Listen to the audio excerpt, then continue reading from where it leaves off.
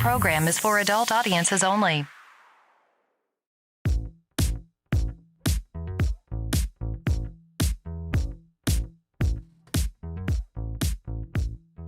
I can't help but feel good. I can't help but feel fine. Everything is in its place and everything is mine. I can't help but feel good. I can't help but feel fine. Everything is in its place and all of it is mine. Ooh, I can't help but smile. Ooh, I can't help but smile. I'm reinventing myself. I'm me and nobody else. I'm reinventing myself. I'm me and nobody else. Ooh, I can't help but smile. Ooh, I can't help but smile. Ooh, I can't help but smile.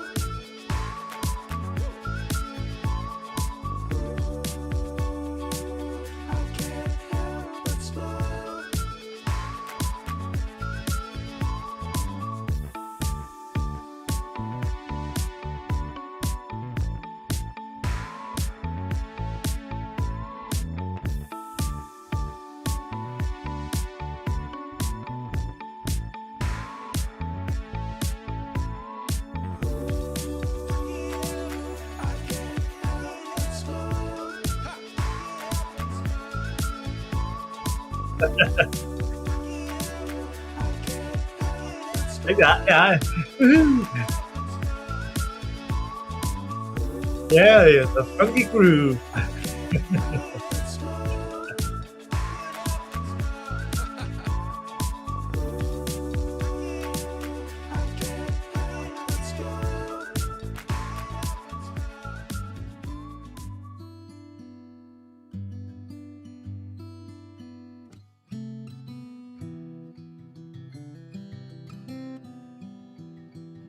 Waking up in the flower bed, the sun is up, table set, we eat and drink.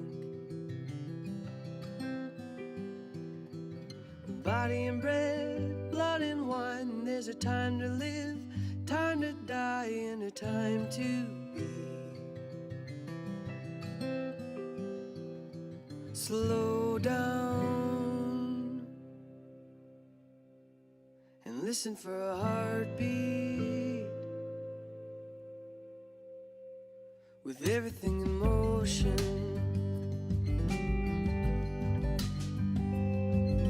say a word, hold a hand. Life is not the sum of what we plan, but the in-between. This miracle of human life and the body and time that we occupy, it is all together sacred. Slow down and listen for a heartbeat. With everything in motion, oh, here now, see the beauty that is woven in every single moment.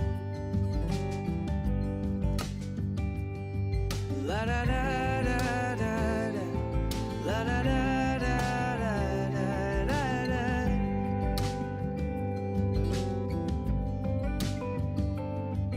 la da da da da da, la da da da da da da.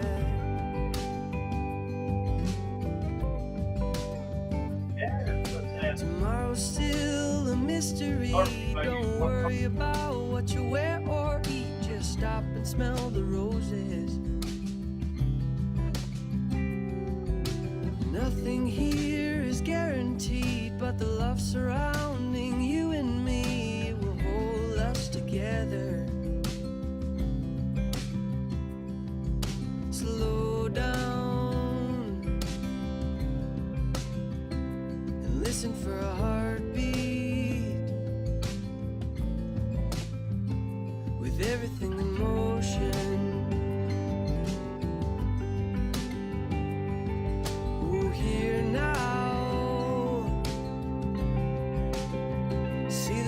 there's woven in every single moment.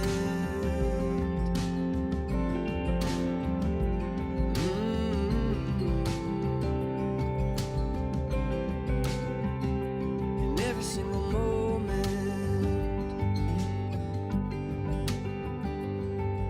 Slow down and listen for a heartbeat with everything in motion.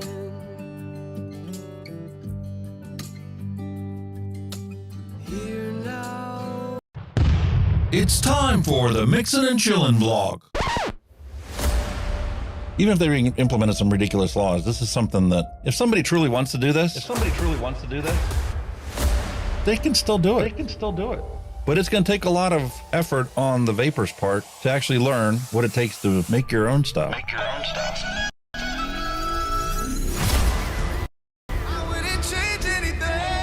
I don't know what the heck happened to the last hour of my life, but it certainly wasn't streamed on YouTube like I thought it was. Restrictive policies block progress towards smoke-free world. Many people incorrectly think that very little nicotine content cigarettes are less carcinogenic than current cigarettes. This risk misperception by people who smoke could reduce motivation to quit under a nicotine reduction policy. That's a bit of a problem. Someone who specialises in helping people kick the habit is Dr. Colin Mendelsohn. He joins me now. Look, vaping is a far less harmful alternative to smoking for adult smokers who just can't quit, and that's actually the majority of them. The road to quitting smoking is paved with candy. Double chocolate clear from TFA. Published in the Vaping Post, we have long-term study. Vaping increases odds of quitting heavy smoking. This is Kenny Thompson, the Vaping Heed. He's got a YouTube channel. He's been on here a lot longer than I have. I'm not going to stop until this is legal and available for everyone. You know, I cover things from all around the globe, but that's because science has no boundary.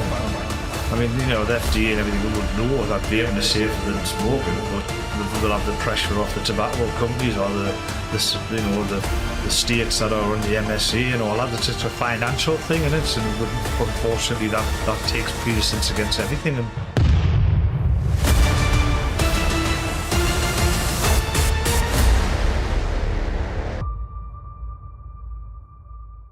All of the things we went through.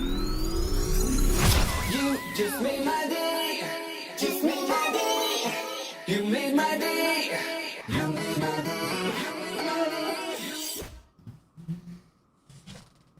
Hello and welcome, everyone. Cut it short today. I'm so excited to get started. I just couldn't help myself. Forget about the bumper. We can't finish it. There's so much going on we need to talk about. There's just, there's so many good stuff. There's so many bad things. People are dropping like flies. What is going on in this world? The king has got cancer? What? The king has got cancer. Toby Keith just died from stomach cancer. We've got UK roundabouts are nothing but filthy, vile messes. You wonder why they're banning vapes, because, oh my God, they're littering the environment, right? Well, look at everything else that's littering the environment. It's not just disposable vapes that are the issue. People are just straight up being assholes. I mean, exactly. We're going to call it what it is. And maybe I should, put our warning up ahead of time. Let people know this is an R-rated show containing mature adult content not appropriate for minors or adults that have a large stick up their ass. Because we're going to tell you the way it is. It's not about whether you like it or not. It's about why try to obfuscate the obvious. Talk about hypocrisy. But look at this. Look at all this trash. What is going on here with all that trash on the roundabouts? wow. The UK king gets diagnosed with cancer.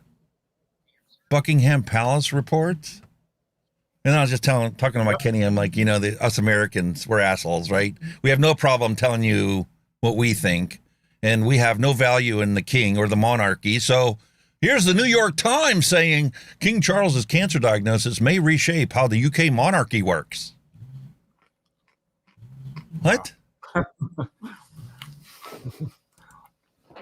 Toby Keith. He dies, next one comes in. Just died. He died. 62 years old. Yeah, man. 62. No, is it? I'm not ready to die in 7 years. No way. And then Kenny tells me the guy that played Apollo Creed in the Rocky series, he died at 76. Actor Carl Weathers. Was a football player, shot to stardom in the Rocky movie when he played Apollo Creed. I mean, people are dying. They're dropping like flies. Look at that. Since I quit smoking, 27,536,539 people have died from cigarette combustion. Because we're trying to save our lives and improve our health outcomes. That's why we started vaping. Dusty Country Road, hello and welcome to the stream. But, yeah, it is what it is, I suppose. The legends are falling, William said. The legends are falling. Left and right, dropping like flies. Al Ben, hello and welcome. I can't believe it, man. And I did happen to catch all the replays this past week, you know. I watched Grim Green stream, and Vaping Bick wasn't here last week to let us know, but I caught it up on Grim stream. The 60-watt guy is doing poorly. Wow. He got whacked, I guess, a car accident or something, busted his leg. If you watch Grim Green stream from last week, you'll see Vic send over pictures of his busted leg in a cast, laying in a hospital bed. So my sympathies go out to him. I hope you get well soon, mate. Yeah. We love your recipe, your cheesecake recipe. Ooh. I'm gonna have to mix up another bottle of that. But I mean, people are dropping like flies. What's going on here? Just a fad. Just a trend. Dusty's got to go see the dentist. Oh no, he's taking the wife to see the dentist. That's even worse. Oh. My sympathies go out to Dusty, because that is a challenge, let me tell you. When your wife is not feeling good, nobody's feeling good. I hate dentists with a passion anyway. Oh, no. Oh. Where's the music? I knew something was missing. I couldn't tell quite exactly what it was. But we've got a wonderful show set up for you guys today. Let's, hope if I had the right screen on. Here's our featured product for today for our retro vape section. Obviously, we're going to keep pushing this Frusion juice until we plow through it all, because I do love it that much. It's better than 99% of the e-liquid I've made so far. That says a lot. Don't put yourself down, man. Now, that's this particular flavor. This one and the Sweet Apple Sugar Baby. Holy moly, is that a beautiful, delicious apple, watermelon, raspberry combination. Just enough sweetness for you to be able to recognize it as a fruit. And it's, flavors are subjective. My wife took that one off of me, but she wants nothing to do with the rest of them. She's like, I don't like the fried banana split. I don't like the fried banana flavor. I don't like this orange citrusy thing because I hate oranges. So, I mean, it's all subjective. It's like... Meanwhile, she plowed through that 30 milligram of that apple sugar baby. It's already gone. Really? Wow. Put it in her pod, and that's all she used. Then it was gone. But we got our retro vape here, the Wismec Rouleau. We've got a bunch of news and advocacy to talk about. And we're not even going to brush on COP 10. Because it's nothing but a haters meeting. A haters meeting that has no regard whatsoever for human rights. And that's what the thumbnail is today. Bodily autonomy is a human right. And I'm sick and tired of my human rights being trampled on. They did it the whole time that we were smoking with all their stigmatism. Oh, you're smoking. Oh, you're going to kill yourself. It's my right to do what I please to my body. It is none of your business what I do with my body. You don't go around telling the alcoholics, oh, you're sucking on alcohol again? Wasn't it bad enough you plowed over this pedestrians? Now you're going to go and drink some more. You think the alcoholic gives a shit whether people think that, you know, it's bad for him to drink? No. Why are we letting these people tell us what to go do with our bodies? It's our bodies. We choose what to do with it, what we want. Nobody else. Exactly. Period. Time to put the foot down. Put the gauntlet down. Tell them to go kiss off. I've had enough of it. Sounds like the camera's had enough of me bitching. Holy cow. This is not going well. I updated everything on the computer this week. AMD came out with the new chipset driver for this board, and I'm like, oh, they finally fixed all the little nuances. Well, they always fix stuff and break stuff, and 3 steps ahead, 1 step back. But it's progress. Yeah. So we got that beautiful thing set up. And obviously we're going to keep advocating for harm reduction. Trying to outlive all these people dropping like flies. Certainly are. At the minute, I'm one. Believe me. And the sad thing is, you know, you go back and you think to yourself, I'm like, you know, I used to work with all these people and I used to see them all the time. I hardly ever see them, but I keep seeing their obituaries popping up on my news feeds. What is going on here? Yeah, I got to think like some of these people who are dying, you know, they were fucking, like I said, the guy who played Apollo Creed, he was an ex-professional footballer. He was built like a brick shell. He was a keep fit fanatic. And then he's only lasted till 75. And then you'll get somebody who sits and drinks for 40 pints a day, smokes 200 fags a day, and they'll live till they're fucking 95. Like, hang on a minute, what's going on here? Barmy, man. It doesn't make any sense whatsoever. It doesn't matter. I still wonder to this day how Ozzy Osbourne is still breathing the abuse he's had on his body. He's still fucking alive and kicking. he's had every known toxic substance known to man through his veins, and he's still fucking breathing. Mate, if we had the money that Ozzy Osbourne spent on drugs throughout the course of his life, what? We'd be broadcasting in 6K. And the rest, we'd have our own fucking studio in Hollywood, man. I wouldn't put it in Hollywood. No way.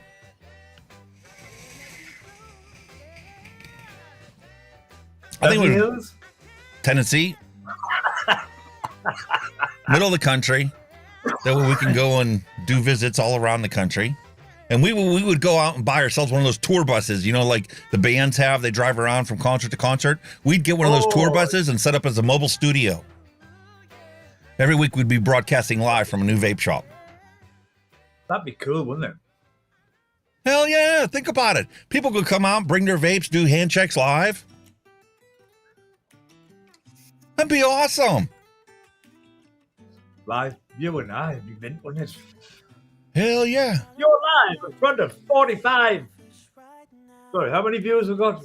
14. You're live in front of 40 viewers. Then again, you can buy all your fucking subs you want. Mate, I know why you want it this way. Because there's plenty of states that we'd be driving through where recreational marijuana use is completely legal. You get stoned all the time you want. Just can't drive across state lines when it's illegal in a neighboring state. All I'd say to that is don't let me drive, mate. No. I'd love to drive. Big bus. Nice big pusher in the back. Get some nice slide outs. It'd be awesome. I've always kind of had that on my bucket list doing the Route 66, but there's so many ways I would like to do it. I would like to do it in a nice RV where you can just pull over and go to fucking sleep anywhere. I would like to do it on a Harley Davidson. Brilliant. And I would also like to do it in a classic open-top Ford Mustang. Convertible. Mate, you get one of those tour buses. It's a pusher, basically a big bus, right? And I've seen this before. You tow a camper behind it, a toy hauler camper, which is essentially the back half of the camper is nothing but a garage, so we can throw our bikes in. I can get a nice Indian, you can get a nice Harley, we can just cruise around town, check the place out. Be awesome. Brilliant. We can get a couple GoPros. We could have videos of us, out riding around and stuff every week. Oh, check out this town. Check out this town. Wow. And that's just using the drug money that Ozzy Osbourne spent. Exactly. What we doing? Prohibition's a total failure. And anybody that thinks that this ban on disposables in the UK is going to improve the situation, I'm going to tell you right now, you're nuts. Have you seen Vic's uploads that he's talking about this and what he would do? Man, he's going off on UK Via and all the advocacy groups in the UK right now. What is up with that? I'm getting a bit of buffer on the YouTube. Yeah, I know.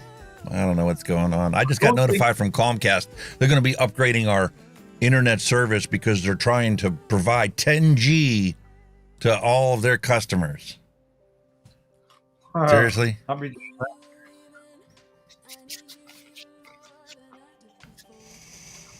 What about the thing, like, I think on his last video when he said he was talking about, like, a 2-tier VAT license. Well, that doesn't kind of make any sense because all shops that sell cigarettes already have to have a tobacco license. So with vaping being a tobacco product, they've already got the license to sell it. Yeah, but it shouldn't be. You should separate tobacco, cigarettes, combustible tobacco from vaping. Harm reduction products should not be in the same category as the ones that kill half of its users. I don't understand why they insist on doing that. I know politics takes the path of least resistance, and we've already done that, so we're not going to touch it. Why waste our time on it? Takes us 5 years to agree on something we agree on. How to language, put the language into the legislation that we can all agree and be happy with it. For example, right? It's tied into tobacco because of nicotine, right? Because it's nicotine, and nicotine is associated with tobacco, right? Apparently. But, look at it this way. If it wasn't nicotine, it was something else, like fucking caffeine. See, we're vaping caffeine, we're getting high on caffeine. Would that then be classed as an illegal drug rather than a fucking, you know what I mean? Would the class it as illegal fucking, you're drug taking, you know what I mean? I have to laugh when I get comments, on my videos. Somebody actually posted a comment on my introductory video for this channel that said they were laughing because PG, propylene glycol, is made by the petroleum industry. Yeah. It's a petroleum product. Okay, yeah, so it's half your medications that you take, but you don't complain about that.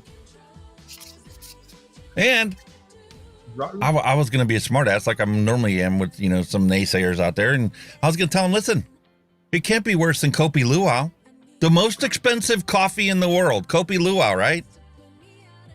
You know how it's made. There's a cat that eats the coffee beans, and the excrement is sorted through to pull out the coffee beans, and then that is ground up and sold as Kopi Luwak coffee, the most expensive coffee in the world. Because the digestive enzymes of the gastrointestinal tract of that Asian cat that looks more like a combination of a ferret and a rat needs to partially break down the coffee bean to give it that exquisite flavor, making it the most expensive coffee in the world. Just because it's disgusting or scary doesn't mean it's bad for you. You're drinking cat shit. Pretty much. You are, literally. Oh, that's fucking great. Don't believe me? Look it up. Kopi Luwak coffee. Most expensive coffee in the world. It's the excrement of a cat.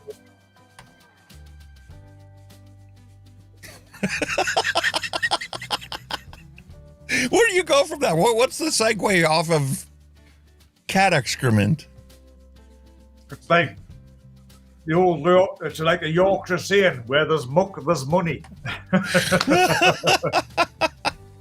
Well, I guess we've got no place else to go besides the news, so let's jump into see what's going on in the news this day.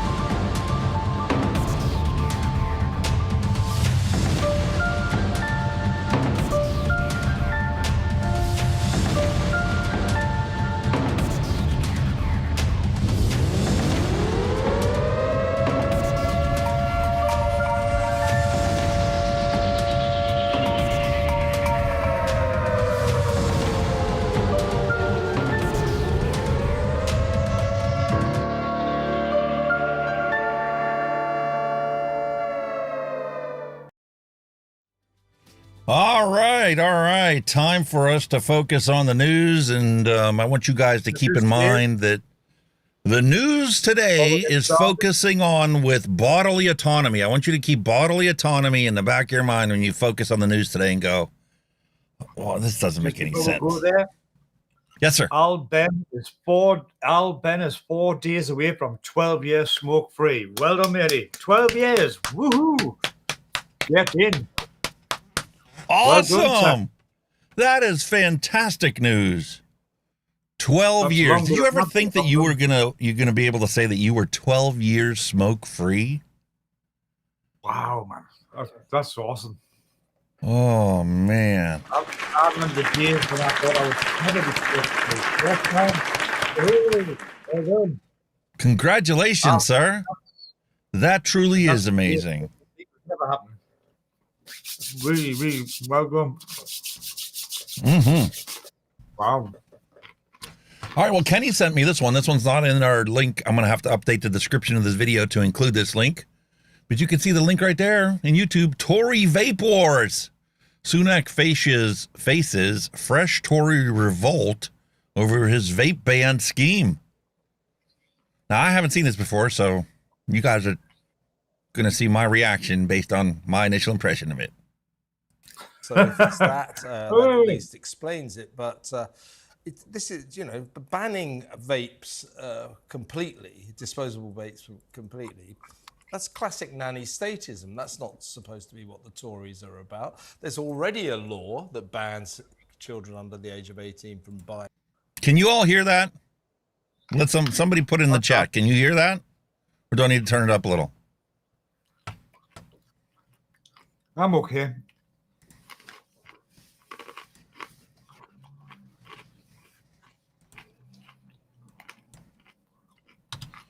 All right.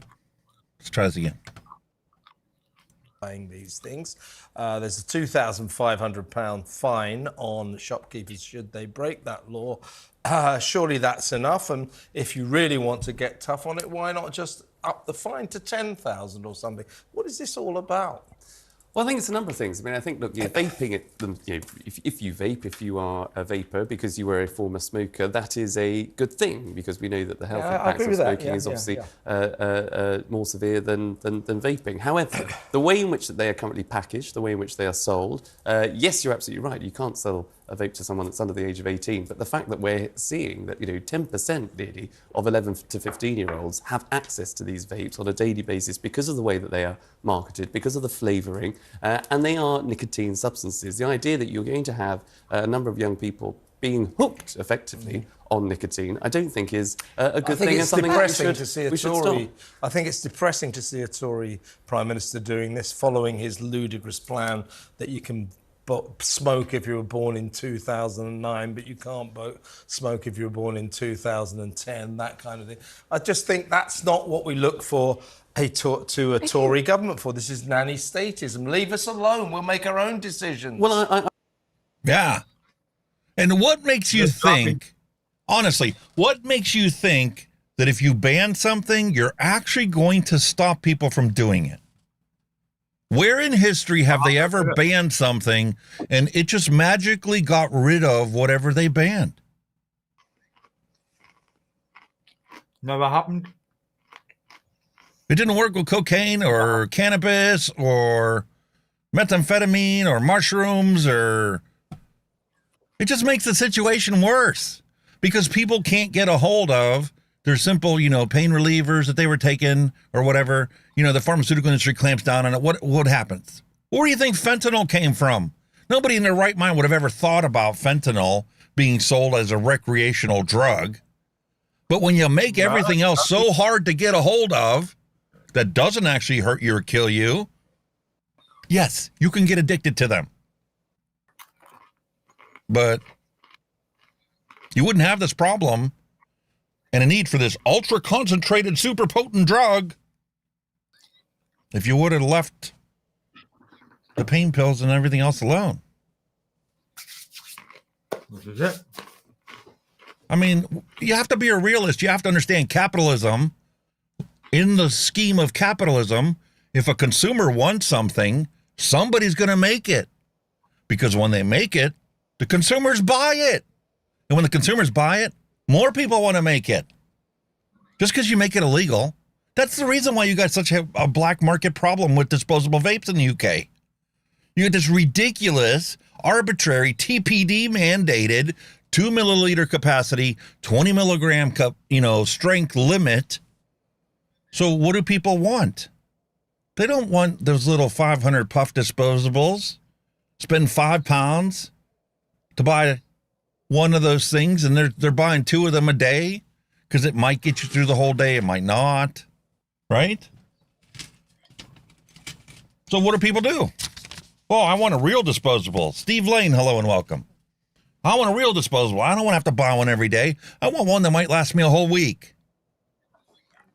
Well, you're not going to get it a whole week's worth out of a 20 milligram, 2 mil capacity device. It's just not possible. Couple of days if you're in a push. Yeah, a couple of days if you hardly ever use the thing, right? The best thing that they could have done, like I said, create a registration system for people to sell these products so you can track what is being sold in the country, and have reasonable regulations. If people are not satisfied with 2 mil, 20 milligram, then you need to go to like 10 mil, 50 milligram. That's what they're selling on the market already. Make all the products legal. That way you can influence the market. When you clamp down on something, it doesn't stop it from going away. It just moves it underground. And then you have no statistics on it, no idea how many are actually being sold, no controls, no safety regulations in place. They could sell you whatever they wanted to because nobody's going to check the veracity of the ingredients. The thing is as well, like when you put a hoodoo on something, it makes you more curious to investigate why it is such a So if you send vaping, why they send vaping underground, you're going to make more people interested in it just because of the voodooism around it. You know what I mean? The only people marketing these products to kids is tobacco control. All the people trying to stomp out this product from ever existing. They're making a bunch of hoopla about it. Everybody gets its coverage in the news and goes, wow, that's what I got to do if I'm, really want to find out what it's like to be a bad boy. I got to, represent my image. It's not just Hugh Hefner with his 7 girlfriends that needs to maintain an image. Yeah, the press are the biggest culprits as well, like all negative ninnies. Scaremongering stories. I can understand the sentiment of that. Of course I can. But I think, if you look back in history, whether it's sort of, the seat belt or whether it was smoking in public places or smoking in pubs and clubs, okay, yes, people at the time said that was slightly nanny state and interventionist, but people now, broadly, the population, accept it and welcome it because it's a good thing. And I think they will do on... How many millions of people did you have to belittle and berate their entire lives because of their life choices? And what makes you think that it's okay for you to belittle and berate people? Thing is, he's talking about there when seatbelts became law and all that. But you've got to remember how many people died in car accidents because they weren't restrained, before they decided to think, hang on, the penny better drop here. If we put a seatbelt on, they'll not go through the fucking windscreen when they crash. Think about it. And it makes it even worse when you're talking about a harm reduction product.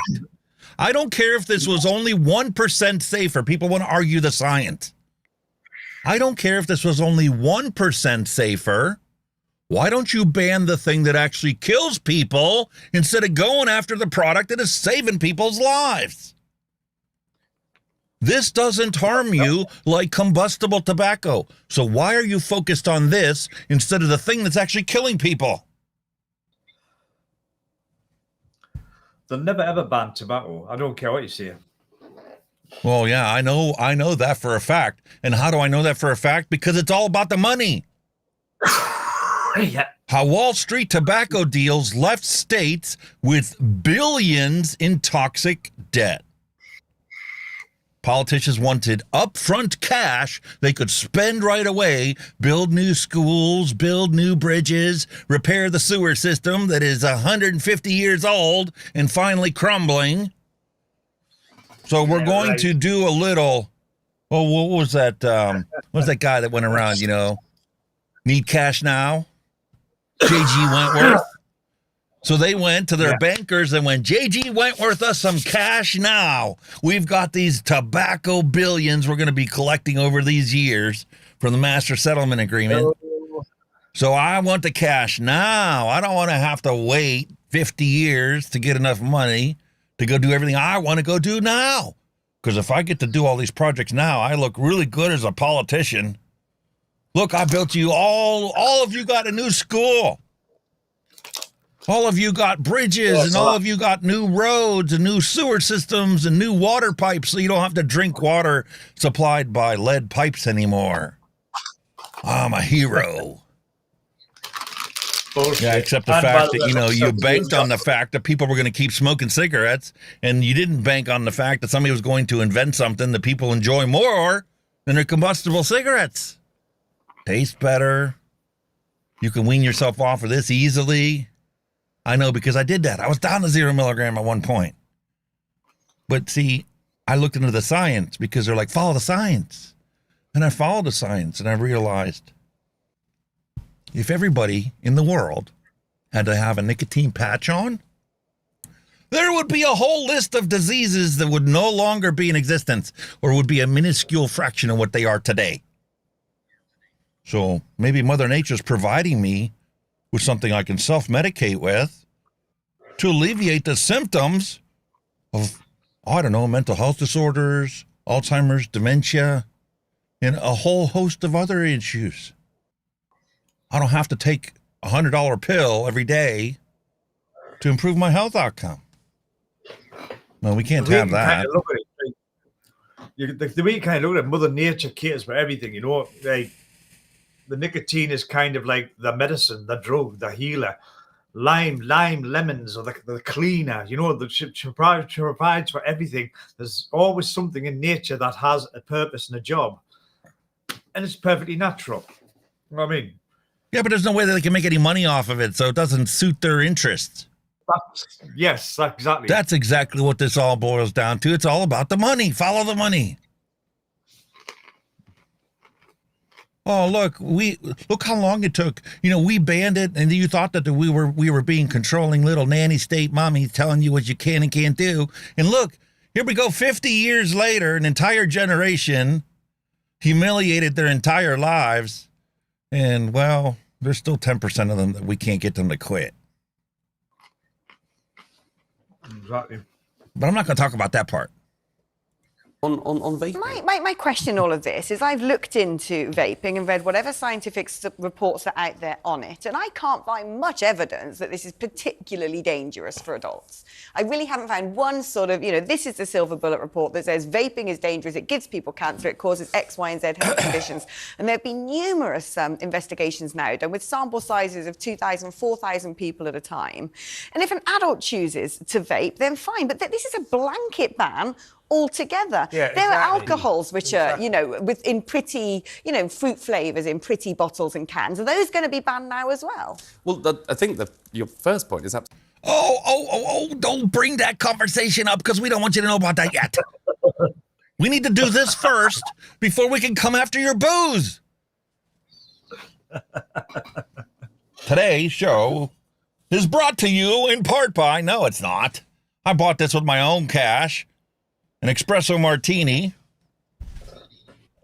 But the news has me so riled up already that I'm going to partake in some of this ahead of time. Are you going to ban that next? We're all about being honest with you. I know for a fact Kenny was sitting there drinking and sipping his beer ahead of time. So I'm going to sip my martini while we listen to this guy irritate the crap out of us. Absolutely right, and that's the problem. Because vaping hasn't been around all that length of time, there just isn't the study to look at the long-term health defects of vaping. Therefore, that doesn't mean it's a good thing. It should be sort of, looked into, and you should have... You're lying through your teeth and your body language gives it away, you moron. It's called science. The foundations of science are universal. And the fact is, whether people like to admit it or not, there is things that are true, there are things that are false. And they can't be both at the same time. It's a logical fallacy. So when you look at the particulate matter that's exhaled from a vapor when he's using a device, and you measure that, and you exhale combustible tobacco smoke, and you measure that, and the magnitude is at the extremes of the measurement tools you're using. Well, there's this thing called postulizing into the future based upon existing measurements.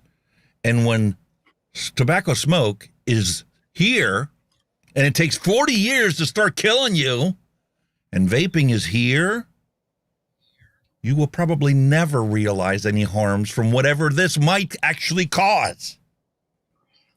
You don't need to be a rocket scientist to understand simple logic.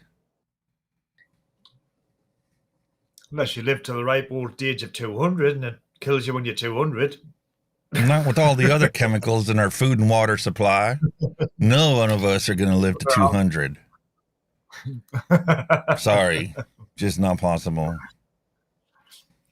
Just a hypothesis where we can. Listen, we could joke around. We could be, all like peripheral armchair quarterbacks, like everybody likes to be. Not actually looking into the information and science and just throwing our opinion out there because nobody's going to contravene it because it's just an opinion. It's only when you actually put out scientific facts and simple logical arguments that people want to argue with you because they think they know better. Well, it can't be both ways. There has to be a reason why your study said it's so horrible. What did you do that you weren't supposed to do? That's my question. Yeah. That time and research before you bring something in. So banning it, I think, is probably the right thing to do until you actually have that evidence and that data. Well, Liz Truss, Rishi's predecessor at number 10, she tweeted, "The government should abandon its profoundly unconservative plans for the ban on tobacco sales to those born after the 1st of January 2009. A conservative government should not be seeking to extend the nanny state. It only gives succour to those who wish to curtail freedom." That's Liz Truss's viewpoint. I've got some sympathy with that. But what do you think? We are asking you. After he sorry, let's start that again. Come on, Kevin, put your teeth back in. Here's what I think. I would love to sit here and watch this whole thing, but I got so much other stuff to talk about. We ain't gonna focus on just this. Yeah. I asked you guys in the beginning. You accept that we have the power to determine what we do to our own bodies, right? It's called bodily autonomy. That is a fundamental human right, right? If it wasn't, it would be legal to rape people, right? Therefore, I choose to do to my body, as long as, caveat emptor, as long as I am aware of the risks that I am taking, I should have the ability to freely choose what I want to consume or choose not to consume. And I have been dealt a suffering blow my entire life because of the stigmatism that tobacco control seems to use as the only way that is effective to stop cigarette smoking in people. Bullshit. Oh, shit, my friend. Moving on. That's so true, Mallory. That's so true. Mallory Gates. Are you telling me with today's technology that we don't know what's in vaping? BS. We had much less technology sending people to the moon. But you don't know what's in your e-juice in a few minutes?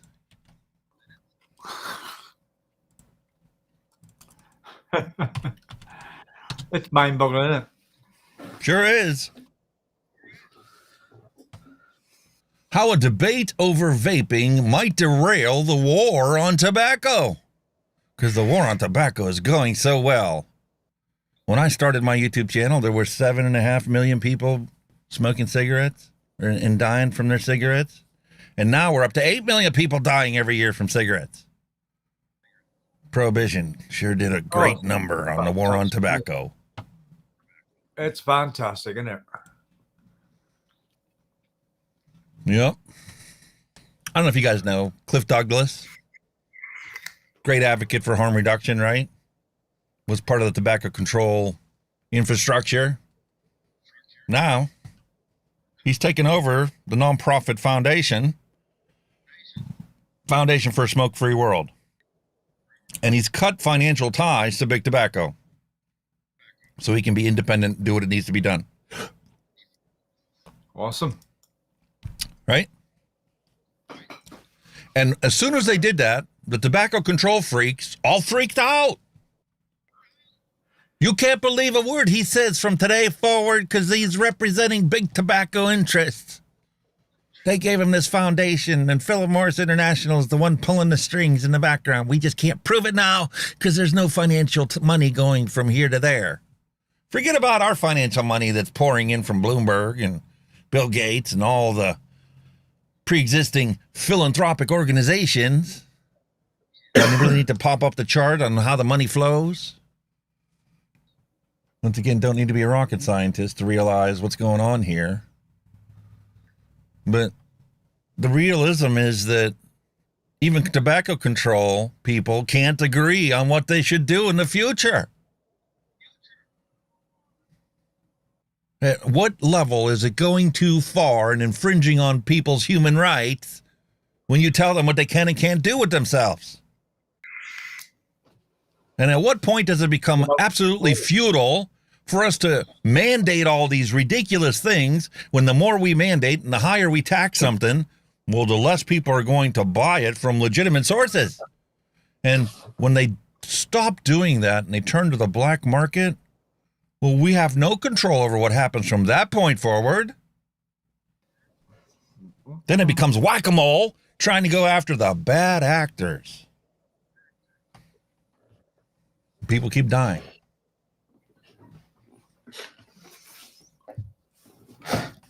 It's just a fucking numbers game to them, you know. We don't mind sacrificing a few thousand people to die, you know, just because we want to make a few billion quid. We can let a few people pop their clogs, you know what I mean? They don't give a fuck, man.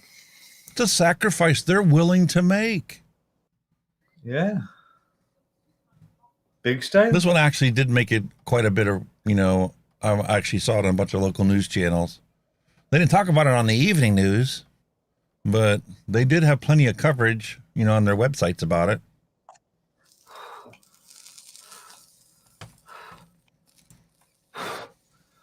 It's not only just about money, it's about control as well. You want to control the nanny everything. state.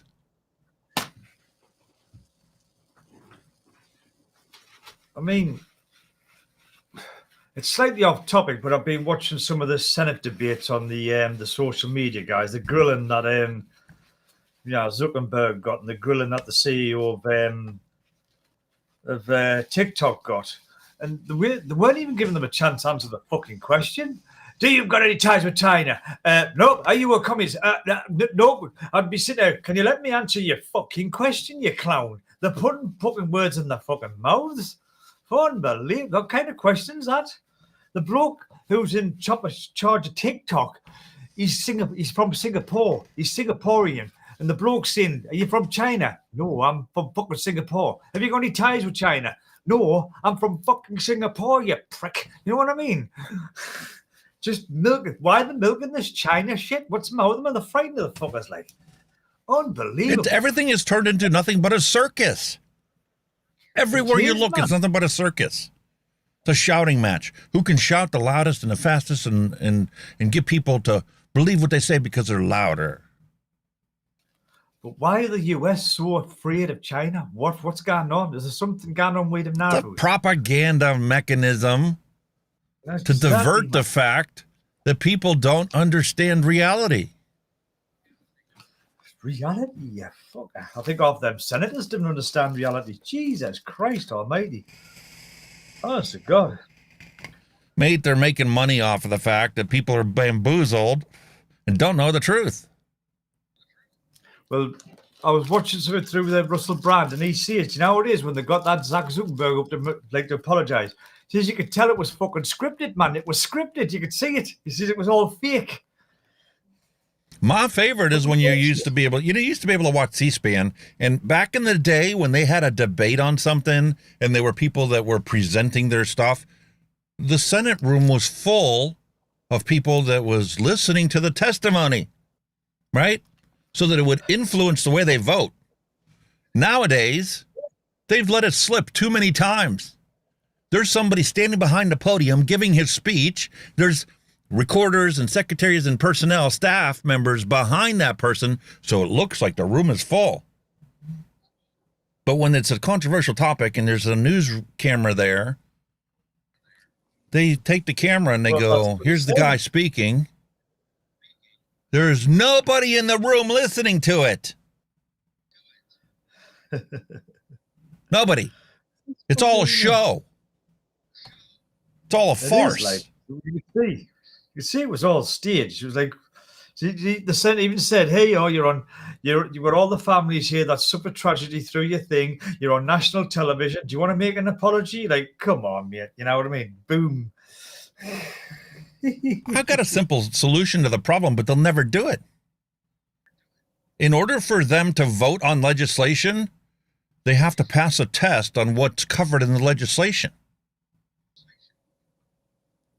Should be a nonpartisan committee that makes up a test for every piece of legislation that's ever passed. Do you know what you're voting on, you moron? Or is somebody pulling your strings and telling you what to do? At the end of the day, you cannot hold a CEO of a company totally accountable for how it's run, because half the time you didn't fucking see your CEO is. They're not always directly involved in the company. They just fucking hide the money in or make money out of it, whichever way we want to look at it. They don't do the fucking dog work. They're paying fucking staff to do the dog work. You know what I mean? Mm-hmm. So what's the rest of Europe doing? Okay, we got UK. Bad news from the UK. They're banning the disposables. They're implementing a rolling prohibition. They're talking about flavor bans. We don't know to what extent the flavor bans are. Is it going to be for all vaping products? Or is it going to be for just the ones sold at convenience stores, gas stations, grocery stores? And vape shops are going to be allowed to sell all the flavors? I don't know. I don't trust a politician to tell me one way or the other until I see it in paper. So I see it in writing before you vote on it. But then, of course, by the time it's written on paper and you're voting on it, it's too late for me to have any input on it. Other than voting your ass out of office when you screw me.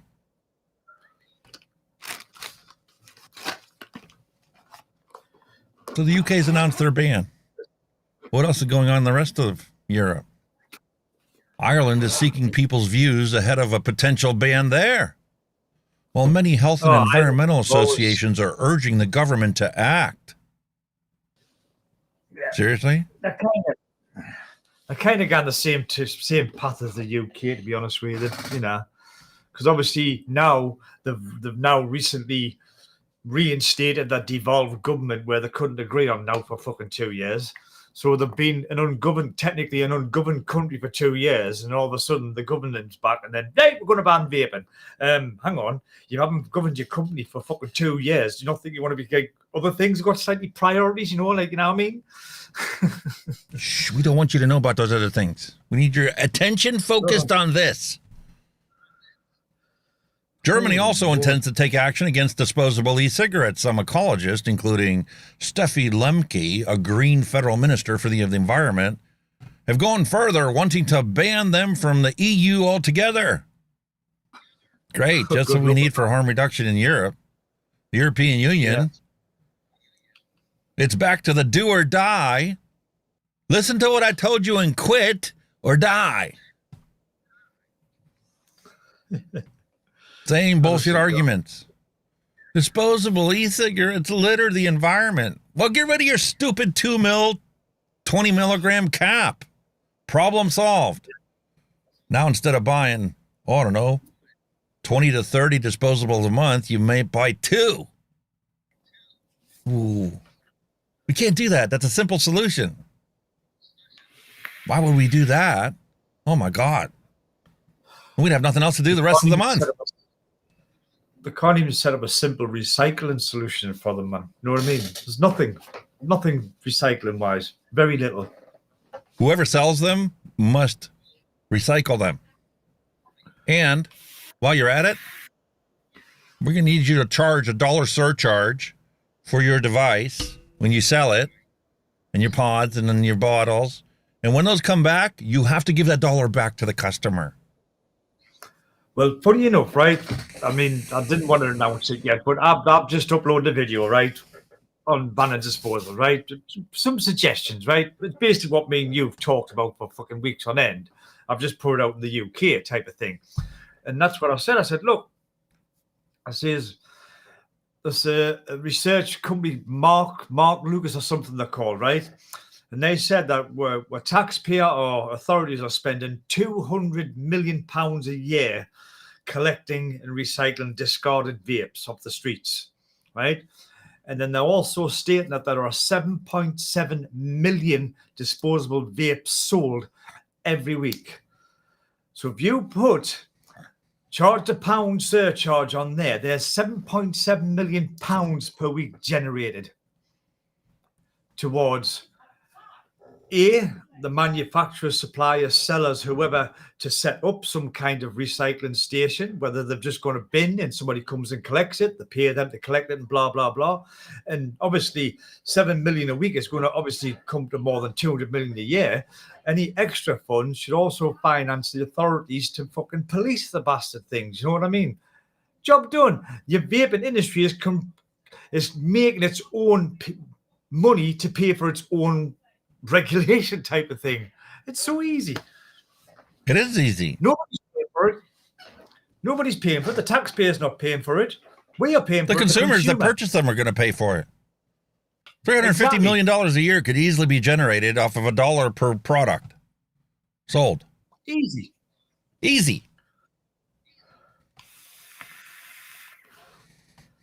Even France, the home country of all e-cigarette cliches, announced a vape crackdown while Belgium is waiting the EU's green light to prohibit them. So we're going to go ahead and prohibit the harm reduction product. Meanwhile, cigarettes, we're not touching them. We already tried everything we could and it doesn't work, so got to focus on something else. Because it'll work this time. All right. New Zealand, known for its strict anti-tobacco guidelines, has an effective ban in place since August this year. Even New Zealand did away with its rolling prohibition because they knew it was a stupid idea that wasn't going to work. All it was going to do is create generations upon generations of black market criminals, both the consumers and the sellers. What a joke.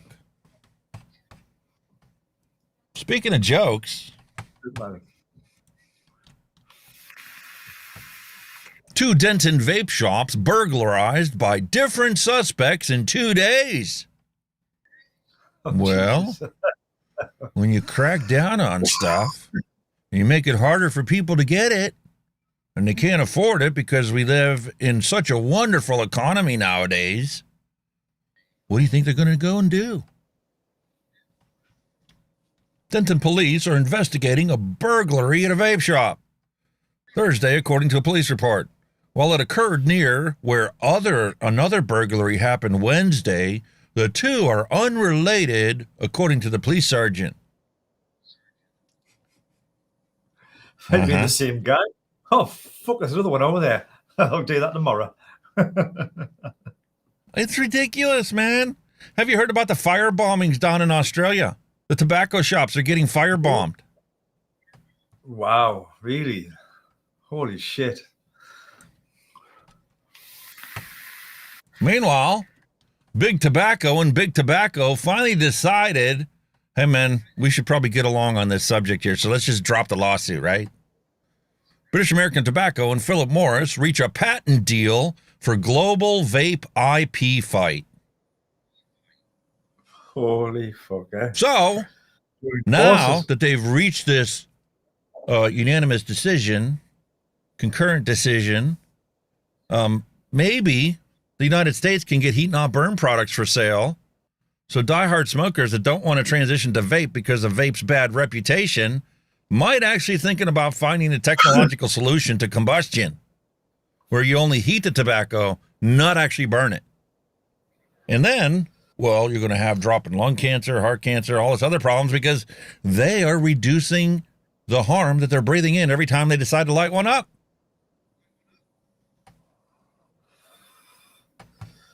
Crazy, man.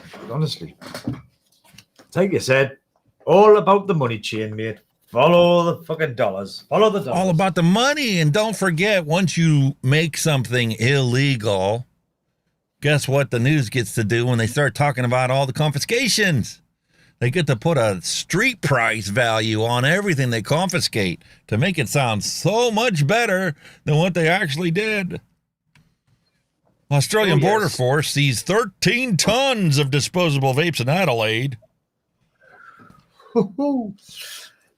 And that's just the start. 150,000 vape haul is the first large-scale seizure since the import ban was introduced in the new year. And here's the best part. It has a street value of $4.5 million. Yay! That's the one they found. But while they were dealing with that, another fucking half a ton got through. How much did it cost for them to make that $4.5 million of seized products? $400,000? How much did it cost Australian Border Force to properly recycle all of these products that contain lithium-ion batteries?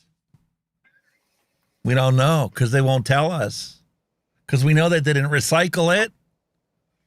What'd they do? Put it in a dumpster? Burn it? Landfill. Buried it. Buried it in a landfill. And then that'll give them something else to complain about in a couple of years when all these batteries go into thermal runaway. And for some reason, the ground over here is glowing. We don't know why. And we're afraid to dig it up because we don't want anybody to get hurt.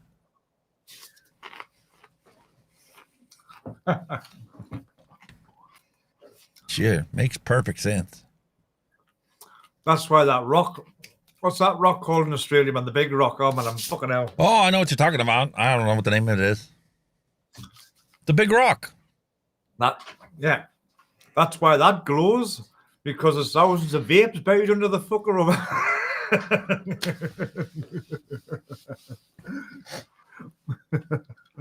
Maybe that's what it is. I don't know. But let me tell you, man, in the UK, your news is really making a heyday here. Sorry, Ayers Rock. And my apologies to all the Australian viewers. I've fucked up the name. We're just a bunch of dumb blokes over here. You have to forgive our ignorance. UK government to ban disposable vapes to prevent use by children. Here's another pet peeve of mine, right? They make it illegal for children to buy these things. That didn't work. So now we're going to ban it for everybody because we think that's going to work.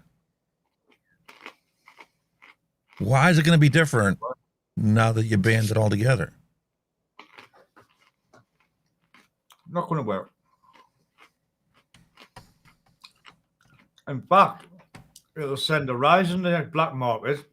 The prices of the devices will increase because all the black market want to do is make fucking money. They don't give a fuck what they're selling. Alongside our commitment to stop children who turn 15 this year or younger from ever legally being able to be sold cigarettes, these changes will leave a lasting legacy by protecting the children's health for the long term. Sounds good. Soon after. Ain't gonna happen. Yeah. Nope. But Don't get me wrong. I like the idea of banning the harmful product, right? Or phasing it out, however you want to term it. But you have to leave the off-ramp from the tobacco highway in place. You embraced harm reduction and promoted it to all of your citizens. You are literally giving 1 in 5 smokers a vape starter kit to transition them away from combustible tobacco.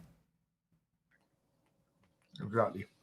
But you won't regulate them differently than combustible tobacco. And this rolling prohibition applies to all tobacco products, even though there's a bunch of these that don't contain any tobacco whatsoever, nor any derivative of tobacco. But it's banned forever. Unbelievable, man. If your language specifically specified combustible tobacco in the form of cigarettes, cigarillos, cigars, fine. Loose leaf, fine. Leave the harm reduction product in place.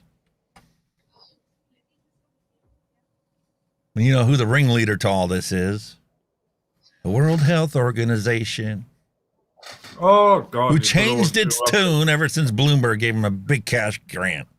Made him the ambassador for non-communicable diseases. So what happens here in the States? They banned it, right? The FDA says, oh, no elf bars. Pfft. Vape shops, we're catching you. We're going to apply civil penalties. Pfft. Here's $20,000 fine. Right? Is that going to get rid of elf bar everywhere in the country? Is it? Hell no. Oh! Shot yourself in the foot. That idea didn't work.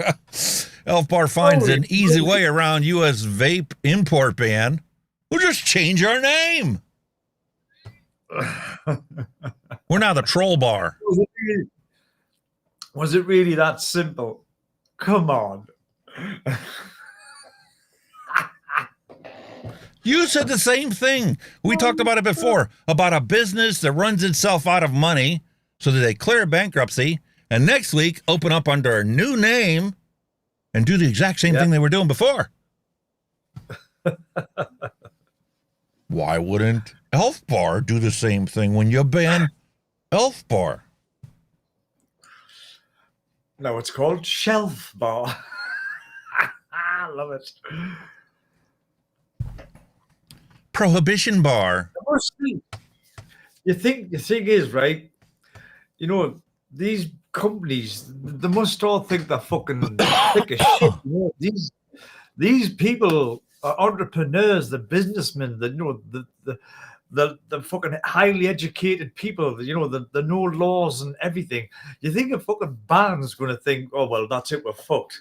They're already 2 steps ahead of these fucking bands, man. They're already there thinking, okay, if this happens, we can do this. They're planning ahead they're probably planning about 5-10 years ahead with what's going on. And they've probably got products ready to fucking do that. And they probably already have 5 corporate names to call themselves to cycle through when they decide to catch them when they're called now. Yeah. FBA Tobacco Director Brian King said the agency is monitoring instances where companies try to avoid detection by changing their branding. Obviously not. Did your ban actually work? Or did you make the problem worse? In fact, when you think about it, all these vape manufacturers are making our governments look fucking stupid because they're finding loopholes all the time. Here's the best part. The new products bear the exact same QR code previously found on Elf Bar packages to help customers verify their authenticity, as well as the same licensing code assigned by Chinese Tobacco Monopoly Administration. It's on every single new product that's ever come out in the past year. Here we have Smont, license number 7144030171.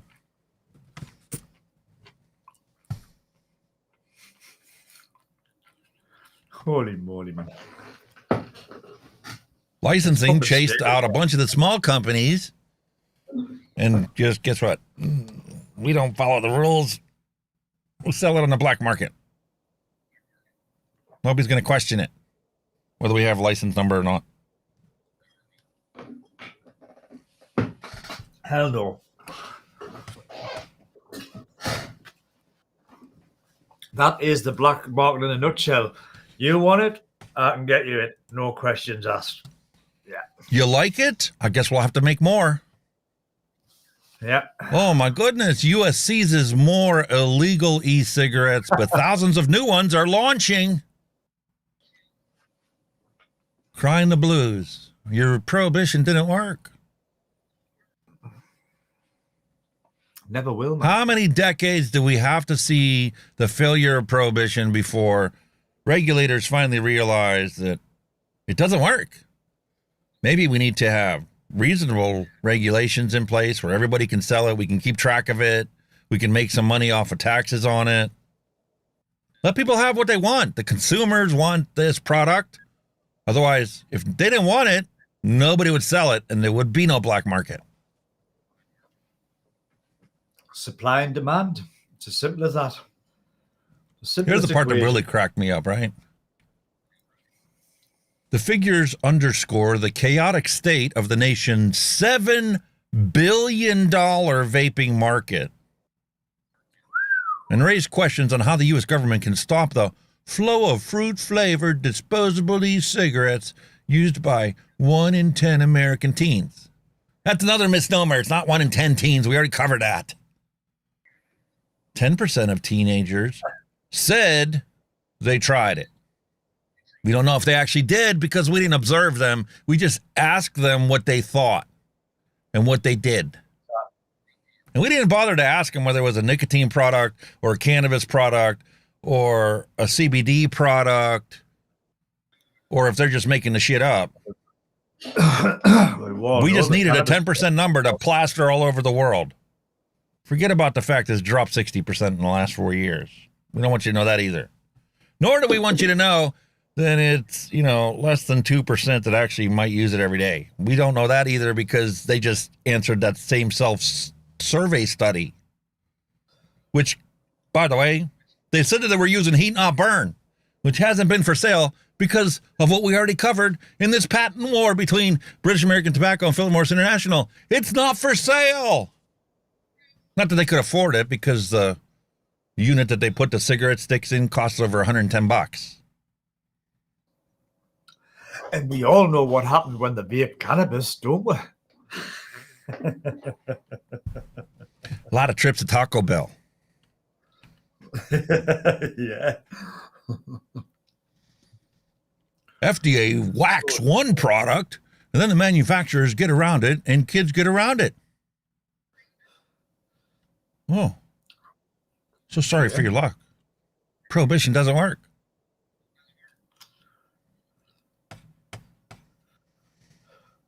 All right. Time for some other news. Something a little different than the bullshit regulators. It was the same with the banned menthol cigarettes. They hadn't been banned 2 minutes. And here they're coming out with these menthol cards you stick in packets, or these little fucking bottles of juice that you fucking squirt on it turned into a menthol cigarette. It was fucking, what was the point? It's a joke. It was a loophole straight away. The loophole was there straight away. They must have knew it was coming, because it took a matter of weeks before these products were started released. And they must have known it was coming, because they were sitting ready and waiting to pounce. And sure enough, it was a matter of weeks, and then these products were on sale. I was fucking creased, me. Well, you're going to love this one, because this comes from the highly reputable New York Post. Talk about a trash tabloid. Well, what does the New York Post have to say? Drunken groom ruins honeymoon. Gets kicked off a plane after vaping and telling the captain to f off. Now, that's not a good idea, because if the captain did fuck off, who's going to fly the fucking plane? Bloody chuffed to bits, this British newlywed couple's honeymoon went up in smoke. It's not smoke, you morons. Well, all right. I guess, the saying is up in smoke. Anyway, when the groom was arrested after he refused to stop vaping on the plane and told the captain to frick off.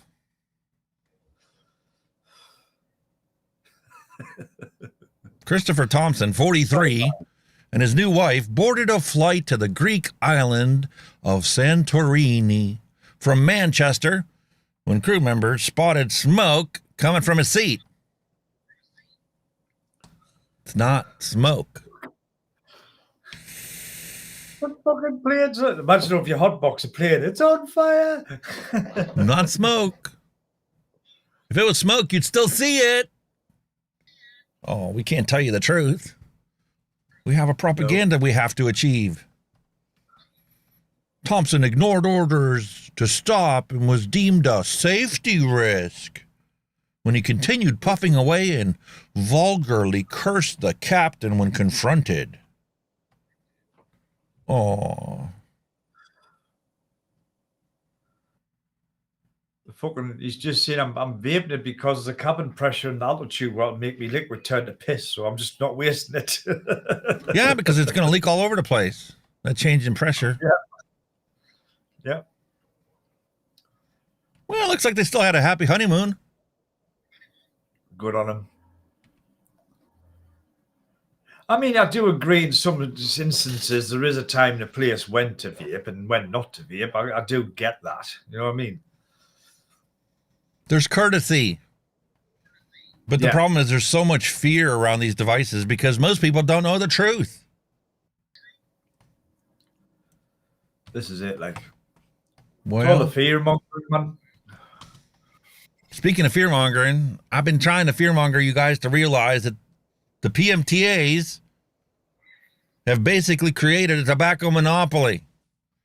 So it's just a matter of time before they clamp down and go, now, guess what, folks? We've already done our PMTA process, and they're about to finish this thing up. And, well, when we do, we're going to publish a list of the 13 things that we've authorized, or 23 things, which you all know is crap. There's only 3 things that are available and a bunch of different pods you can pick and choose to put in those 3 things made by, 3 big tobacco companies.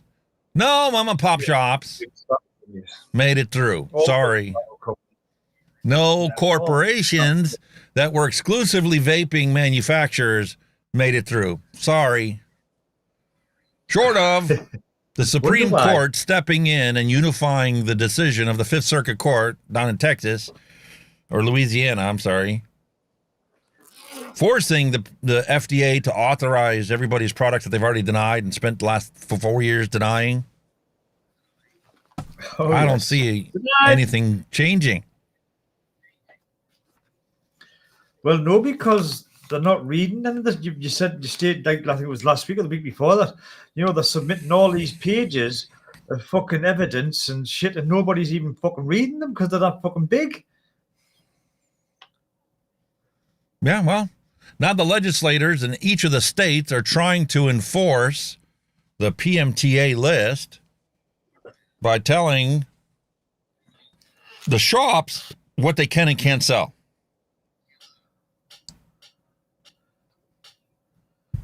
I wonder if anybody's tried the Freedom of Information Act just to see exactly what the FDA are doing, or they're being denied it. There are people that are doing that, but here in the States, you got to pay for Freedom of Information Act paperwork. It's not free. You can ask them to provide the things for you, but then when they give you your answer, you have to pay for the results because you took up their time answering your question. Anyway, the fact of the matter is, time to become an advocate now. Urgent consumer action is needed to stop the PMTA registry bills. And realistically, even if you get it stopped now, it's going to come back next year, and next year, and next year, because Bloomberg's organizations keep pushing this through. They'll not let it drop, will they? They'll not let it drop. Although there's some question about that. People are trying to figure out who's actually pushing this. Is it the big tobacco companies? One of their subsidiaries? One of their marketing representation organizations? One of their distant cousin lawyer relatives that is pushing this in every single state that has this PMTA registry bill? I don't know. Once people are looking into it, no answers to be found anywhere. Alex Clark says, join CASA and get our emails and respond to our call to action. Reach out to your legislatures before they vote on it and take away your right to buy whatever vape product you want to buy.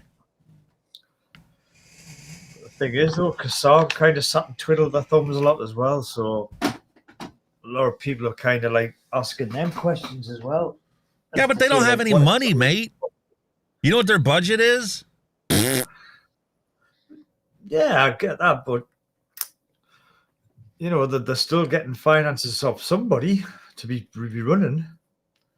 I don't know firsthand information on how much their actual budget is, but I know how much the world budget is based on other people's reports. So their budget might be, I don't know, a couple grand. What the hell are you supposed to do with a couple grand? I can't even buy a 4K camera with a couple grand. And you want them to be an advocacy organization representing the millions of vapors in this country, which most of them don't give a shit about politics, don't want to get involved in vape advocacy.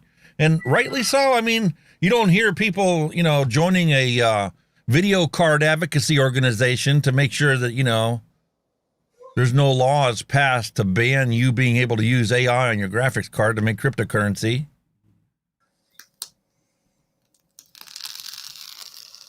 Yeah, I kind of get it. I mean, there is a lot of, like you say, the funding issues, but it doesn't take a lot of money to lobby people. That's why all I'm saying. You can do it from home. They expect, they expect public support to do it. So, public support. I don't know. It's just. I thought they were a well-funded organisation. That's all. Everybody was praising them and that. So I don't know. I mean, excuse me, ignorance. I don't know a huge amount of them. No, they're not like UKVIA, where it's an industry-sponsored thing. Yes, there are probably industry people that send CASA money, but yeah. You know what? As a nonprofit, I should be able to look up their 990s. And see exactly what their budget is. Maybe I'll do that one of these days when I got some extra time kicking around.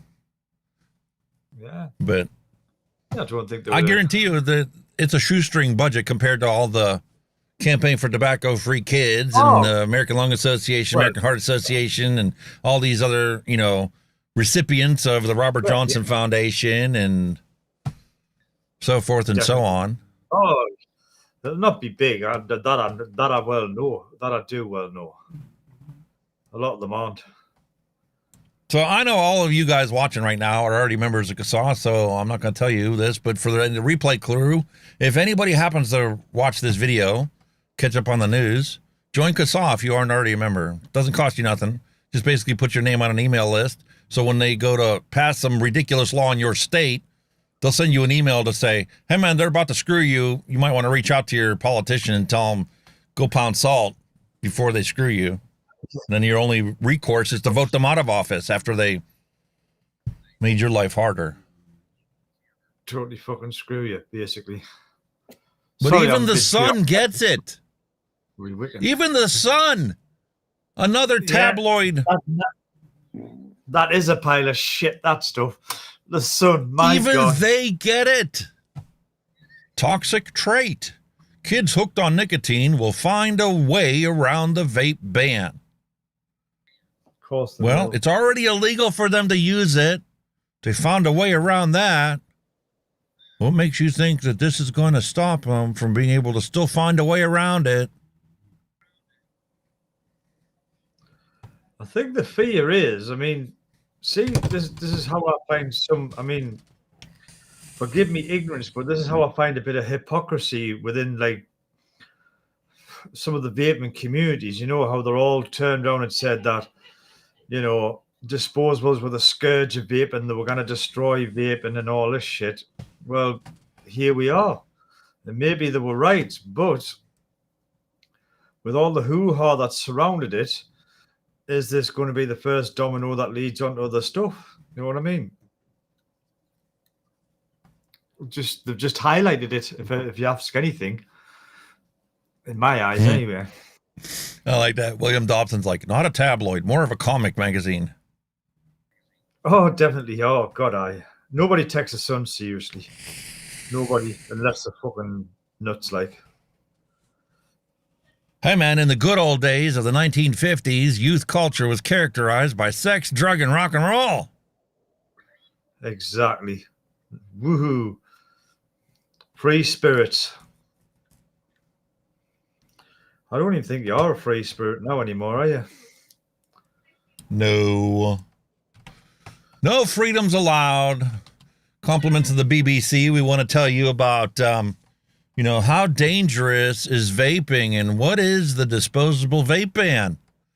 I'm sure you heard about it by now, so I guess we got to tell you what's going to happen, what's going on. Of course. BBC. Children's doctors say vaping may cause long-term damage to young people's lungs, hearts, and brains. But we don't know yet. Your governments cause long-term damage to your fucking brain, mate. They brainwash you. And your wallet and your mental health. Yes, they kill you. Kids, off, wait till man. you find out about this thing called taxes. Yo, yes. You get taxed on the money when you make it. You get taxed on the money when you spend it. You get taxed on things numerous times. You go and you buy a house. Guess what? You thought that you paid the taxes when you bought the house? Oh, no. You got to pay taxes every year because you have a house. Exactly. They're getting you coming and going left, right, and center. And most of the time, they don't bother using any lube. And even they encourage you to save and put something away from your retirement. And they even tax you when you retire. It's fucking great. Thank you, Ronald Reagan, for taxing Social Security. I truly appreciate that move. Just so the 1% didn't have to pay their taxes. You had to cut their tax rate. But in order to make up the money, well, now Social Security gets taxed. Sorry, retirees. You know, well, you've worked all your life, you've saved up for your pension, you've got a nice little pot put away to retire, and all of a sudden, the tax bill. It's me, Mr. Taxman. Remember me? You haven't got away from us yet. All right, two more things here to cover. We already talked about this one. If you don't understand the whole MSA payments and how the states are literally got a big rod up their wazoo and there's no lube on it whatsoever, so it's going to hurt whether you move it, you take it out and get rid of it or whatever. They are literally screwed. Every single one of them that have been collecting money from the Master Settlement Agreement did a J.G. Wentworth move, got some cash now, and now have to make payments on the continuous Master Settlement Agreement money. So every year when that money comes in, well, a portion of it, some states, all of it, has to go to pay for the interest and debt payments on this money that they got now 20 years ago. Exactly. That's why, ladies and gentlemen, why vaping has turned to shit in America. That is you want to know why Ohio decided that we need to do some vape legislation? Ohio, that represents the heart, minds, and souls of the entire country, is an equal representation of the entire country in one state.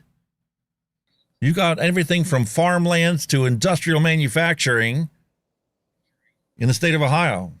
But even they are forced to deal with this. Otherwise, they're going to be bankrupt.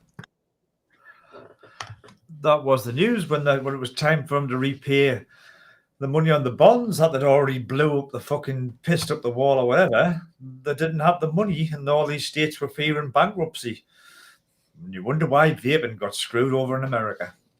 Tobacco bonds may be dangerous to your state's financial health. The article is going to be linked in the description of this video, but you can go check out this one directly.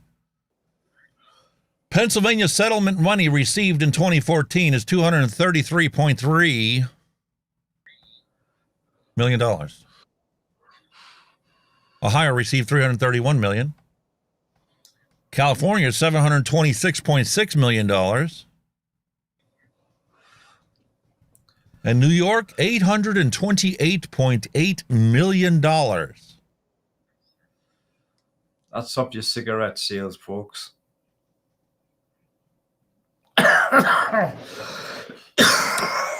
Excuse me. And how much have they spent on smoking prevention programs? Well, you've got some outliers like Oklahoma that spends 29.4% of them, of this money on that. You've got Arkansas that's at 35%. And then you've got other states like Ohio spends 0.5%, and New Jersey spends nothing. Jack shit. Because all the money they have coming in needs to go to the interest payments on these bonds that they took out and now don't have enough money to pay them back. So they're fucked. All right, one last thing to cover. Greedy John Oyston motherfuckers. published this in Filter Magazine. Fantastic article. You don't know John Oyston's a doctor, okay? Are Doctor, people yeah. who smoke sick or just unaware of better options? Huh. Probably the latter.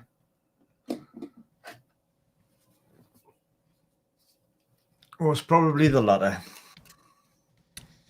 I'm not going to actually dive deep into this article, but it basically tells you, listen, physicians and, healthcare practitioners, they want people who smoke to stop smoking. And they classify these people who smoke as having tobacco use disorder. Because naturally, you and I as ex-smokers know when you go to quit, you think you can quit until you actually try, and then you realize it's a lot harder than I thought it was. I can't quit. I want to go back to smoking. I enjoyed it. I wasn't a grumpy old bastard. I got along with people. I was happy. This is who I was. Life was sweet. Life was sweet then. That's what they say. Yeah.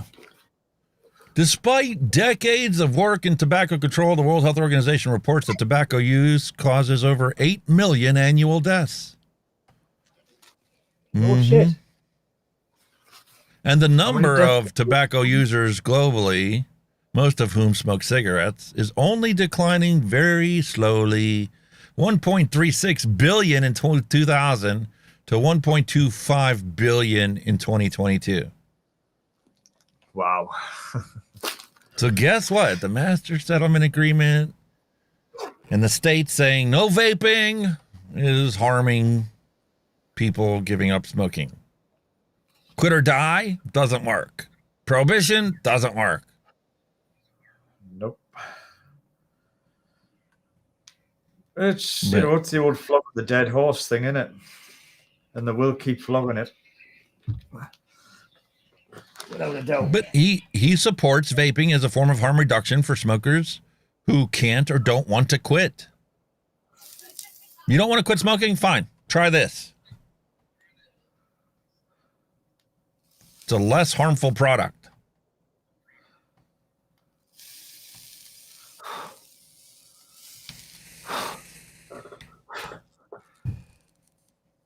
Well, you know, according to some of your scaremongers, it's not a less harmful product. It's the doom of all things, the end of the world as we know it. But I love his idea. Instead of treating people who smoke as patients, how about considering them as rational, intelligent consumers? And maybe just, I don't know, offers them a safer product that won't kill them. And, well, when they use that exclusively, they'll probably live a long, healthy life and die of some other cause. Exactly. All right. We beat the news long enough. We did an hour. Well, we only did an hour. It's better than last week. Last week was 2 hours. But still, you know, there's a lot of it about. There's a lot of things going on in the world that, you know, unfortunately needs to be addressed, shall we say. Addictive consumers. Consumers who don't care about the environment. And banning vapes is not going to solve that problem there. People are just assholes. Yeah. Rather than taking their trash and putting it in a bin, they just throw it out the window. Yep, that's people's ignorance. That's not down to whatever it is. That's ignorant assholes. Yeah. All right. Enough of the news. I think it's time for us to have a flavor explosion, because I do have another alcoholic beverage here. Oh, I come prepared this week, like. Yeah. Aye. Yes, Mallory, I did get that, and that leads up to the fact I should do this every week before we play the bumper.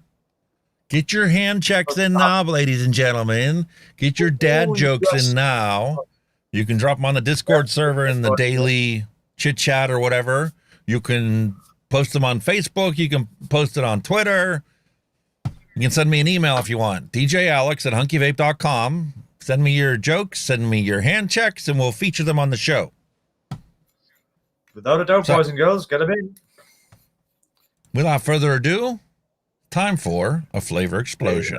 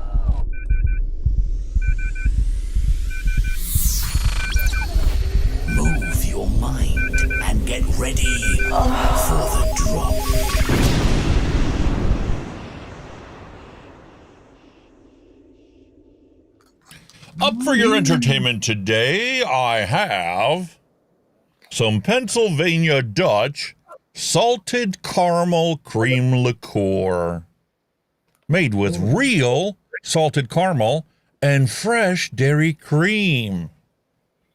This beautiful bottle has 12.5% alcohol by volume. Holy Crack moly, where'd you find this me stuff? open, grab a lovely mason jar. Oh my god, that looks. Oh.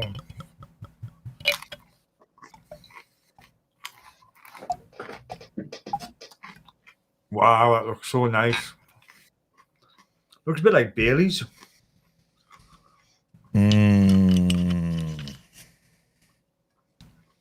What's my mate got?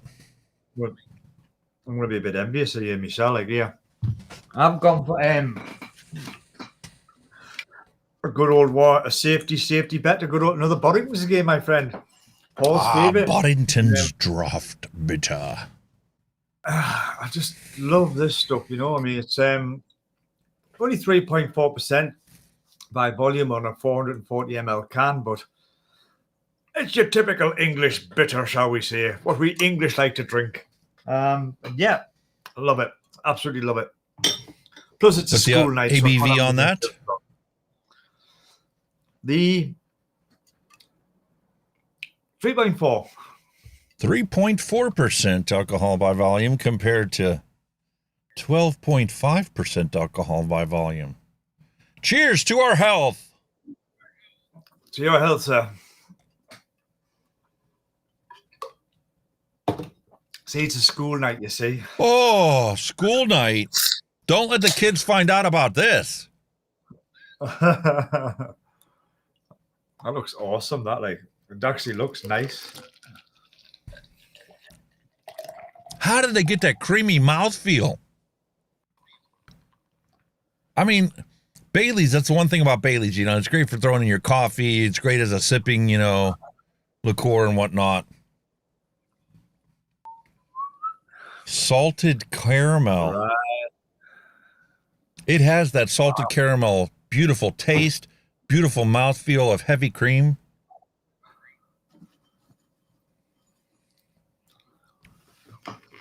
No alcohol flavor noticeable at all. Well, no, if you want Unlike you drink it, try to get up. My martini espresso. It said just add vodka. And when you sip it, your tongue's like, that's vodka. Straight away, that's vodka. No, there's no little sweeteners in there. Pure vodka. Tasting it, when you exhale, you get that alcohol exhale that just like kind of burns your nose when you're breathing it out.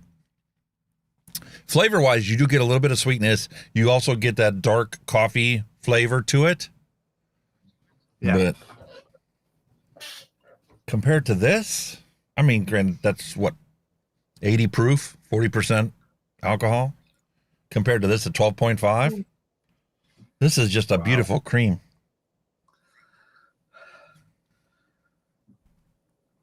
Anyway, you, I'll tell you what I forgot. How did you get on last week with your trip to see My Fair Lady? Did you enjoy it? We haven't heard nothing. It was fantastic. I loved it. Matter of fact, I do have a couple pictures. Good. I thought I'd ask on that one because, like I say, you were looking forward to it and everything, and we'll let you go a bit sharper so you can go and do it. Ooh, theatre as well. Hallelujah. Yeah. Can it be and I have not been to this theater before.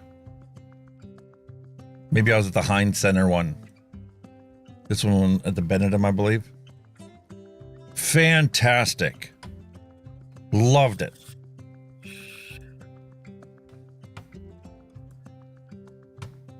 Look at that.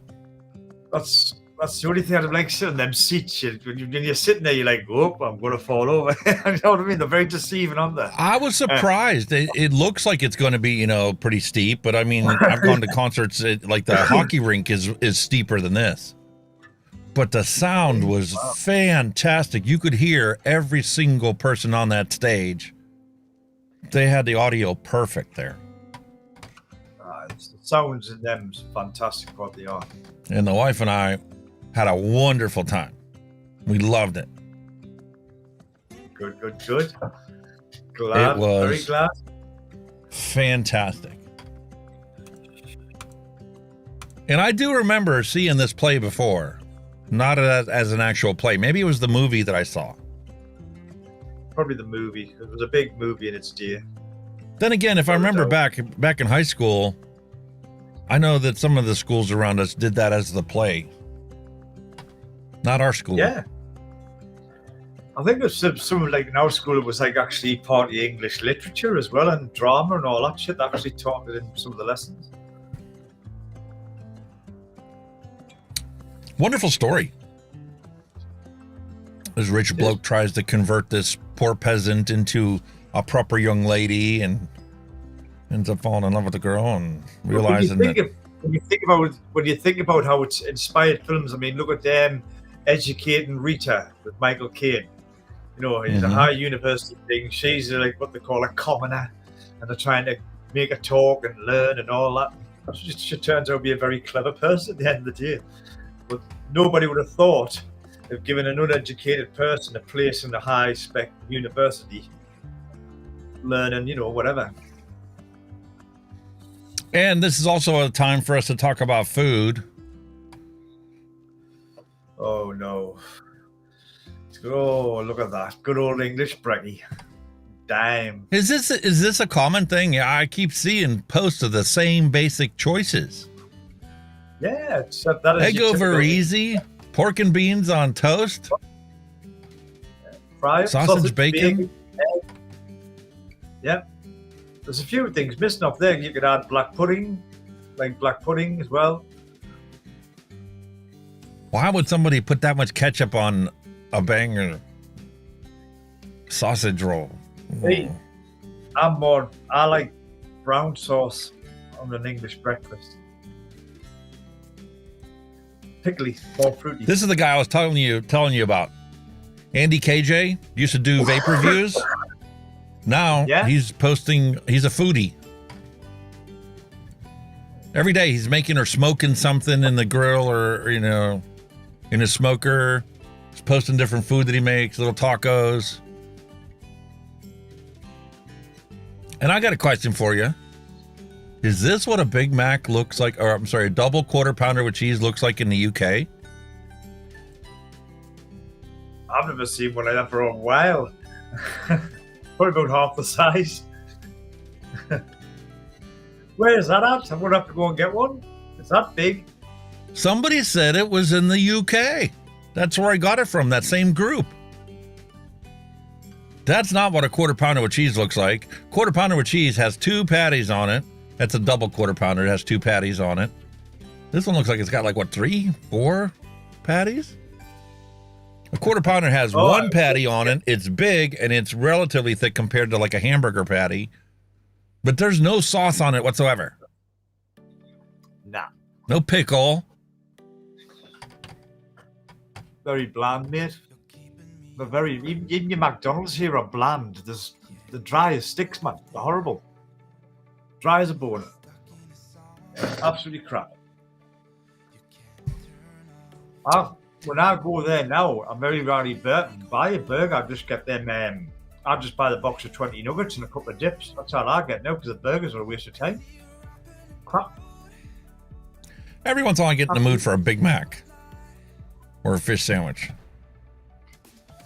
That's it. Quarter pounder with cheese, I do like them. We go camping. We used to stop at McDonald's on the way up to camp. That's what I would get. But if I was going for a burger, I would go to Burger King because they are bigger than Burger King than the old McDonald's.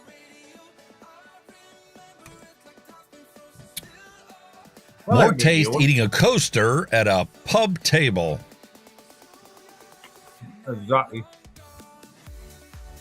The double quarter pounder in San Francisco, they call it the Joe Bossa.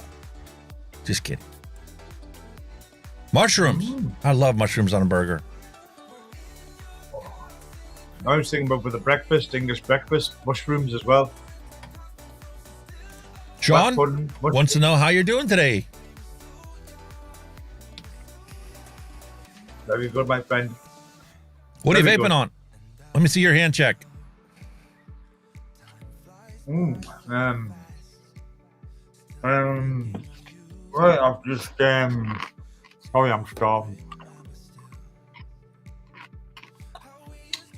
My trusty Valhalla on the J Class 2 with some of your delicious still in a cherry Bakewell. Loved it. I always save the last of it for a dripper, always. And here I have the golden vape. You all know. Fucking hell. Cameraman away. There you go, some light. There you go.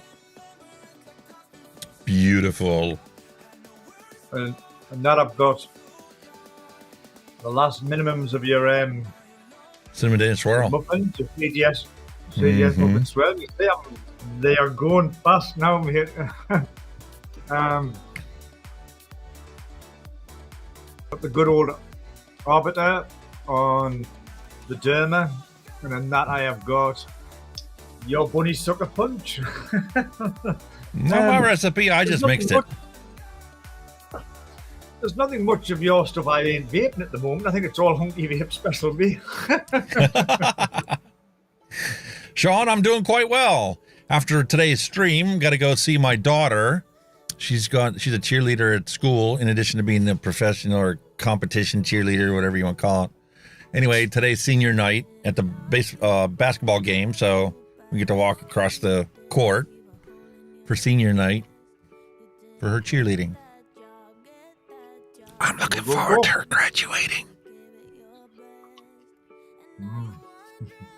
Then the only kids I have are the 3 dogs.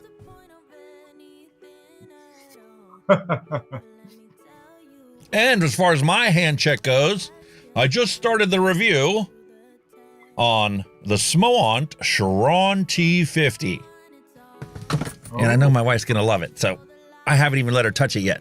After the show, I'll give it to her, because I know I'll have to pry it out of her hands to finish the review. This thing is amazing.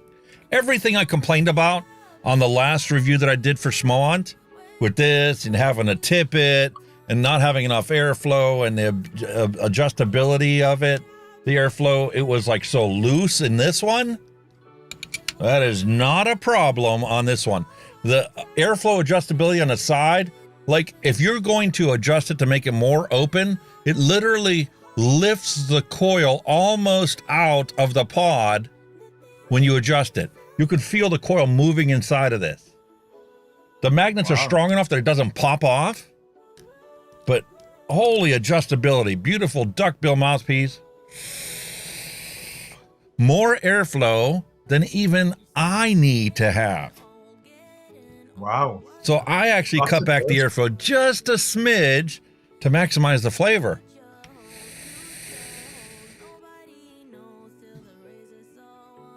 Look at that beautiful vape.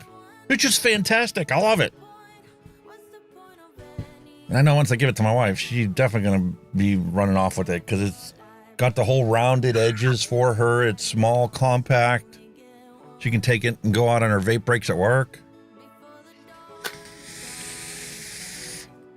Beautiful, man. That's what you want. And then obviously I have my classic that I keep going to, the Arbiter, on this Jabo mod. And sir, I finally got into doing the Wasp Nano. Oh. And? Come on. You know it makes sense. It's got its pros and it's got its cons. Yeah, but mostly pros. This is a con and a pro. I agree with that. I agree with that. You that. can't do anything with the tank unless you take that off. There's no stops on it. Don't get me wrong. I love that airflow, that slotted and hold interface. That's the perfect setting for me on this dripper.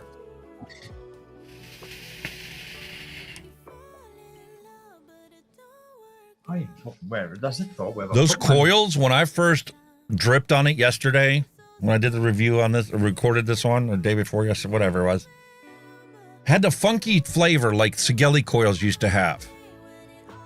You know, I dry burned it, put the cotton in there, same cotton I always use, but it had that funky taste to it.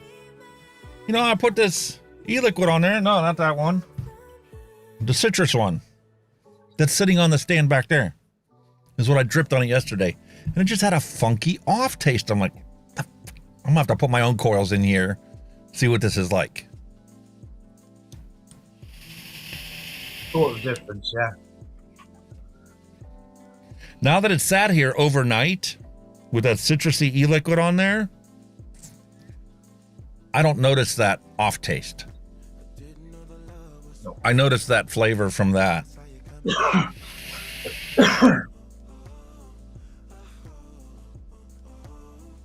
Is it better than the drop? Flavor-wise, yes. Convenience-wise, no. No. I get that. I wasn't too keen on that color, like that they've got going on. I love the deck design. You know what that reminds me of is the mongrel. Yeah. And the airflow adjustability on this is better than the mongrel. But is the flavor better than the mongrel? I don't know. I have to pull it off the shelf and wake it up and taste it. I've got to bear in mind though, it's only a little single coil device as well, isn't it? You know, the vapor it's chucking out for a single coil device. It's like, what the fuck? Oh, it's fantastic for a single coil device, but so's the mongrel. But the mongrel's a little bit bigger. I don't know. Yeah, I like the mongrel, but I wasn't totally convinced by it. I mean, it did. I don't know. We'll see when I put my own coils in this one how it is, because the coils that came with it, I had to space it to get it to fit on the deck. It was just the easiest way to do it. I don't even think I used the coil that came with it. You know, I don't think I just plugged my own one in because I looked in there, I said it looked a bit small. I'm thinking, why they gave you that? It looks a bit small. Listen, that's what they put in. I want to review it with the coil they provide. And then I'm going to put my own coils in and figure out which one's the best one and how many wraps and, you know, what size inner diameter to maximize flavor and whatnot.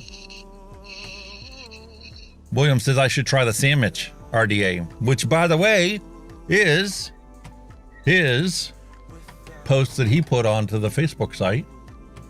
Let me refresh the page, see if anybody else posted there. That's sandwich or sandwich. The topside dual with the sandwich RDA. Here's the hand checks. Start with William Dobson's. And there you have it. It'll help if I move the screen so you guys can see it. Topside dual with the sandwich RDA. That looks pretty cool. Nice. Yeah. That's a different kind of design. I don't think I've ever seen anything like that before. And Mallory Gates dropped in a little dad joke for us to sit there and giggle about. William said that's exactly how it was spelled. Sandwich. So Mallory Gates dropped this in and says, always check your child's homework before they hand it in. Pooh, age 8. Super dad. My dad is a hero. My dad is a hero because he saved my mom from going to heaven. My mom would be dead if my daddy wouldn't be so brave. It happened last week. I could hear my mom scream in the bedroom, "Oh God, I'm coming! Oh God, I'm coming!" I was so scared. I don't want my mom to die. I ran into my parents' room. Her legs were sticking straight up in the air. God tried to pull her up, but Daddy was on her and pushed her back. He pushed so many times until God let her go.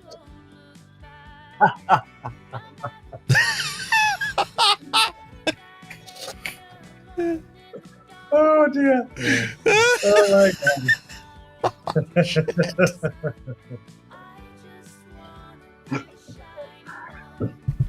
Oh my D. God. Oh, check You get a that D. And I have to talk with your parents. Yeah.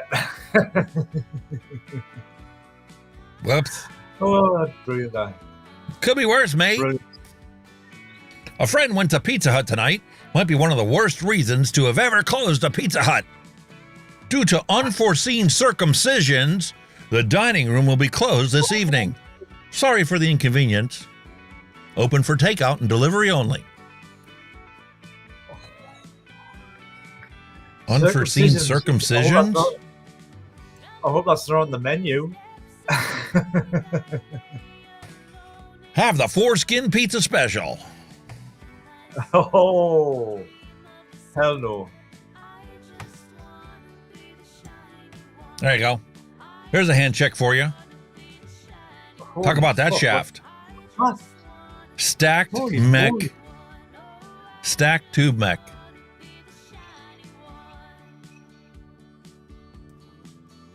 What the hell is that? The mouth tip looks like the Nautilus.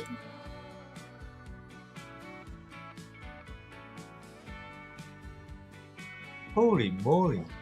It looks a bit like Doctor Who's sonic screwdriver. Yeah, that's a sexy little beast there. How about these ones? Ooh. Nice little rear there, isn't there? Look at that lovely option. Hot diggity dog diggity. Time for us to move on to the dad jokes for the week. That's tremendous. I like that. And we've seen this one before. It looks quite familiar. I think we've realized what's wrong with modern American media. They pipe in the lies, they pipe in the fear, they pipe in the propaganda, but conveniently forget to connect the facts to all the above. Because if they did, you wouldn't have anything to be fearful of. And they wouldn't have to lie if they simply presented you with the facts. Oh, and by the way, went to a garage sale and found my grandpa's old cheap BS unit. It's called a compass. That's how we did it in them days, folks. And a paper map. Or book. Hell yeah. Well, the good Worked old, great. The good old A to Z. The good old A to Z. Pothole season is open. Be sure to check the rule book for regulations on your street. Holy shit. That's so true around here now. Potholes. I think we need to spend more money on education in this country. What? All right. That is not a watermelon. And if you don't know that that's not a watermelon, you still put the sticker on there. Shame on you. Go back to school. If it wasn't watermelon, I like it. At least they spelled it right. I guess I should be grateful that they spelled it right. And this is why I don't trust Chinese food.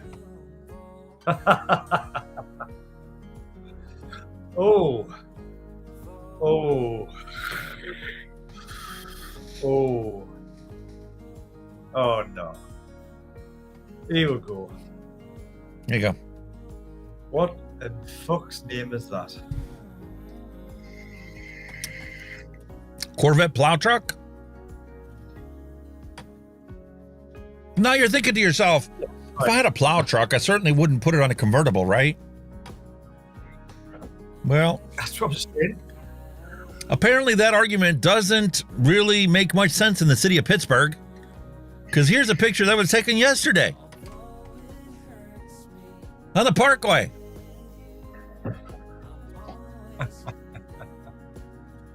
Okay. Ah, it's 2 degrees out, Celsius. Let's go take the convertible out for a drive today. Holy moly. Brave people. They've got fucking e-books on by the looks of it. In the frickin' 20s Fahrenheit.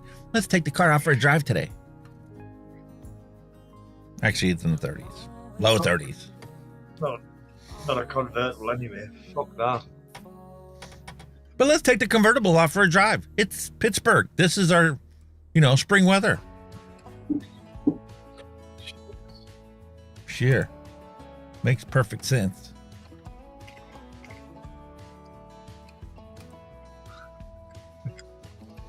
Well, is that marketing? Experienced bananas, 25 cents a pound. Experienced in what? You're living? Their way to death? Experienced bananas. And I love this comparison. New houses to old houses. New houses. Please don't hurt me. You kicked the wall? Oh, now there's a hole to fix. Old houses. Try that again and I'll break your other hand as well. Exactly. Built solid. I think Grim Green learned his lesson about that.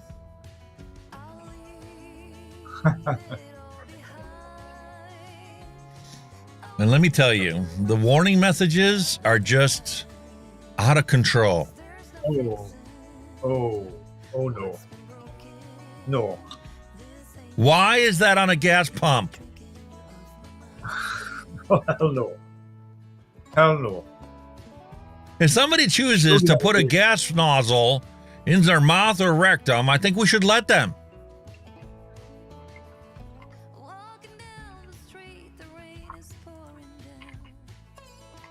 Only legends will understand this picture.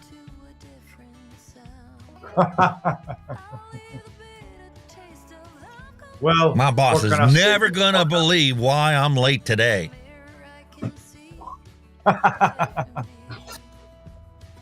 Holy moly. Oh well. Free show before you go to work. And this is how bad my neighborhood is. Oh, come on. Half Load Harry went into the furniture moving business. Holy moly, mother God. Nah. I wonder if he's got enough straps on all that cargo. Holy fuck. He must have some good suspension on the bastard, that's all I can see. Furniture doesn't weigh shit nowadays. It ain't like the old stuff we grew up with. Takes 6 grown, strong men to move your television set, let alone your furniture, made of real wood.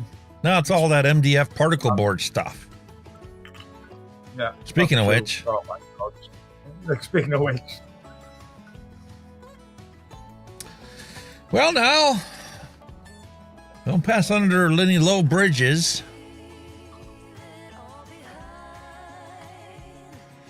If you trip and fall, a friend will ask you if you're okay. A good friend will help you up. And a best friend will stand there laughing his ass off saying, "Walk much, dumbass?" That's so true, though, isn't it? So fucking true. You laugh your tits off before you help them up. Hey, man. Some places, that's last week, that's this week, and next week will look like this. But here in the city of Pittsburgh, we can offer you this, all 3 of them, on the same day. We pretty much had a bit of that, actually, over here.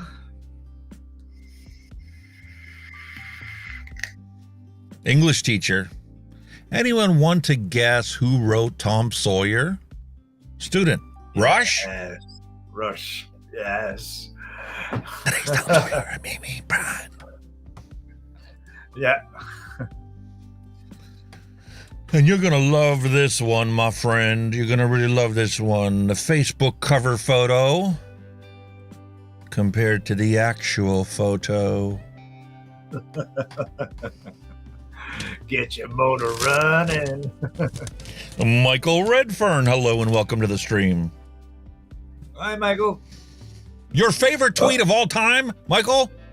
If you vape, advocate. I've been plastering that all over the place. Thank you. Fantastic. Awesome. Oh, dear. Be patient. I'm pushing as fast as I can, because every girl's crazy about a sharp-dressed man. Man. 1 year clean, and then I ran into my dealer in the public store. Girl Scout cookies. Oh, God, yeah. We should ban Girl Scouts and Girl Scout cookies. Making me fat. I have an addiction to Girl Scout cookies. President Biden has an addiction to Girl Scouts.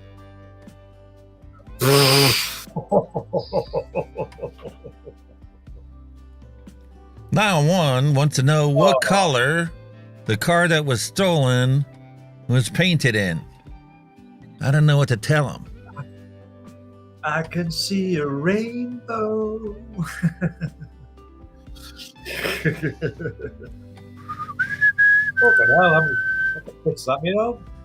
Here we go. Another reason why we need to spend more money on education in this country.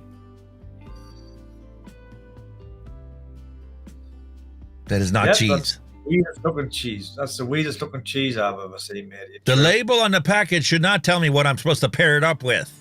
It's supposed to tell me what's in the package. Yeah. Ham and cheese, lovely. Music makes me happy. I like that. That's a good logo, that. That's clever, that.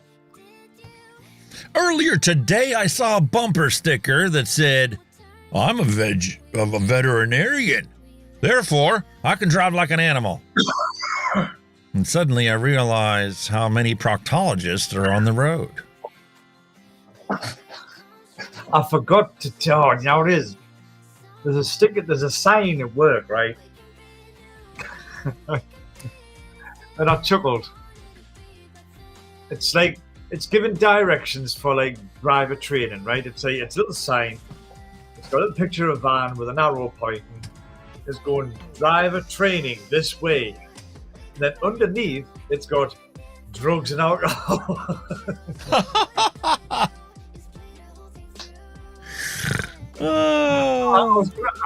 I'm going to take. I've been hanging out with my daughter too much. Every time I laugh, I snort. You remember when this simple thing was a major event at the dinner table? Yeah. Little thing, yeah. Make a wish. How about you? Do you remember when you needed 2 keys for your car? Yep, one for the door, one for the ignition. Remember the days, man. You know, not all girls are made of sugar and spice and everything nice. Some girls are made of barley and hops and a pair of flip-flops. Brilliant. Because every boy's crazy about a flip-flopping grandma.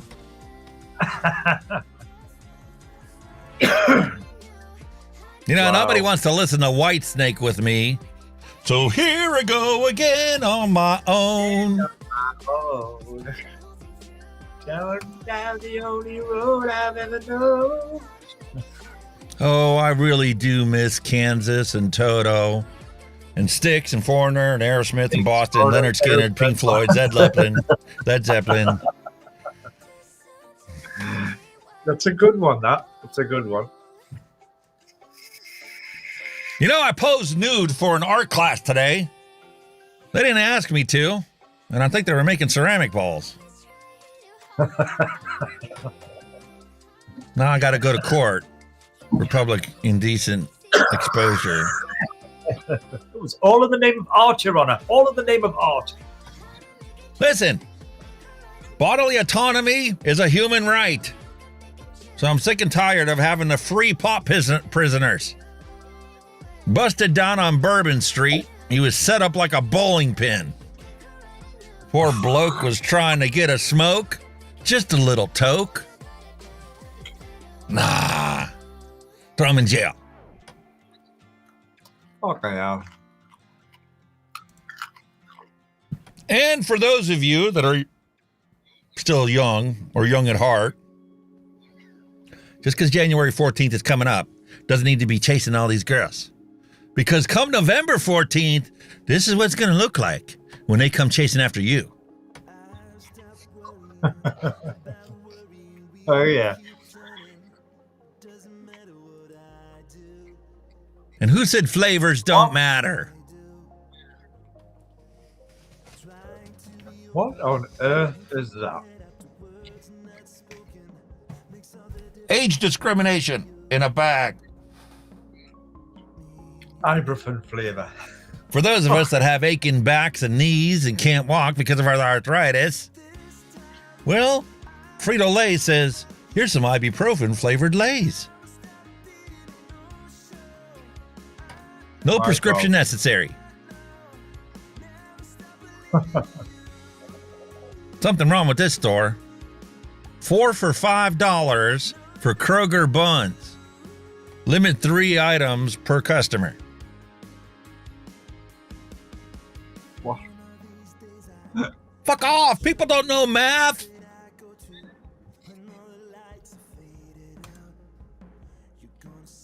True ignorance is not the absence of knowledge, but the refusal to acquire it. Yeah, yeah. This is the best doormat I've ever seen in my entire life.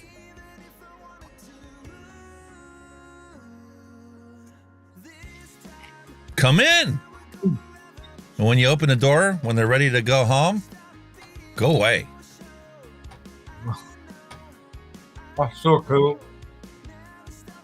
Love it. I would have it the other way around. Just fuck off. You know, Go these away. days I get most of my exercise from shaking my head in disbelief, as long as you don't count me running my mouth. I'm doing it now. Jesus fuck, this is the best he can come up with. We got to spend more of the budget on these freaking jokes. Come on now. Speaking of which, if you like the content, there's a thank you button below. Throw a buck our way. We'll be happy to up our budget on our jokes. Or vapes. Whatever you want. Or cameras. We can go to 4K eventually. About 6,000 years of this, we should get enough donations and ad revenue to buy a new camera. Hell, never know. This is the worst album I ever bought in my entire life. Head cleaners. Jesus Christ. I remember them. Bloody hell. Head cleaner. Play both sides. They both sucked equally. And what was I supposed to do with this little bottle they gave along with the freaking album? You know, most people give you a poster. They gave you a freaking bottle of alcohol. What? Yeah. That didn't work as a good head cleaner either. No. You know, we're getting older, mate. Bo Duke got older too and settled down. Last I saw, that's what he was driving. The Dukes of Station Wagon. Should have seen his camper van.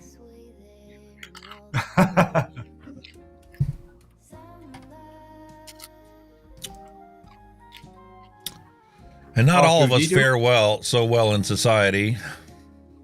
R2D2, he's got a side hustle. He's had better days before. At least he's not doing meth or playing with electricity. What the fuck is wrong with you guys in the UK? Opening this box will result in death by electrocution and a $20 fine. You're not going to be allowed to be buried in the ground from your death by electrocution until you pay this £20 fine. The fuck? You've got to pay that while you're still sizzling. Quickly take it. They caught on fire. And UK is the only country where a double-decker bus exists, number one, and number two, where it can be relabeled a train. It's not people that have identity problems. We have vehicles in the UK that have identity problems. This rail replacement is a train. Choo-choo, choo-choo.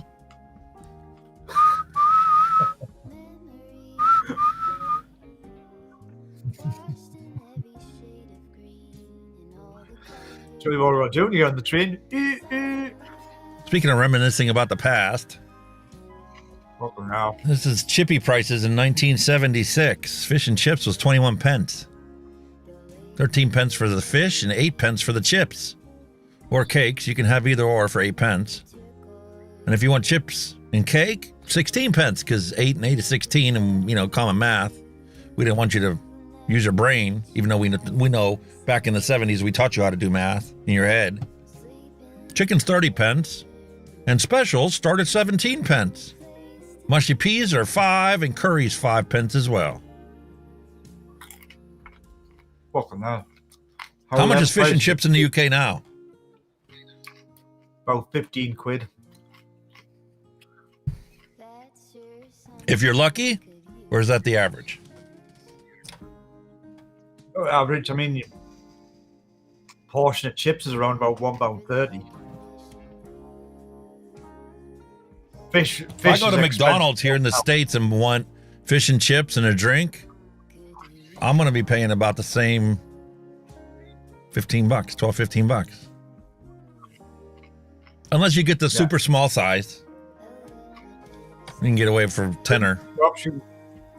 You can get like fish bites, which are just like small pieces of cod. And they're about, like I say, 10 quid, something like that.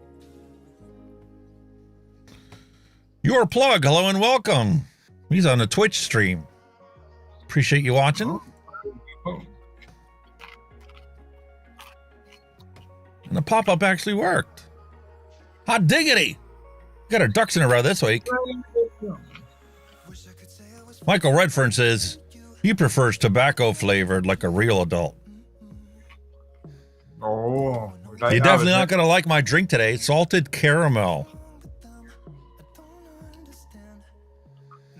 And cream. What else we got going on? Well, I can't disagree with this. There's Rambo. Then you got Chuck Norris. You got Bruce Lee. And you got Mama. Mama don't mess around. And she let us know when we screwed up. She would hit you with anything she could pick up. Literally anything she could pick up. No, that was my dad. My dad wouldn't waste the time picking up trying to pull his belt out of his pants. He would just pick up whatever was around. Broom, shovel, hoe, didn't matter. Lawnmower. That's what it took. Teach you a lesson. Kids have it so easy nowadays. Maybe that's why they're driving the parkway in a convertible when it's just barely above freezing. Lack of discipline, man. Holy moly. Did you ever do anything like this when you were growing up?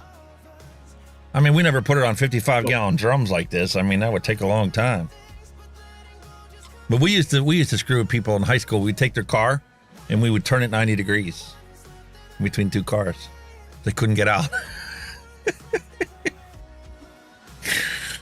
Just take a little jack, trolley it up, put it on the wheels, and spin the car 90 degrees and take it, put it back on the ground. We did it. How long do you think it took them to put that up on the barrels? We did one thing at work once with this guy. He used to always come to work early. Because in the winter, we could park our cars in the loading bay, you know, when it was horrible and it was frosty. And he would always park his car like a cock. You know, you take 2 spaces away and get into the car in. So one night, because we were working night shift, we thought, well, fuck you. We're going to have you. And he only had a little Ford Fiesta. So Colin was our resident fork truck driver. picked his car up and hired it straight on the loading bay and left it there.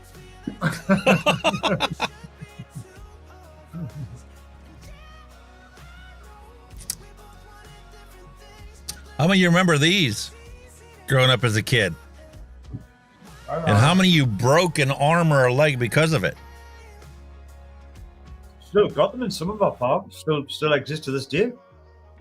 Yeah, but when we were growing up, this was on a concrete pad. This wasn't on none of this mulch and wood chips. Oh, yeah. It was blacktop, asphalt. And then that was how you recycled a coil spring up your car in them days. You made a toy out of it. I figured out what makes Elon Musk so popular to people. It's the subliminal messaging on his tweets. Should I make the Texas Institute of Technology and Science real? It would, of course, have advanced social studies, too. Tits and ass.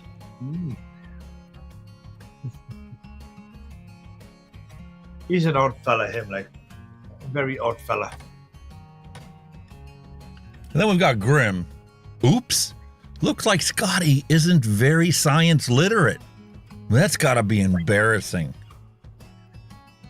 Vaping substantially less harmful than smoking. Largest review of its kind. Studies found. New research from the Institute of Psychiatry, Psychology, and Neuroscience at King's College London has found that the use of vaping products rather than smoking leads to a substantial reduction in exposure to toxicants that promote cancer, lung disease, and cardiovascular disease. But Scott Koopman wants no parts of it. That's why he chose to vape and quit smoking. Yeah. And he's been vaping for 10 years. But we don't know the long-term effects of vaping yet. We just don't know it. Okay.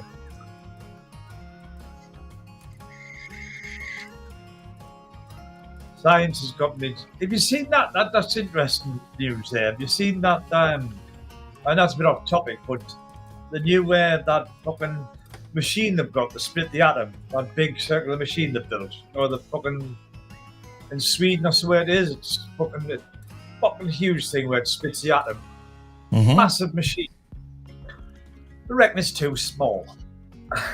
Yeah, particle accelerators need to be massive in order to get the actual speeds needed to actually affect subatomic particles. Have you seen the one the size of the one they want to build? No. Considering the Super Collider. Thank you, Mallory. The one that they've got sits 80 meters below ground. This one, the one is sit 200 meters below ground, and it's going to have a diameter of fucking 19 kilometers. It's going to be fucking huge. 19 kilometers. Fuck. If it's 19 kilometers long, I'm trying to figure out the actual size of this. How many kilometers below ground do they want to build this? It's 200 meters below ground. 200 meters. 600 feet. Yeah. Essentially 3 feet per meter. Give or take 3 inches. So considering the one they've got now is only 80 meters below ground. Well, yeah, because the bigger the diameter, the deeper you need to have it so that it doesn't like rise above the ground. Exactly. It's like the horizon. How far it is that you can look in an ocean before you see the end of the horizon. When you're looking out, what's the furthest you can see before it falls below the curvature of the earth? It's not as big as a number as you think it would be. 8 miles is the farthest you can see a standard ship on the surface of the ocean. If it's further than 8 miles, the curvature of the earth puts it below the horizon, below the place where you can see it. No, the world is flat. I tell you, the world is flat. It must be fog. It's got to be fog. Kiss off, mate. You either just- respect my existence or expect my resistance. Bodily autonomy is a human right. And when you take away my human rights and you've subjected me to this chastisation of tobacco control my entire life, calling me a piece of shit for smoking, and now I found a way to quit smoking, and you still want to call me a piece of shit because you didn't really quit. Fuck off. I'm going to live longer than you. That's my goal. Yeah, just to give you a perspective on that 19 kilometers, it's actually 11.8 miles. There you go.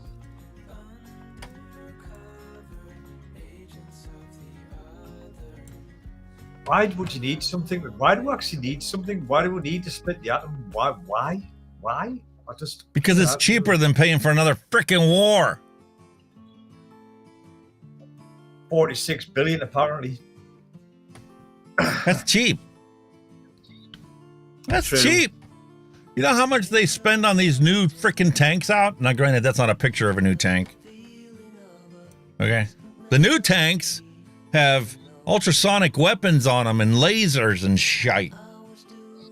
35 gigawatt laser. The military is developing now. You know how many billions of dollars they spend on the developmental cost for a gigawatt laser to put on a tank? We don't have enough money to do away with poverty or homelessness. Nah, we gotta spend it on tanks with laser weapons on them. Because the military-industrial complex needs their research money to develop the next generation's war machine. Well, here's one for you. They've opened a new centre in the UK for research on drugs and all that shite. But it's also a military research centre for fucking chemical warfare.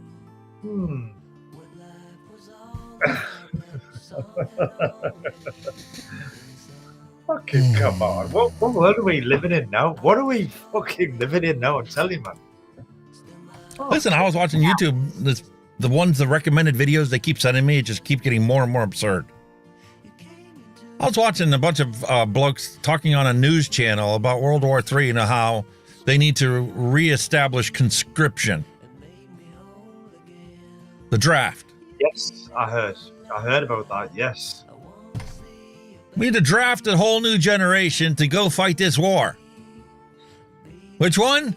Doesn't matter. We need people. We aren't spending enough money on the war machine. We're down to 2%. During the Cold War, it was 3%. So we need to up our money back up to where it was. For war. You're just going to be cannon fodder. That's all you're going to be.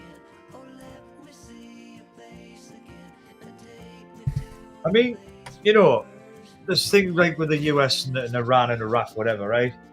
They're saying, no, we don't want to make a war. We don't want to make war with Iran and all that. And yet you've got 45,000 troops stationed over there. Really? Okay.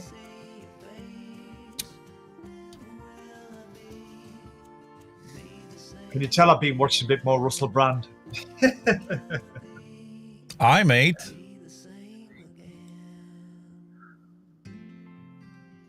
This one was just published on CNN 6 minutes ago. Saudi Arabia interested in normalizing ties with Israel, but wants a clear path to the Palestine state. Oh, there's a surprise, eh?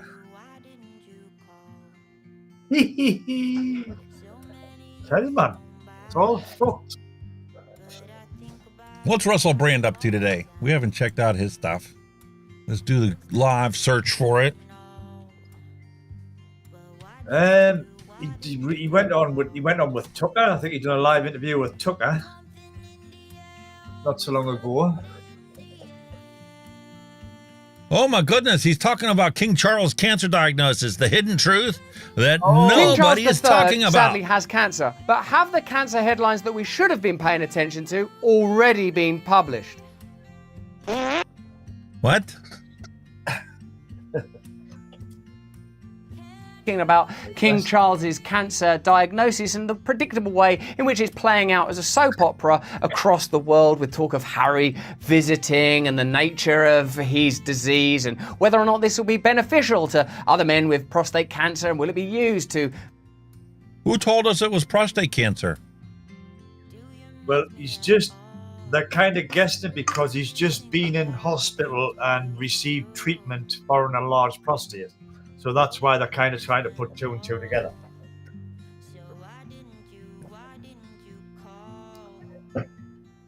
Listen, I don't want to be a proctologist, but how do you know it was prostate cancer? Could it be colorectal cancer? It's nobody knows, but you know the rumor mongers as they do. Oh, he's been in for his prostate, and he must have prostate cancer. No, bullshit. Might not be that. I don't know, mate. You just don't know what to believe anymore. That's the fucking problem, mate. Don't know what to believe anymore. I'm wondering why we're wasting so much time trying to be, do the right thing and advocate for stuff when nobody wants to give a shit. Nobody wants to listen. Nobody wants to do anything about it. We're spinning our wheels here. Spending, I just got done doing our taxes. Thousands of dollars to put these channels on, to be in front of you guys every single week on a camera. Create content that gets age-gated, censored, the whole 9 yards. Meanwhile, YouTube has no problems, as we found out last week on the live stream, of featuring cigarette smoking channels.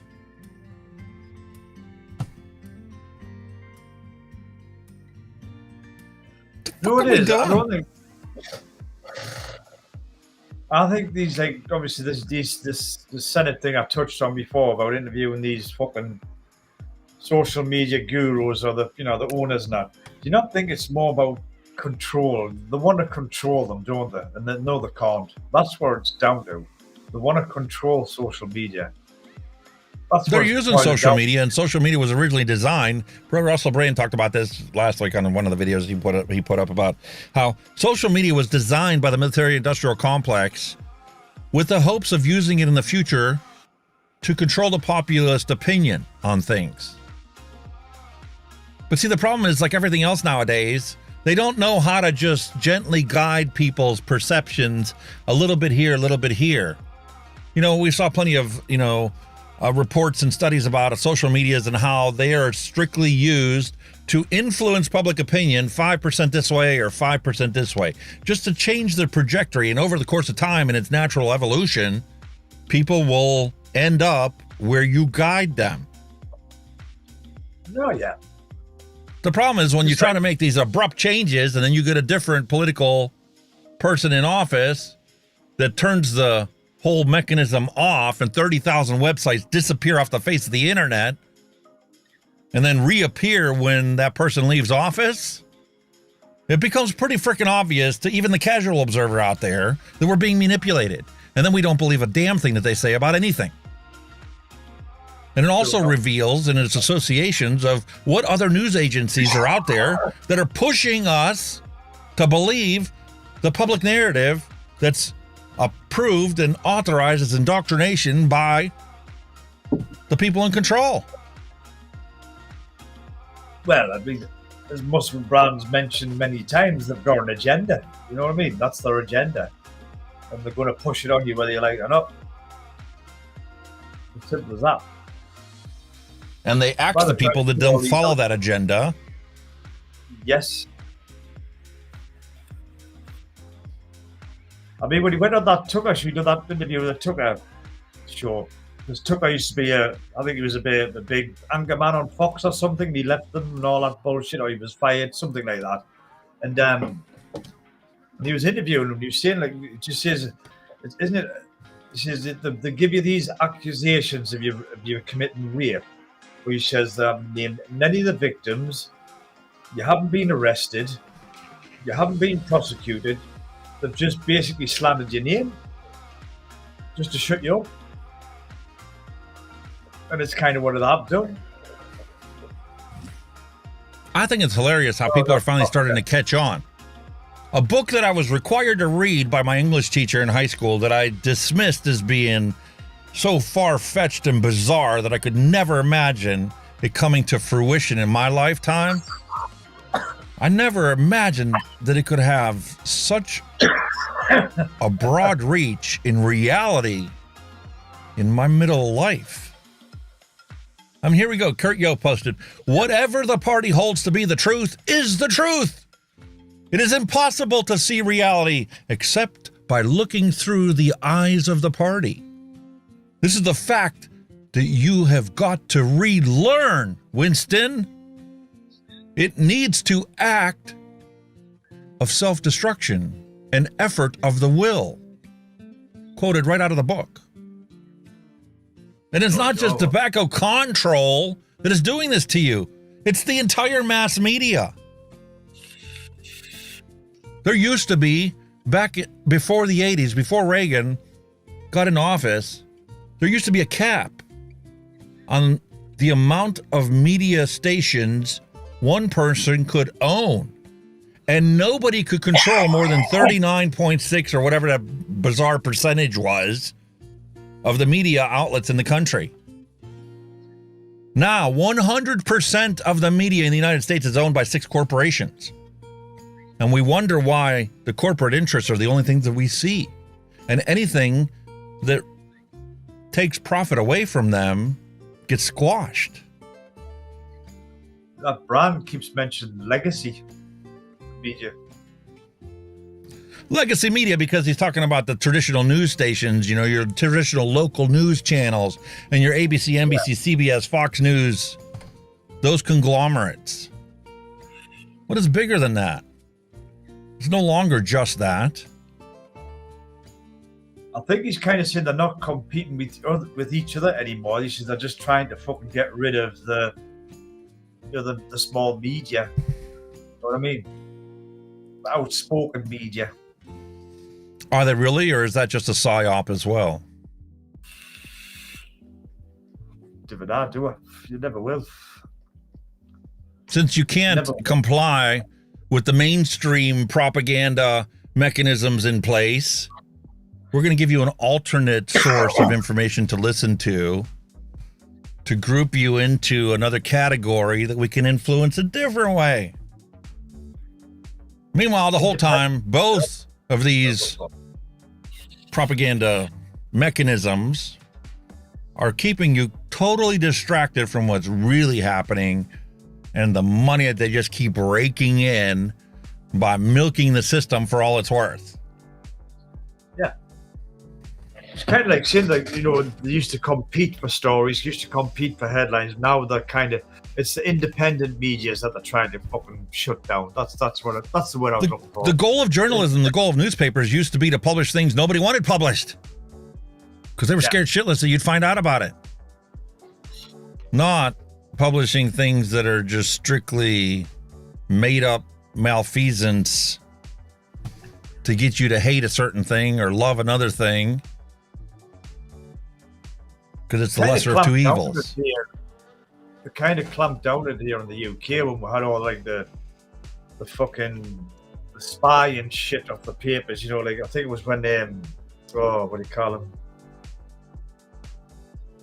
Pierce fucking, what do you call him? Was editor of was the Sun or something. Oh, they were fucking hacking people's phones and all that shit, and you totally denied it. You know what I mean? Bullshit, you know. But they were doing it, and then they were getting massive lawsuits against them. But they never knew nothing. Of course, we didn't hack people's phones. It was unethical.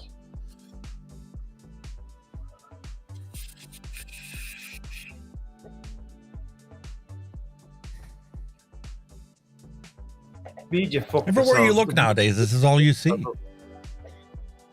Yeah, it's true. It's true as well. It's come to truth. And it goes further back than that, because you've all heard of the old philosopher Nostradamus, and he always said war would come from the Middle East. And where we're now.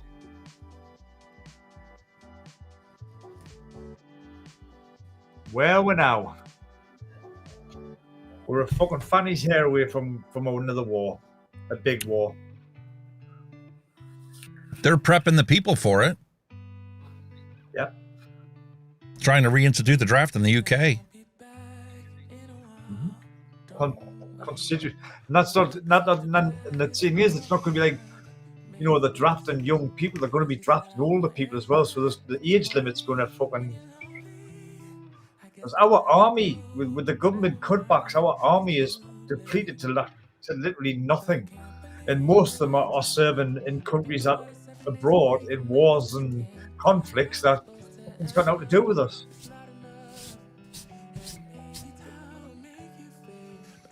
Why, oh why, you may ask. I miss the good old days when West Wing was still on TV. West Wing, Jesus Christ. When, you know, the elected representatives had some form of regalness to them. And principled demagoguery is what prevented us from reaching common ground. Yeah. And the misbelief and the thought in the general public was that a little bit of tenacity is all it takes. If we have a little bit of tenacity and we get the other side the right facts, they will see it our way and we can come to some resounding agreement that will benefit all humanity.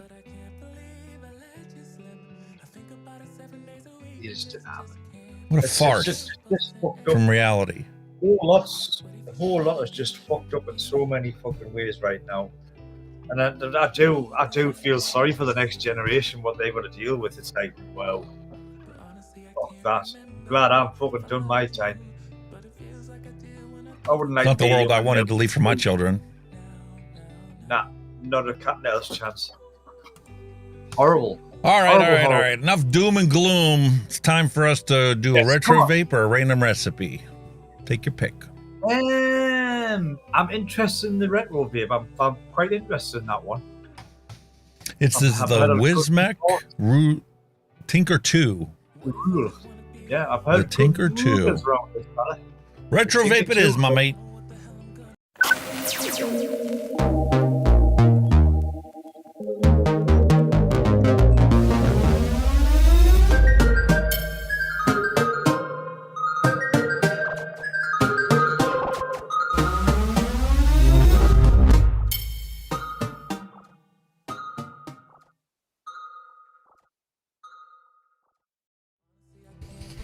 Alrighty, unfortunately.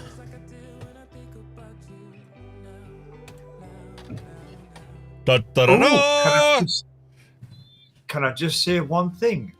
Yes, sir. You know how Nevins and Pugs have brought out that new juice? Yes. Apparently, I think I got it right, they've been invited out to the expo in Dubai to do a stand. Oh, yeah.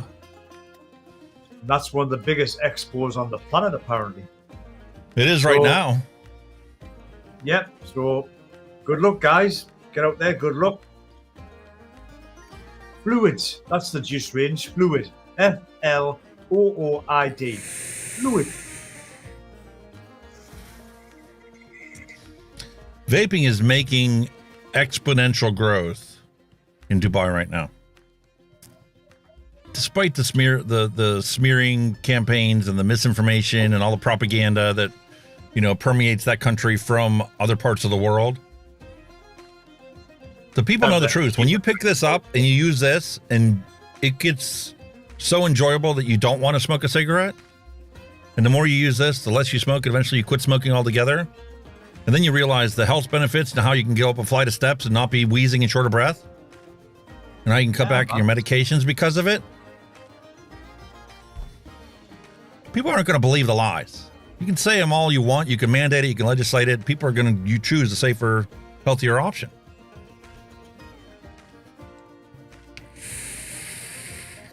it's just nice to see, you know, two average guys who mix juices up, who's getting a bit of success out of the hard work. I'm fucking over the moon. I wish them the best of luck and hope they make a raging success of it, of their venture. Two nice guys, two cracking guys. And they do put recipes up on ELR. They're still active on ELR. And maybe they can end up like the guy that founded this company, driving a Lamborghini through town. Yeah, man. The Rulux Tinker 2. Ooh. I'm telling you, I love this freaking smell-on device. It looks quite nice, like nice and comfy and that. What It's colour is it? sexy in the hand. That's a pink one. Pink or white. Oh, yeah, there's too yeah, much light for you to see the real color. Pink. Oh my god. That's your wife's. Your wife's having that. I'm telling you that when they sent this to me, they knew that she was going to end up with this. That's all I know is I love it. Be crying to shame, let it go. Tell them they want a masculine one sent out. And some more coils. You know, they send it out for her anyway because they know she's a hairdresser, right? And if she has that thing sitting on her station, everybody that gets her haircut by her will see it on there. And if they're a vapor, they're going to ask her about it, and they're going to go, what is that? I've never seen that before. I can't tell you how many disposables I've reviewed that she's left sitting on her station. And people have asked her about it. Go, where do I get one of these? She's like, I don't know. My husband reviews these, and it just came out on the market, so you have to look for it.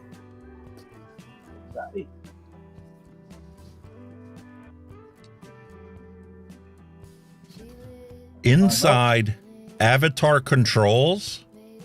What? You can customize the avatar that goes on the screen on this? Really? Nah.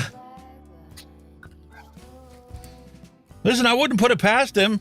They already had vapes that were coming out, Bluetooth connections with apps. You know, you could control your device. That one you had with the second speakers on, for fuck's sake, with the boombox. Yeah, I got that one right here.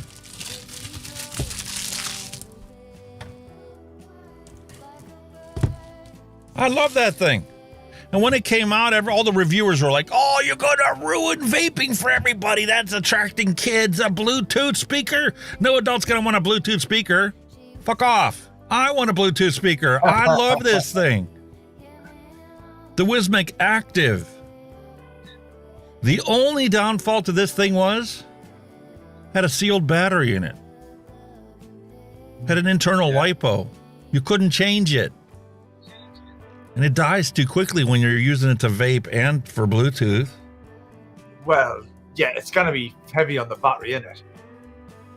Should have made a bigger one, dual 18650, or heaven forbid, he make one that's dual 21700. Oh, what? Yes. Can you imagine that? Bluetooth speaker, dual 21700. Wow. You would think they would need something like that, like.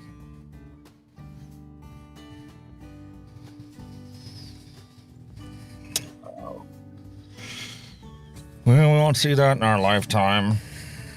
So let's see what we got here with the Rouleau Tinker 2.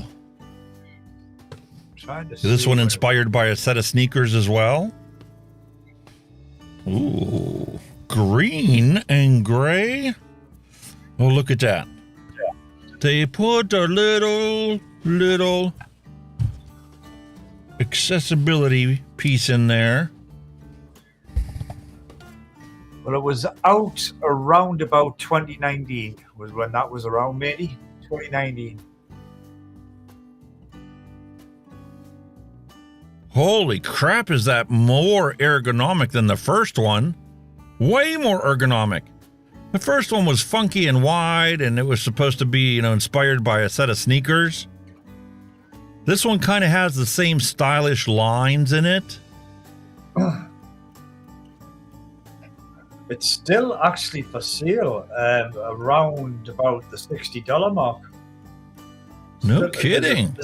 There's a starter kit. It's the full starter kit with the tank is around $60. I'm just trying to find a UK price on it. That's all. But it, no, that wouldn't go with it. They're a fucking drop shipper then. Let's have a look.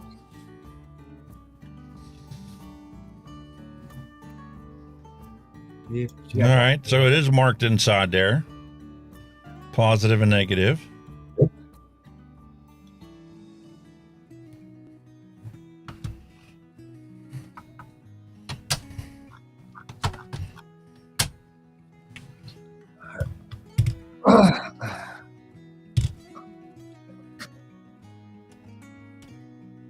Look at that. Holy Didn't moly. want to pop open.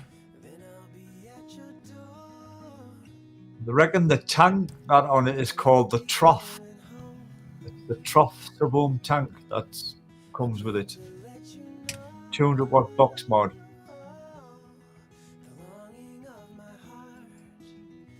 It's a little slow. Round robins.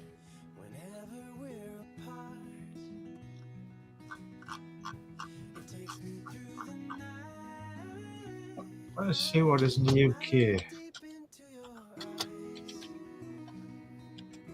The screen's kind of dim.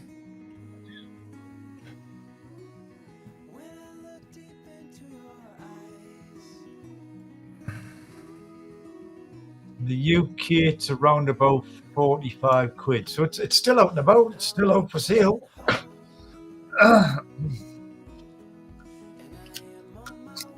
Power temperature control, TCR curves, and RTC. RTC? Or temperature control? I don't know.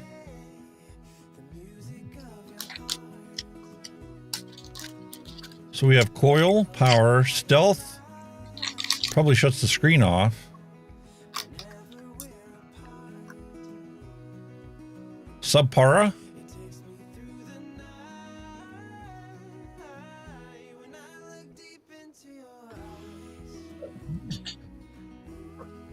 Puff counter.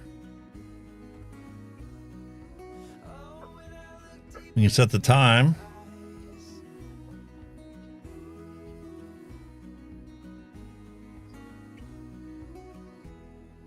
Clock. 2005 was set up as a default for the firmware. You believe that?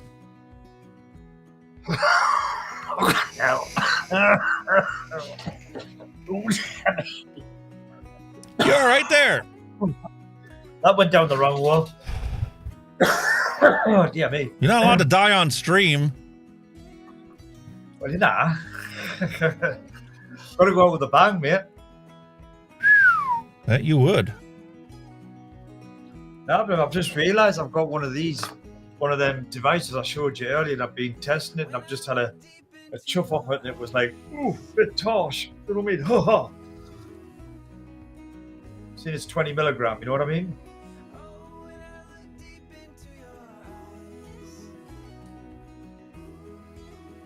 How hard is it to figure this mod out? Very complicated, isn't it?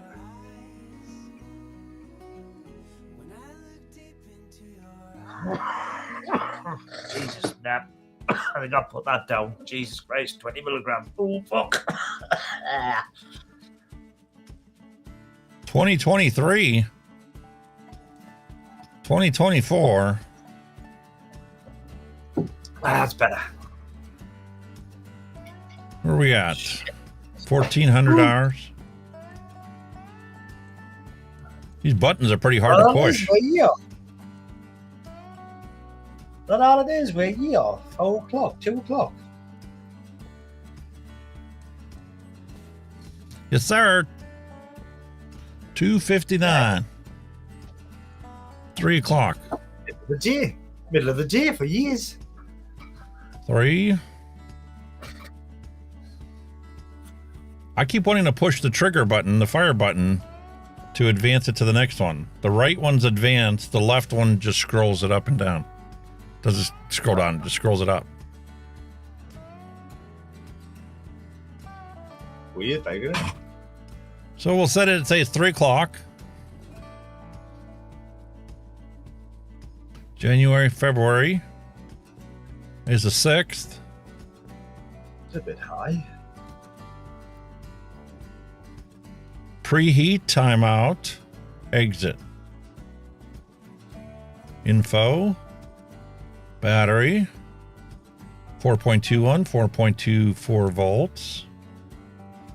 All right, version 1, version 1.05. Exit.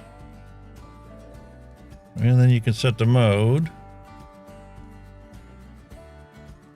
Power, temperature control, TCR, RTC.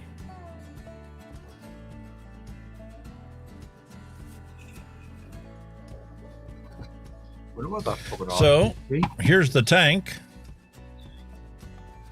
The trough, Wismic trough.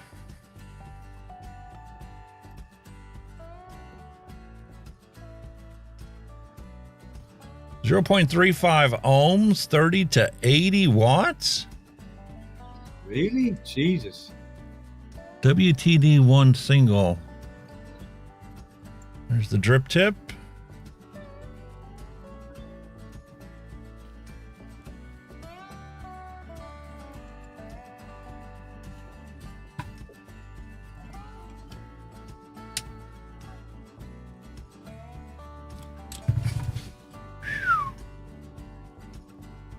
Here's your coil, mesh coil.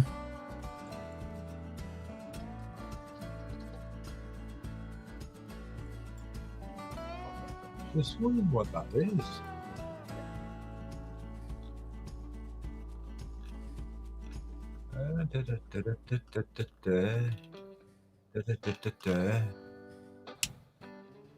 Slide top.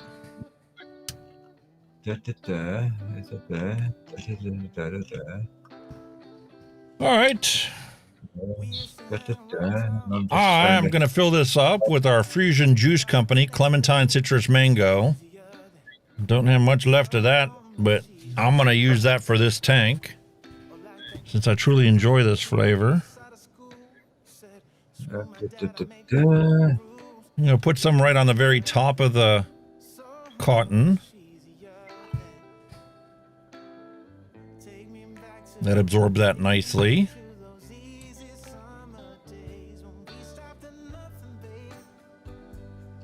RTC lets you choose between displaying a digital or analog clock. Some other coils by comparison. That's what RTC is, my friend. Interesting. Lets you choose between displaying a digital or analog clock. That's your Nice. RTC board.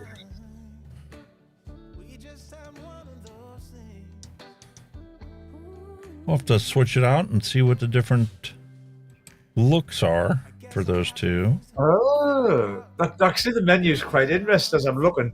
You know that sub para Yes. board?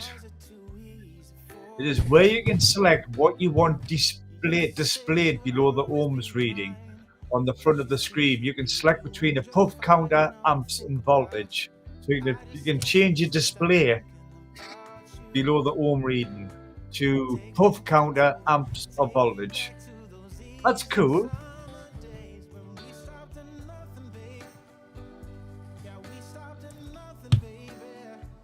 Oh, that sucks. In order to get the bottle in there, you had to take the drip tip out. But it is a standard drip tip.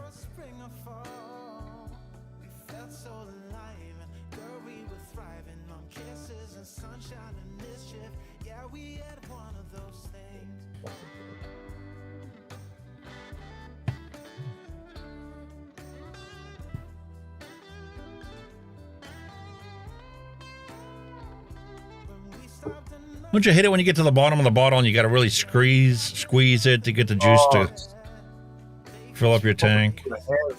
Full of air, isn't it? It's a bastard. Yeah. Yeah, that's a nice little features there. I do get that. Awesome.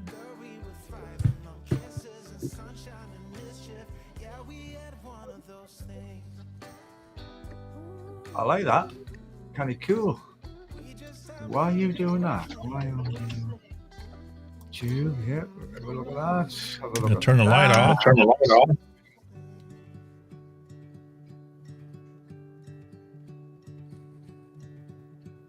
I like the day, I like the way it's got the day Tuesday on and everything. I like it. It's a nice little layout on it, actually.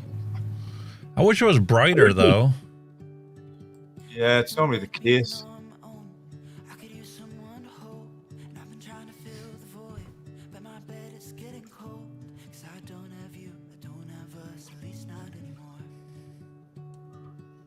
I guess we'll start off at 40. You could go down to 30, it says. I find that hard to believe. But look how hard it is to see that screen. I literally have the light turned off. Very dim, like, isn't it? Yeah. And it's like I was looking, maybe there's a cover on here, no? Mallory Gates' state that's just getting an echo. Sounds fine to me. Yeah, I heard it there for a second as well.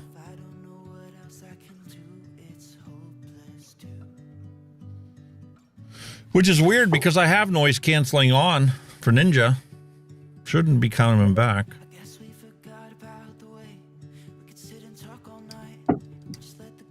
I mean, I've got everything else volume-wise muted, so I've got nothing running that could cause an echo. Set.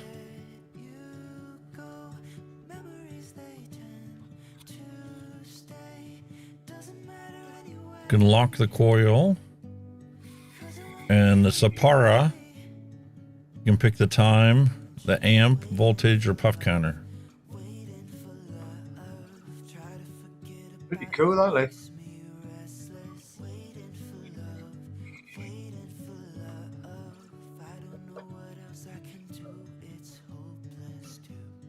You don't say that very often, giving you that kind of choice. No, it didn't. Any of the other ones. So you got our battery display on the very bottom. Pardon me. Could hardly see it. I can hardly see it. No, there's no brightness in the menu where you can turn it up. I didn't see any brightness in there. You see anything in the manual? Let's take a look at the rest of the box while we have it here.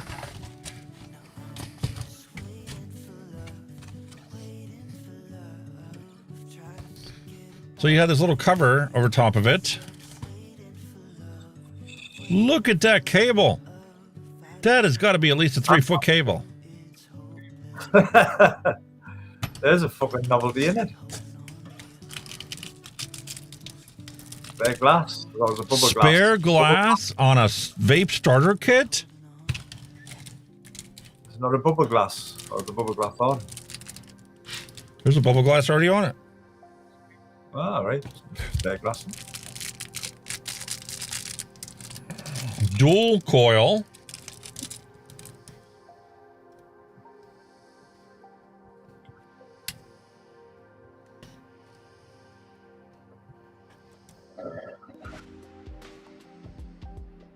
.2 ohm, 30 to 70 watts. That's an RX. That's all right.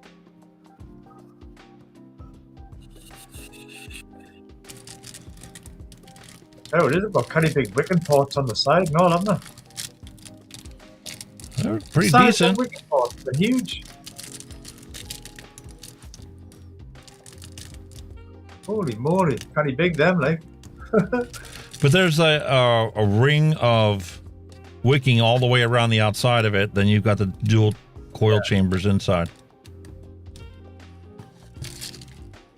Spare rings. A massive printed user manual. Jesus. 20 different languages, obviously.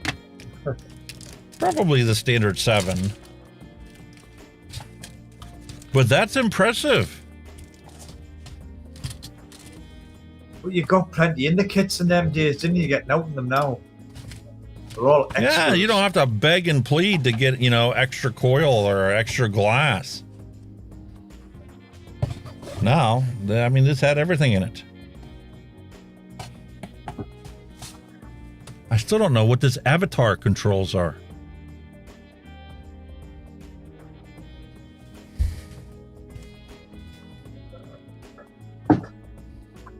What of this chip?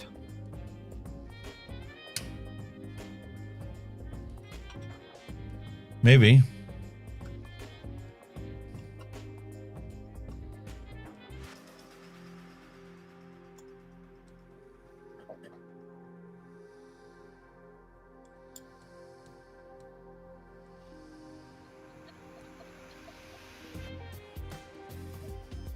Two.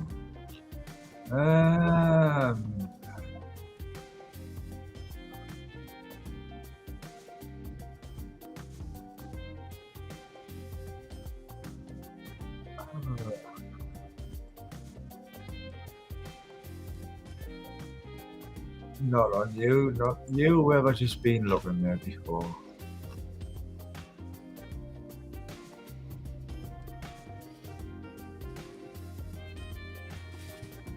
Maybe that's just the way they describe this particular layout where they're using icons. Doesn't look like avatars to me. That's probably what they call them, avatars rather than icons. Yeah. But the screen is so dim you could hardly see it. That's the first layer of multi-layer screens. They have a clear, a smoked outer piece of plastic, and then they have the LCD screen behind it. Maybe this is glass.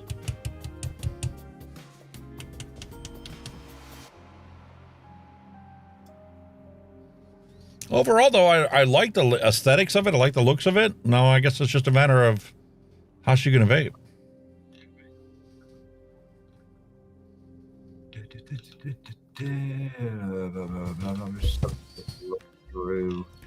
Wismec Rouleau Tinker 2. Nothing much about that.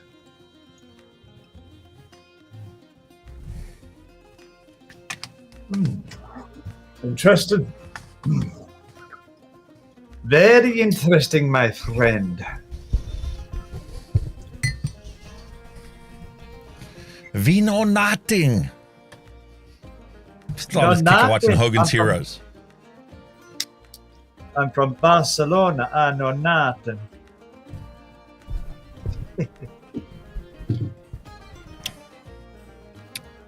Was playing from Faulty Towers.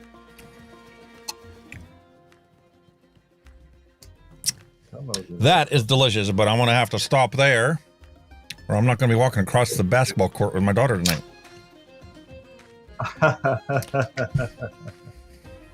Yes, that is a very high alcohol beverage you have there, my friend.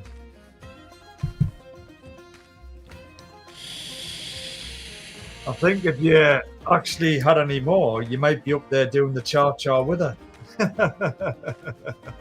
It's only 40 watts. Look how much clouds it's making.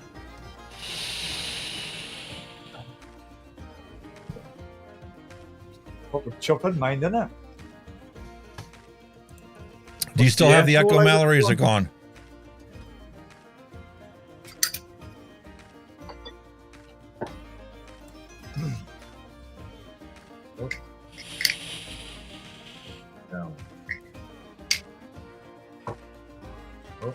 The flavor on that thing is beautiful. 0.34 is the wattage. I'm sorry, the ohms. Resistance. 3/4 coil, yeah. Go to 5. 45.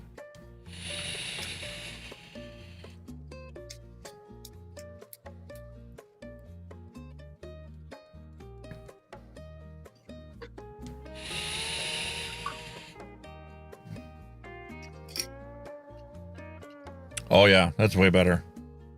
50 watts.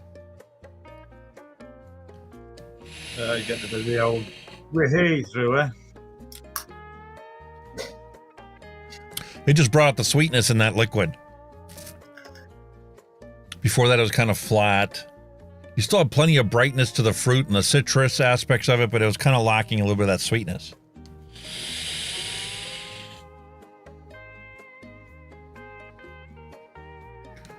She's definitely a clout checker, man. 55? It is chipping out some plumes, like. Jesus. Like a bloody dragon there, mate.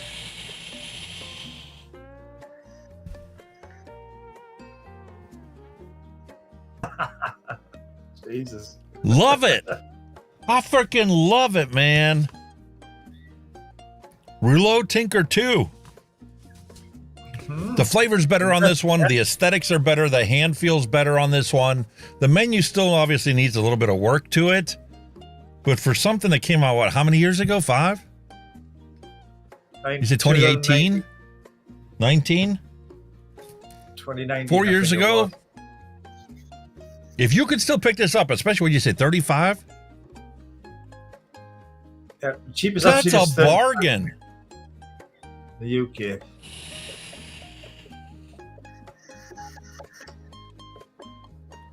Or a 200-watt box market, it is a bargain. And at the time that this thing came out, there was new one every single week by different manufacturer.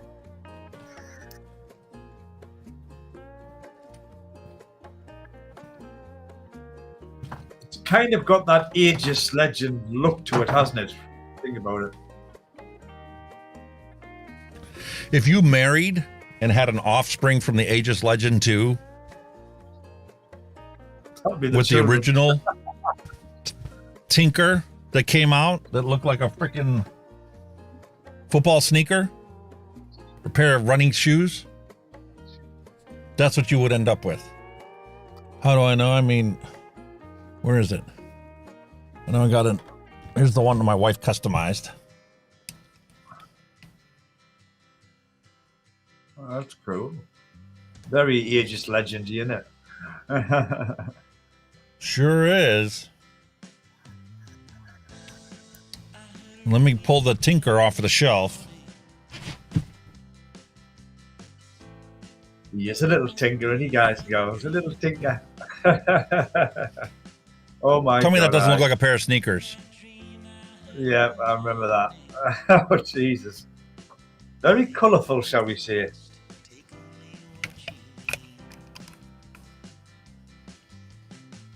Fucking hell. Went from a 3 battery to a 2 battery. It's a little bit taller. But so's the Aegis Legend. It's actually a smidge shorter than the Aegis Legend.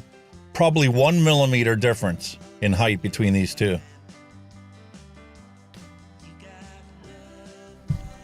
Wow.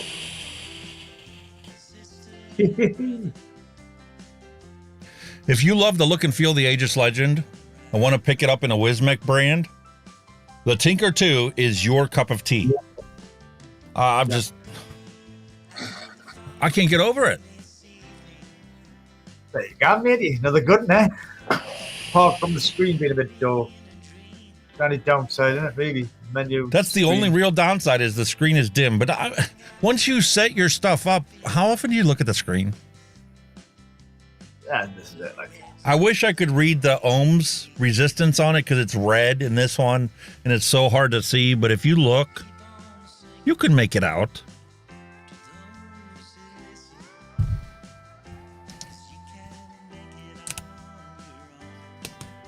probably for the eagle-eyed young man, isn't it? Or who's got good eyesight. Not like us fuckers with failing eyesight when you get old.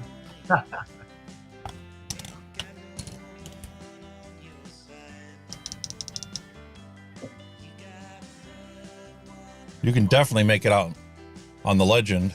Yeah. Oh, nice and bright. Compared to this. Yeah. You still say the wattage. I mean, that's the important thing. That's the only thing you really change, isn't it? You know what I mean? And you don't really need to know the wattage other than to know that it fits within the specs of your coil. The vape is amazing on it. The flavor is 100% there. Better than it was on this one. At least I've improved it, and that's a good thing. I like the ergonomics of this, but it was just a little too short. I had to put my pinky finger underneath it in order to get it to sit right, and it just feels awkward. This one feels like it was married to my hand. Still a little shorter than what I would need from my big fat hands, but for somebody smaller or shorter than me, that'd be perfect. That still looks okay. And I love that e-liquid in there.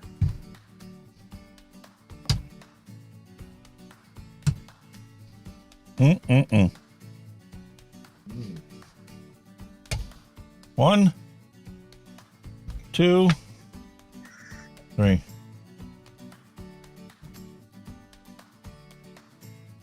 Fucking hell, the similarities are unreal, my friend.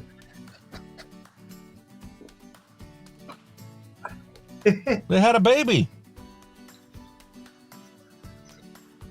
Pretty much. Just like that.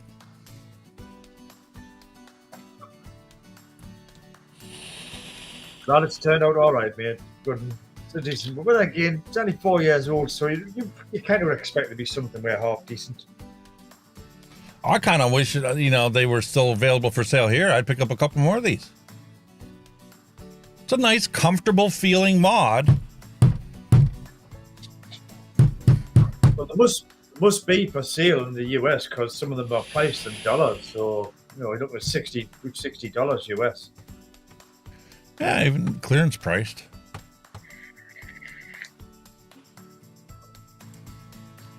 They must be still pretty popular if they're still selling them. Germany, super compact.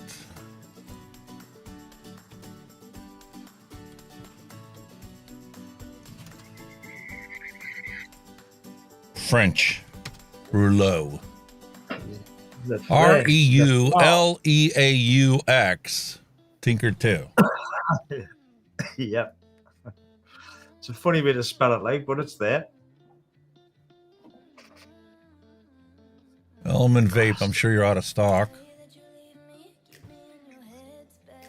Yep, out of stock. Vape sourcing. Out of stock. They clearanced it at $46.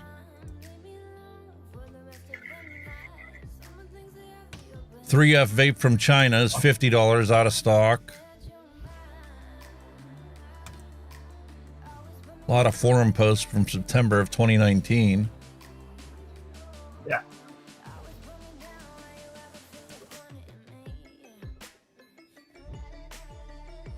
Yes. You never know. You might get on a little bargain deal somewhere. You want a bargain deal? It's available in the titanium color only in the UK from VA Peach. Never heard of it. Yeah. How much do you think they're asking for? 20. 10 for the device and 10 for tax. Holy 20 fuck. bucks. It could be a drop shipper though, because some of them are drop shippers and they take for fucking ever to come. That's probably what it is. Hence the price.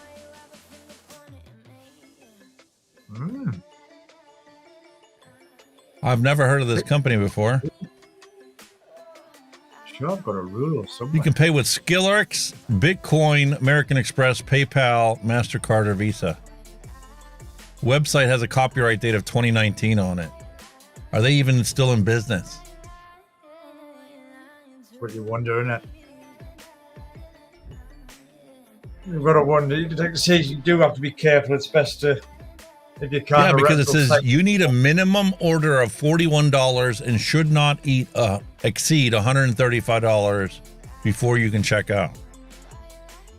Isn't that a bizarre requirement? Yes, it is. Dodgy.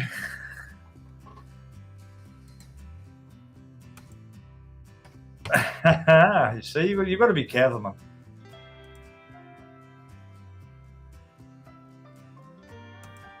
Got to be careful.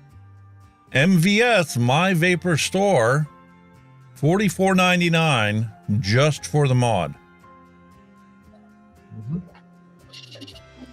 Still going for a decent price, though. Out of stock. Sorry for your luck.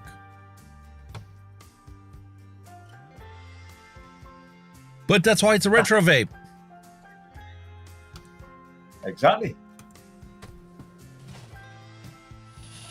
As long as you're enjoying it, my friend, as long as you're enjoying it and you're getting a good vibe off it. What's all about, man? All gone. Oh, is that the Echo? Yeah. Echo Beach, far away inside. I don't understand how it could just randomly just show up in the midstream and then disappear again. Weird, man. Absolutely fucking weird. Gremlins, man. The gremlins are a little hiding about. Sure are. I'll tell you what, I've got a sore thumb. I've got a sore thumb, mate. Knacks. Can you remember them potato slicers? Like a plastic thing, like in the 80s, and it was like a bed with a blade on you. You slid your tatty down. Yeah. And it's your tatty. I was using one of them, and fuck me, that hurt. Caught on the blade. It fucking knocked. And now it's like kind of swollen, so when it swells, it opens the cut up. You know what I mean? Oh, that little bastard! There was blood all over the potato. So you're talking about like that? No. You're talking about the sideways one.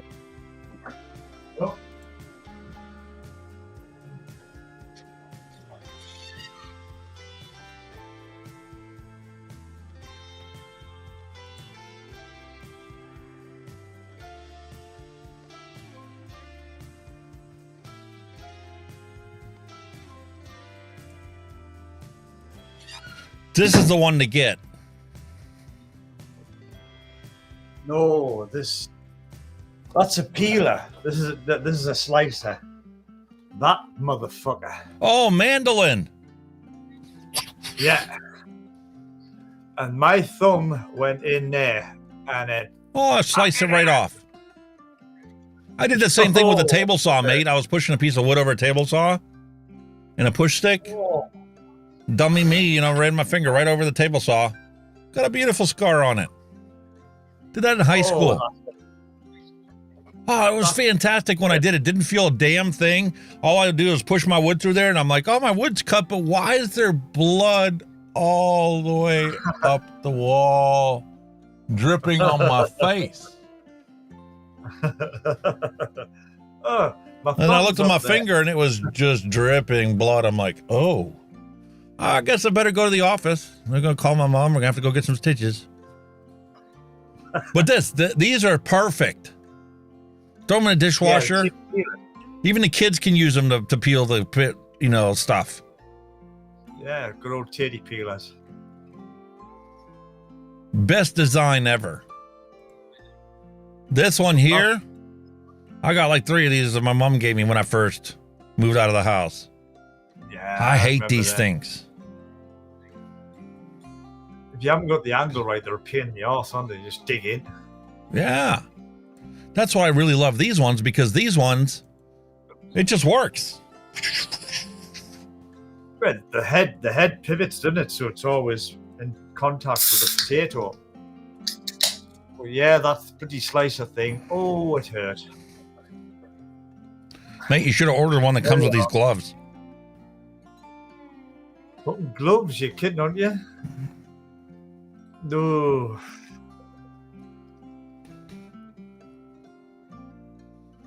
Well, all right, they do the job, but you just gotta, when you get near the edge of the potato, you gotta be careful. You used to get like it was like a plastic, it was like a hand, it was like a half circle and had little spikes, and you used to slap it into your potato and use that to grip it, rather than, you know what I mean? But I don't know where that went, if we did have one. I think she got it off a man. Fucking hell. Ooh. Knackered. I hope Dusty's wife's doing well with her dentist appointment. Oh, yeah. How many teeth you getting yanked? I don't know. Dentist put the fear of God in me, honestly. Petrified. Until you find a good one. When you find a good one that's skilled, I mean, he nails it the first time. I used to have to, you know, the dentist would have to constantly keep putting more and more Novocaine in there to numb me up. And then I found a dentist that knows exactly where to put that Novocaine to numb just the nerve that he wants, and which tooth needs 1 shot and which tooth needs 2 shots. And you get to the very back ones and those things need 3 shots. But I mean, he worked on my very back teeth. 1 tube in 3 separate shots, and I was like totally comfortable the whole time he was working on it. I think I had a bad experience because I had massive toothache. No, it was an abscess. I think it was an abscess. I ended up going to a dental hospital. It was the RBI. And when they went to take 1 tooth out, I ended up getting 4 out in 1 hit. Fuck me, mate, the pain.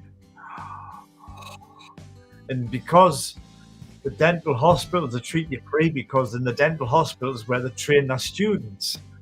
So you imagine you've got a student, and there was this 1 tooth that fucking wouldn't come out, right? The student was like, I'm really sorry for us. I'm sorry, I just can't, you know, it's been a bitch type of thing. Says I'll have to get my supervisor.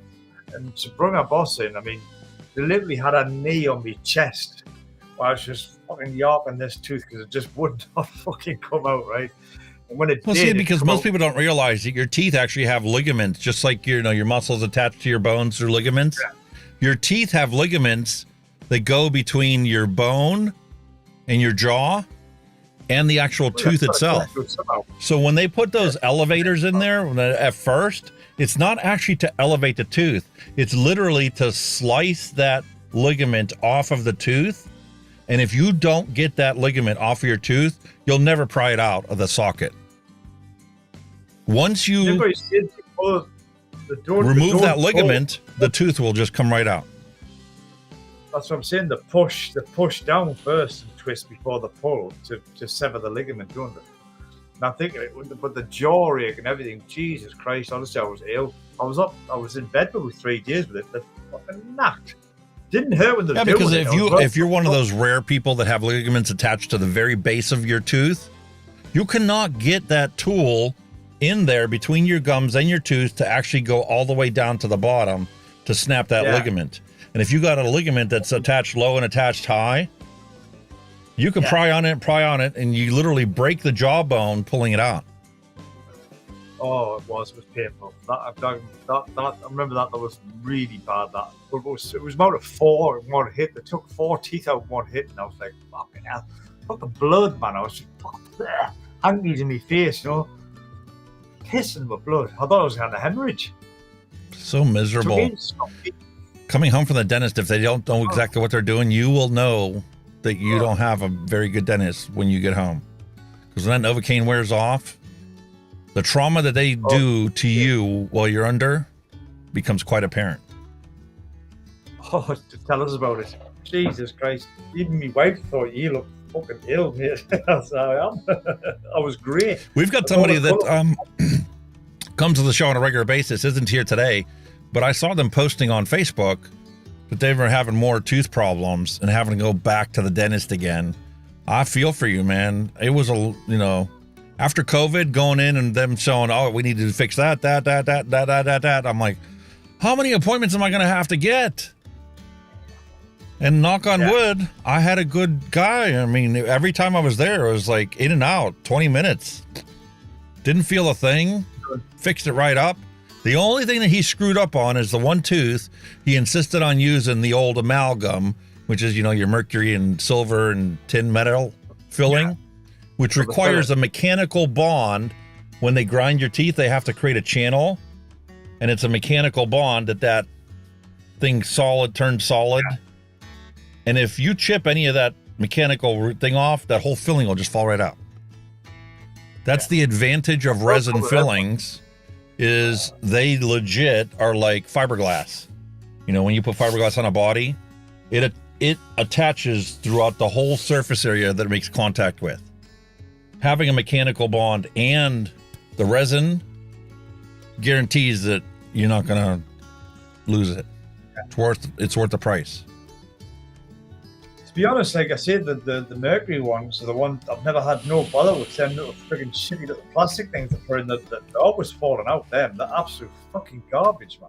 Fucking because the people that are putting them in don't first off, the resin ones are a pain in the ass because you have to make it perfectly clean, perfectly dry. If you get a tiny bit of saliva in there when they inject that resin in there before the ultraviolet light hardens it, forget it. No adhesiveness to it whatsoever. You might as well take a piece of plaster and just rake it over the wall. Then you wonder why it falls off. See, that was a big thing. That's what pissed us off. I was going, oh, wait, this filling keeps dropping out on what you doing. Oh, we can do root canal work. I said, fuck root canal, just yank it. Fuck it, you know what I mean? Fucking pull it. So I hate that. They say, oh, well, yeah, the pulling it's good until you start losing all of them, and then it's like, how am I going to chew? Don't take that to the last chewing tooth I have on that side of my mouth. Don't touch it. It'll fall out. Well, when it falls out, I'll be back. Yeah. See, I mean, I've got dentures, like, but you know, I'm used to them. They bother us. I mean, now they're in. Yeah. It's like anything else, you get used to it. All right, how about a random recipe? Before we start jabbering about miscellaneous this and miscellaneous that. Quick loo break while you do it, mate. Random recipe loo break.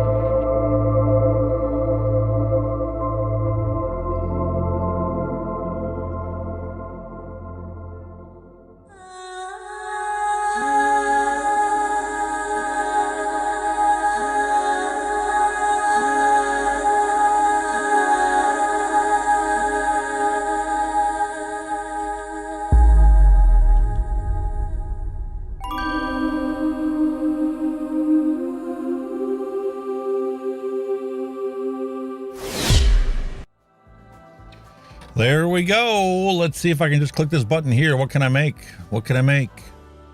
Sherlock Holmes is going to think about it, take a look at my flavor stash, and figure out what can I make. I was looking at Bull City Flavors the other day, and I realized they have 3 manufacturers have just put out brand new flavors, and they have sample packs available for each of them. I'm going to have to pick those up.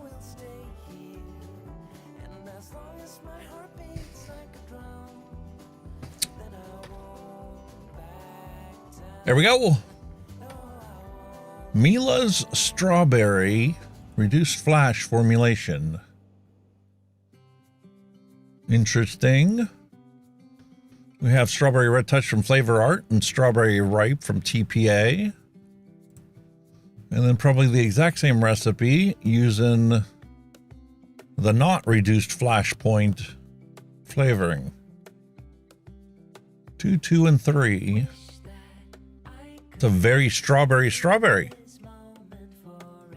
Interesting. Let's dive a couple pages down and see what we can come up with. More strawberry. Strawberry vanilla ice cream. Chocolate custard basic. Peanut butter ice cream. Flavors best musk. Yeah, we went down this road already. Musk candy. Super sweet and vanilla cream. Sorry, that's an Aussie thing. We've done the apple donut before. Chewy caramel 1, 2, 3, 4 series. Butterscotch caramel, marshmallow custard, and vanilla swirl.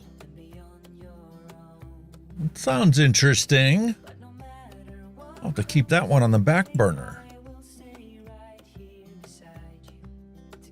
See if I can find something that's a shake and vape. Cherry fruit punch.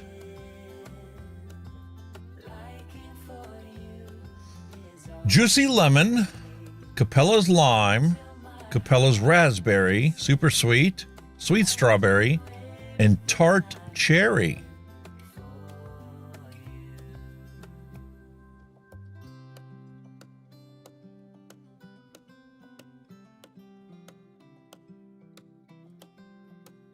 Uh-oh.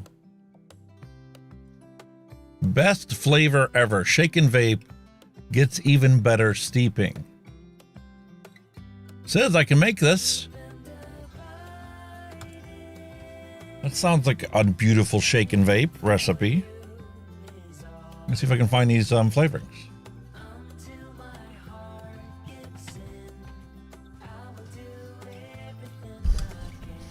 Okay, we have juicy lemon, lime,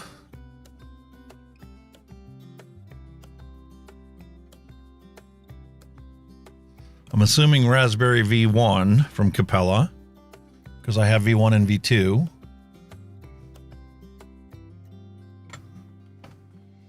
Sweet strawberry.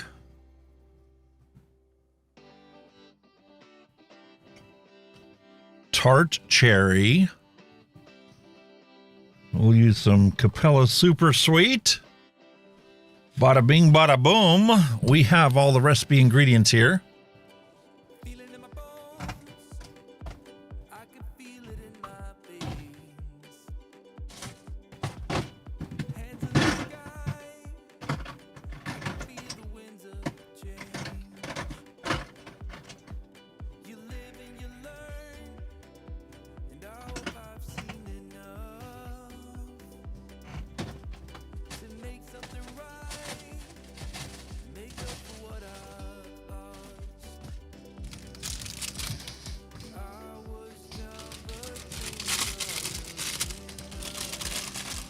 Whoever made this made 120 mils of it. You must really like it.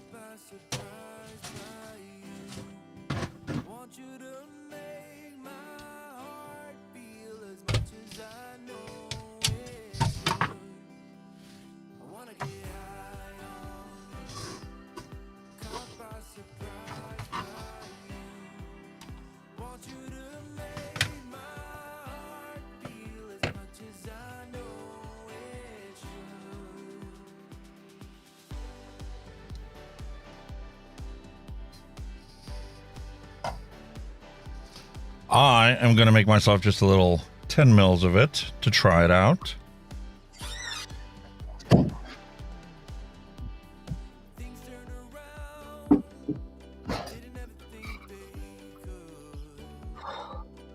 My apologies. Jesus Christ, that was long. Now I know why you get dehydrated when you drink alcohol, because you pee for England. Enough to refill the 10s? Easy. Right, sir, what we're making? Cherry fruit punch. Oh. It looks interesting. Should be a shake and vape. Lemon, lime, raspberry, super. Tart cherry.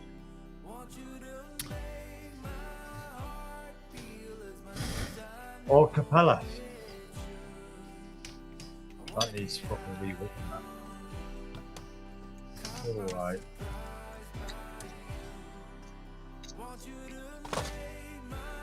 Oh. Oh, pardon me. I like cherry, like it's one of me kind of me fave flavors, cherry.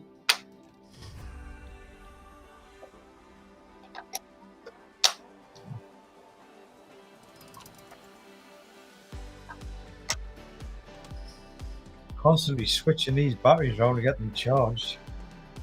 Why is that one here running up the wrong way around? You fucking idiot.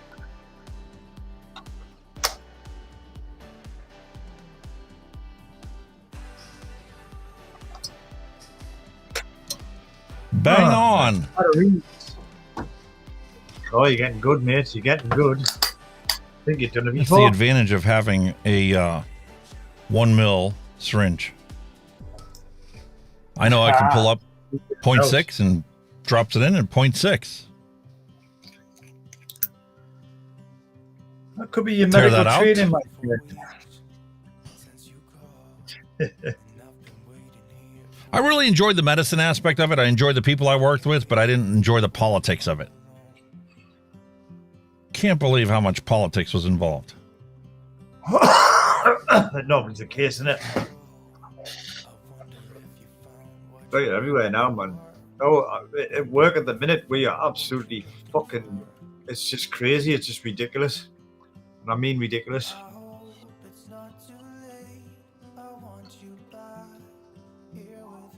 Wow. Very lemony, but it kind of has a little pledge lemon aspect to it. Oh, not furniture polished lemon. It's fucking disgusting. It's the juicy lemon. I've made that in a recipe before because it wasn't a newly opened bottle. There's some lime. Also need 0.2 of this.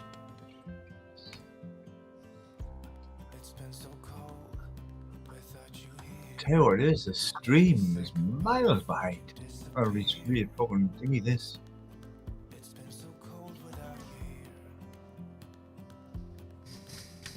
Get that back up to speed. There we go. Raspberry. Wonder why that does that now and then. It has to build up a buffer so that it can transcode it.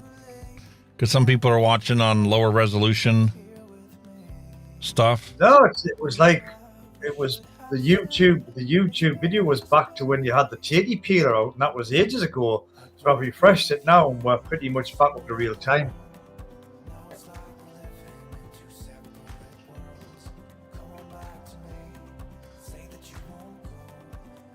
Dusty Country Road is back.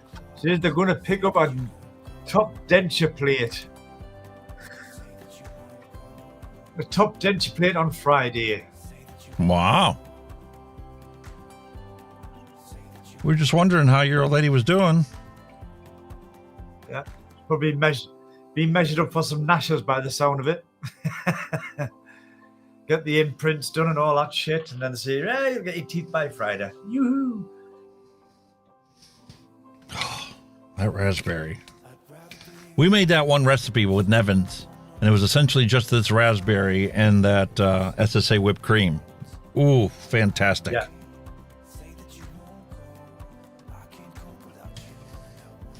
This is going to be about a wazoo trying to get this to be only 0.1.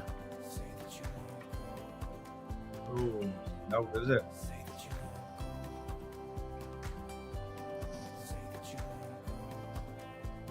Precision dripping, matey. 0.1. Yeah. Not with this. That's why I like the Purellum one. This one just wants to pour out. Yeah, the two of them bottles, like. It's definitely going to be a sweet one. All right, all right. Speaking of sweet, here's some sweet strawberry. I like sweet juices, mate. I've got a sweet tooth, apparently. Me too. Need 0.5 of this.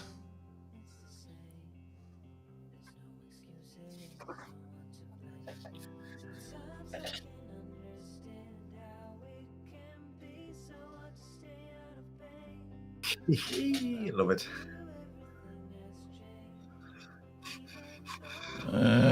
One more, since we already went over on everything else. There you go. Won't hurt. It won't hurt, mate. It won't hurt. And now comes from the je ne sais quoi of the recipe, tart cherry. Oh, tart cherry. Ooh. I've used this one before too. I don't remember what the single flavor test was of it. It smells like a tart cherry without the tartness. Kind of resembles a maraschino cherry, but it's not, doesn't have that sweet, bitey aspect that maraschino cherries have when you smell them. They smell acidic, you know? Sweet and acidic. Yeah. Sweet and sour. So we'll see how this one is. 0.5 of this as well.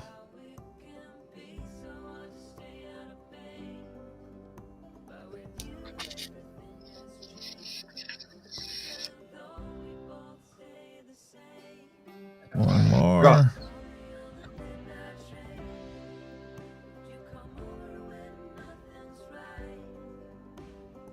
There we go.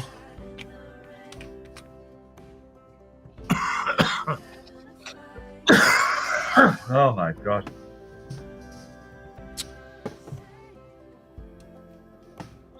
Get some PG. 0.42 of PG. It's 4% of the recipe. It's going to be a 70-30.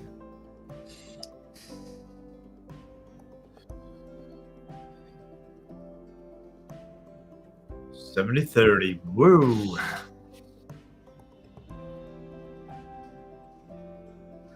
So what do you have planned for this week? Back to work tomorrow, mate.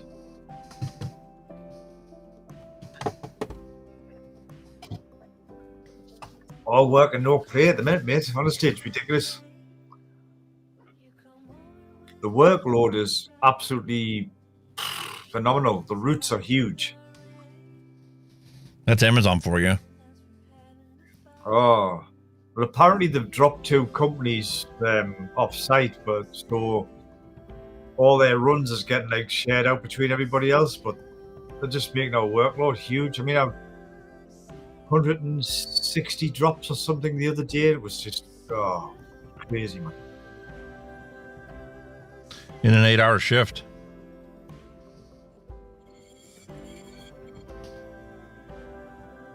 Absolute madness. But it seems busier now than where it was before Christmas. And you're like, what the fuck's going on? You know what I mean?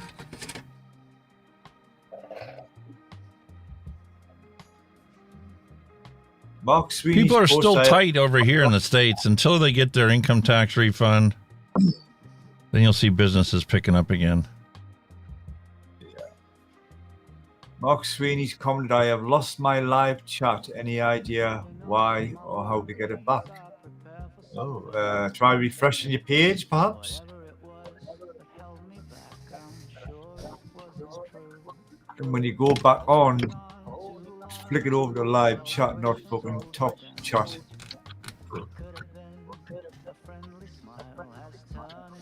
I don't know. I heard that, YouTube is going to be putting out a new app for phones for YouTube.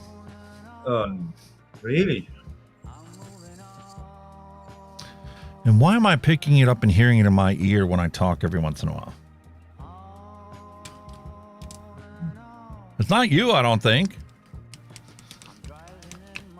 I don't know. Unless fucking Windows has been fucking on my end again. It could be on my end too, mate. It's not my computer, is Windows. the last 2 or 3 weeks, setting up for the stream, Windows has fucking changed me fucking audio settings. I had to switch it. Which is ironic because you and I talked for half an hour before the stream even starts. And it was working perfectly fine until all of a sudden we went live and then it buggered off. Yeah. What the fuck's going on? I say the powers that be, they are watching you. I don't We doubt don't that for like a this minute. content. We don't like this content. Let's fuck them up.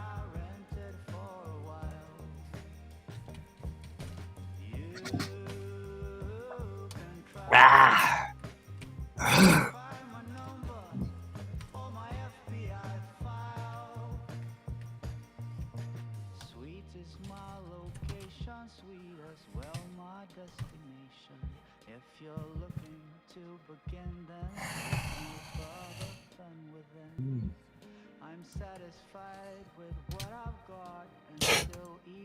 See? It's all in the science, people. All in the science. Did you get them? It's all in the Did you technology, download mate. them? No, the science. The technology is this, mate. This is the technology. We're back in the old days. Know what I'm saying? Back in the old days, mate. There you go. Oh shit. Could be depressed. Oh. Love it. Love it. You got a bit of fun, mate. You got a bit of fun.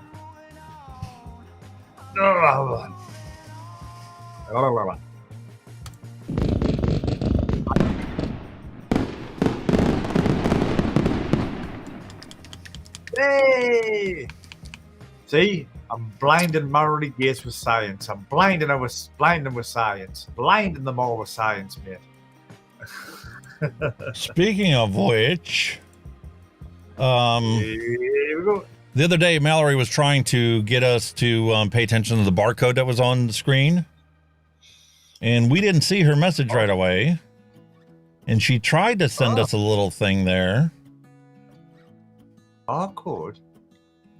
Oh, my apologies. We had a barcode that was visible in the camera, and it wasn't a complete one, but she was still trying to warn us because she didn't realize it wasn't complete.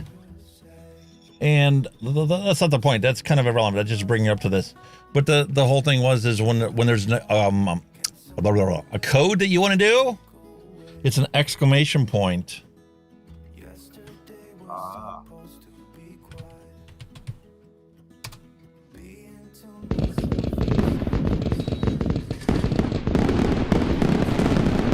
Mark Sweeney, hello and welcome to the stream.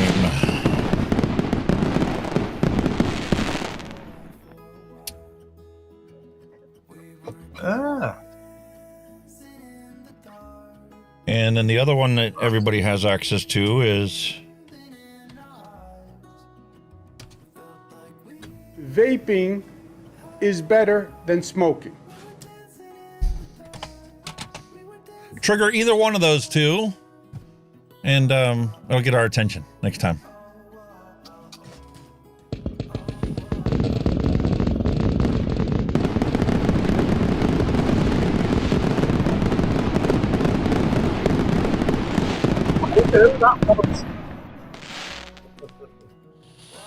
Who was that? Who was that? Looking at the chat, I could see it was Kenny. I've got a bunch of other ones that I started to do, but I didn't actually finish them. Like, I know one that doesn't work yet. I can try it. I know it's not going to work. Exclamation point first.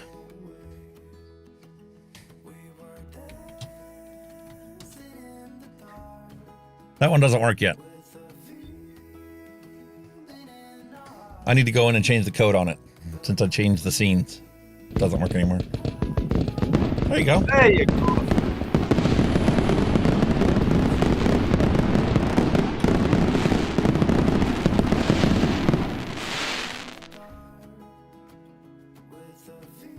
Thank you very much for that, Dustin.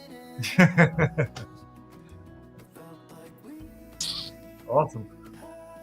I got a bunch of them that I just need to sit here and actually go and update the codes on them. Yeah, that's what the slash function does. Rub my head, mate. I'm going to create one for this one. Oh, that's fucking loud. Jesus Christ, that's loud. And then we got one for Bloomberg. Gonna have to create one for him. Oh yes, the cash. All the dollars. Love it. We'll get him there.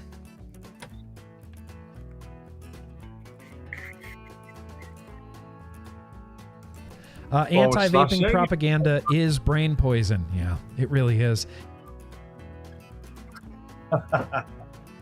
Anti. Really That'll be is. the anti command.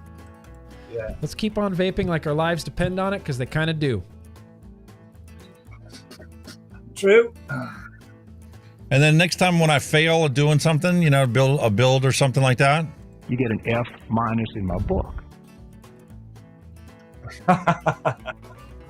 Interesting. thank you for the massive failure. Very much appreciated. Don't know if these ones work. Do these work? Ah, never knew them work.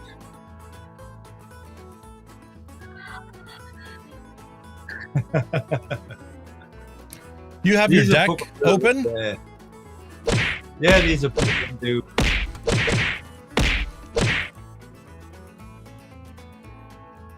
Fuck you.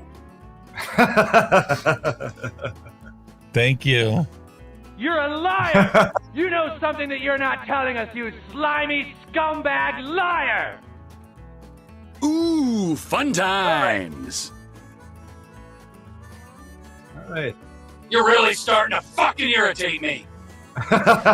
There's an echo there. You got some kind of a feedback loop. Possibly. Wouldn't surprise with this. I could hear it a little bit now in the speaker, like so. Probably what you have it doing is you have it going into OBS, and then you also have the output of OBS also audible in the signal that's coming to me for Ninja. You don't have it split. That could be. Yeah. Because that's probably how you're getting the Chrome audio to work sometimes, is the output of OBS when you capture it in OBS. Gotcha. We'll have to have the fiddly faddly the moment.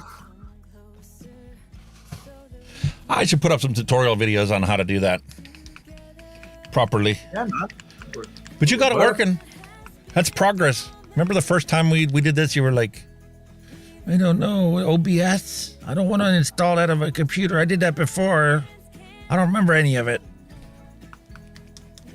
Yeah. And what did I tell you? Ooh, fun times. We can get this. We'll get there. I'm slowly but surely getting there, mate. You know what I mean? Slowly but surely. And now you've got these pop-ups on here and had to show me where to get them. And I'm like, That's the cutest fucking thing I've ever seen in my entire life. that is beautiful.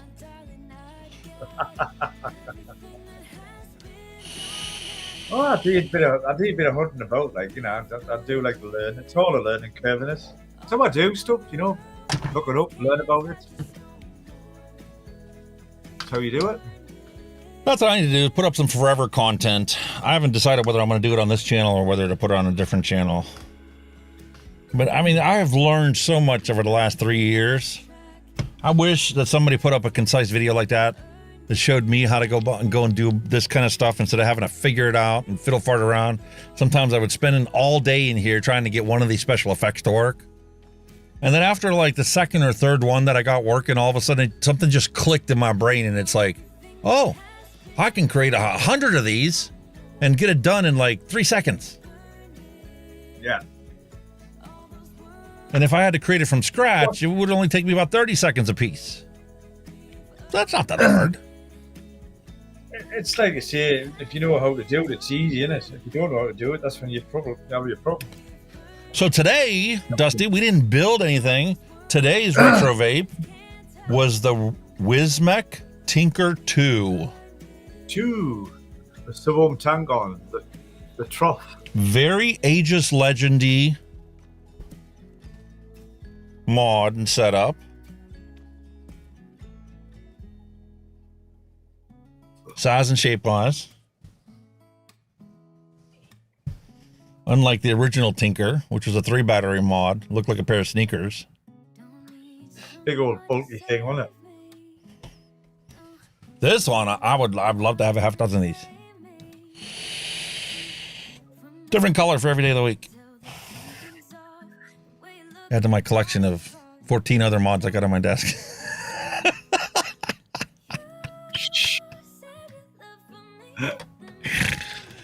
Flavor's fantastic. It's a simple stock coil, get up in here. But Wismec nailed it with this mesh coil. Fantastic flavor right off the bat. No off notes.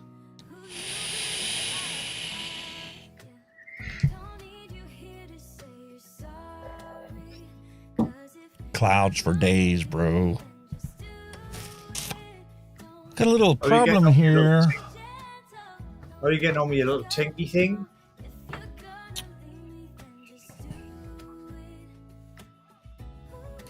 Talking about this one?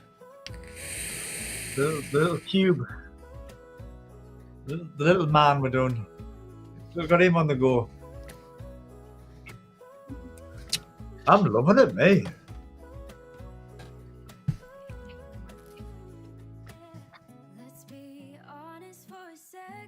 Wow. The OBS tank. Yeah, little OBS. Crap little thing, isn't it? I love it, mate.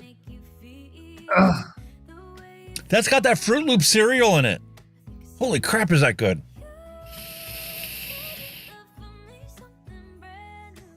Like I say, when I left this overnight and then picked up the next day, it was even better. It was absolutely stunning. Yeah, same here.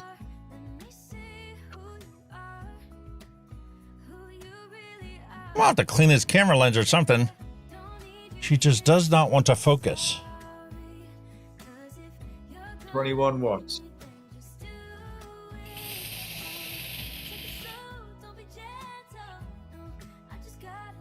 Delicious. Beautiful, fresh Fruit Loops flavor with a milky undertone. I'm hitting 24. So we're in the same ballpark. Lovely. Yours a little warmer than mine. That's pretty much the only flavor difference. Dusty's got snake blood. Ooh. It's a coconut strawberry cream by ID10T. ID10T puts out some amazing recipes. Some of them are coil killers and overdo the flavoring, but the actual recipe matches the name on the tin. That strawberry crunch bar recipe that I have is an ID10T original recipe.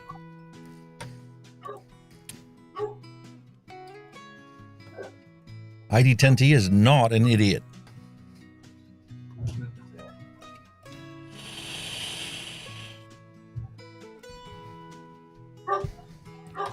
Ah. How is it that I do not have a dripper ready to flavor test this on? I need to change. I know what I need to do with that. Gotcha.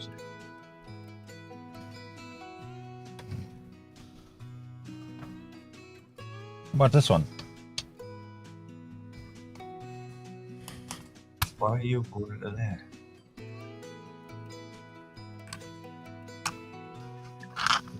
I've got 2 drops here. Oh, this is the watermelon strawberry that we did 2 episodes ago. Man, is that a fantastic recipe? Yeah, it's so simple. One, it took a while for that cream to come through. That marshmallow. White grape and tangerine, Neil Pitt says. Ooh. That sounds really good. I've got some white grape, and I should have a tangerine here. White tangerine. That sounds nice, actually. I should have made you some of that 60 Watt Guys strawberry cheesecake and sent it over in your package. That was a delicious strawberry cheesecake. Really? Wow. Nice rich custard base to it.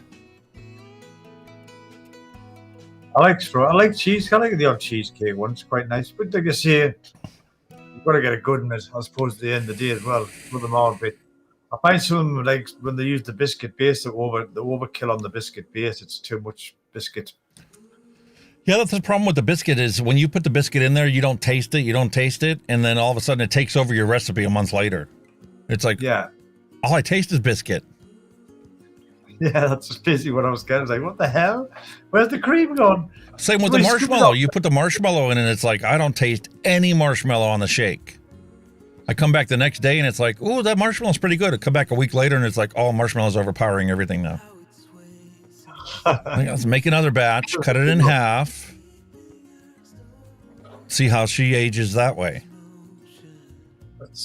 That's what I'm saying. Like I say, when you just steep them, you think, yeah, it's gonna come through, and it comes through. It's like, oh, hey, it's took everything over. Bummer. Oh man. All right, what are we doing here? How am I gonna flavor test this? Yeah, you need a dripper, mate. I need to put my headphones back on. My battery's dying. Mike Vapes. Get rid of this fella off here. The rebirth. Oh, the rebirth. Get rid of that. You've gone.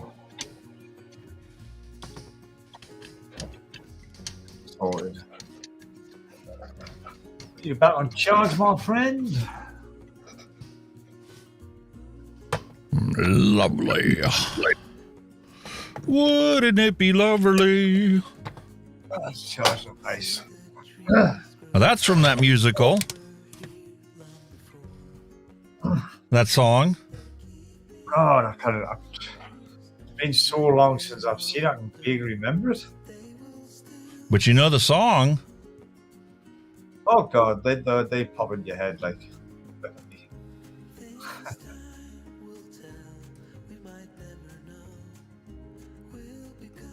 Fresh quick as well, my friend. That's what we're talking about.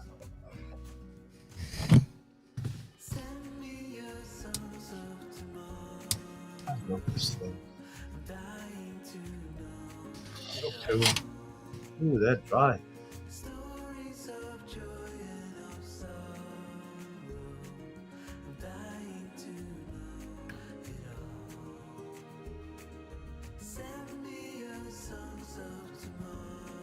The one side needs to be longer than the other side so it stays on the deck because the one side has a retaining wall. Yeah. And the other side doesn't. So like this side can be shorter. And when you tuck it, drops in just nice. Bob's your uncle. Bob's your uncle and Fanny's your aunt, as we used to say. All right. Ready to rock and roll. Some shake and vape. Cherry fruit punch. Ohms out at 0.17 on the old BP mods. Ohm tab. I need a bigger desk. I need to pay off my desk. I need a bigger one. There's a $350 desk behind me to match the desk I have now. I made this one out of bits of another desk. I'm kind of like chopped one up and made one. Single 18650 battery is not enough to fire these two coils. But that smells fantastic. Nice aroma to it, yeah. Bloody dry O-rings. Yep. Don't help.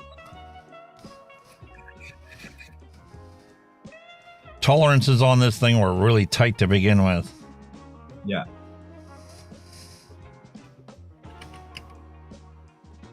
Come on. Get down there. I'll line the notches. There are notches that needs lined up for the drop.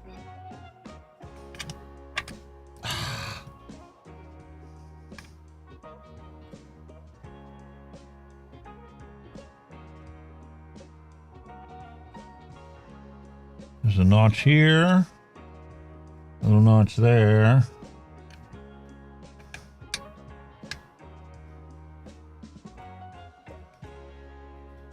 There you go. Once you get your notches in, it just drops nicely, man.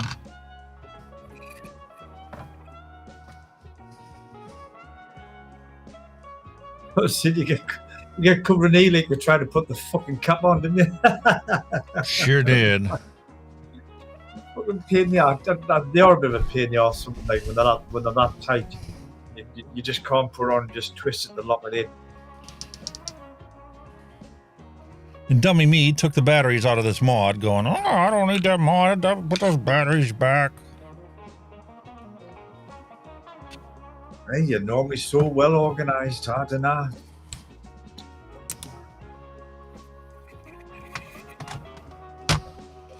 Organization isn't the issue. I can find whatever I need now. It's just...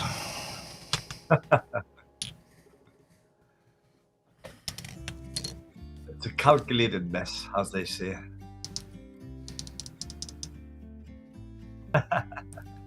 I just need to relegate more of them to the shelf.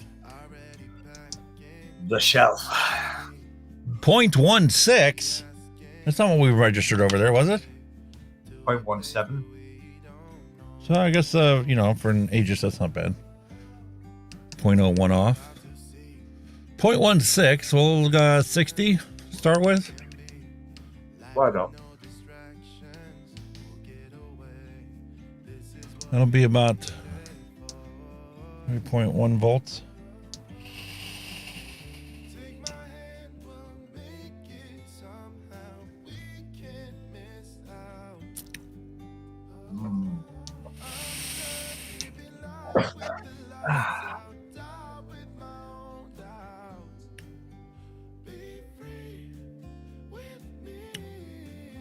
I don't know if I'd call it a cherry fruit punch. I get the cherry. It's not a tart cherry. It's not a sweet cherry. It's not candied.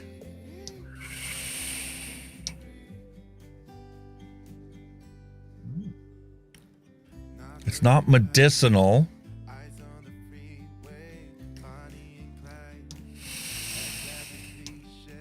Maybe fruit. Doesn't kind of not leave much else to option wise. I get the smell of a raspberry, but no taste of a raspberry. And the strawberry is just missing. Even though they're all in there at 5%. I'm not tasting strawberry.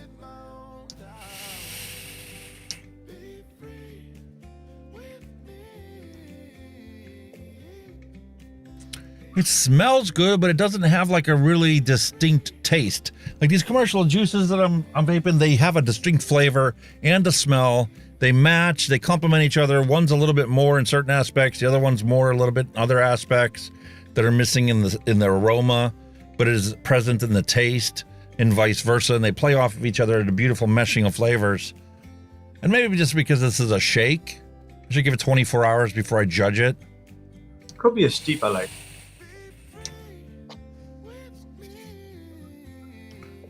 It's not bad, but it's not like motivating me to want to develop it further. Yeah. Despite cherry being a flavor that I'm really interested in, and fruit punch being a flavor I'm really interested in. I do like a cherry, like if you get a nice cherry, they are nice.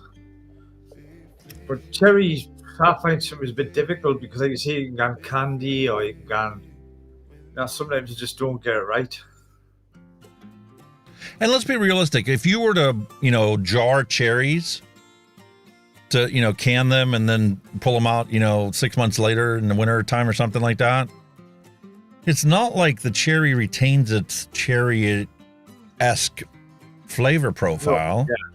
It becomes macerated, and whatever juice you have it in is what it absorbs. So it typically becomes just either a sweet syrupy thing or I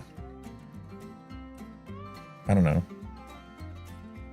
I see, like say for example that cherry bake. Well, the cherry they put on top of there's a glazed cherry. It's like obviously an artificial. It's glazed, so but it still tastes of cherry. That's the ironic thing. Because you see it, so you expect that cherry-esque aroma present when you're tasting the rest of it. And I think that has a lot to do with DIY recipeing. Is when you develop a recipe and it doesn't resemble anything you've actually experienced eating, it's hard for you to become a cheerleader of it. It's like, it don't taste bad, but it don't taste really good either. Could I vape it if that's all I had? Sure. But I want to get excited. I want to be able to develop it and make it. Like when I made that cherry bakewell, right off the bat, I'm like, oh, this is fantastic. I've never eaten a cherry bakewell, but this is exactly what I pictured in my brain based on what I saw in the video presentation. Yeah. All those flavors were there and it was completely layered and it was just like, I was excited. I achieved what my expectations were. Yeah. Cherry fruit punch.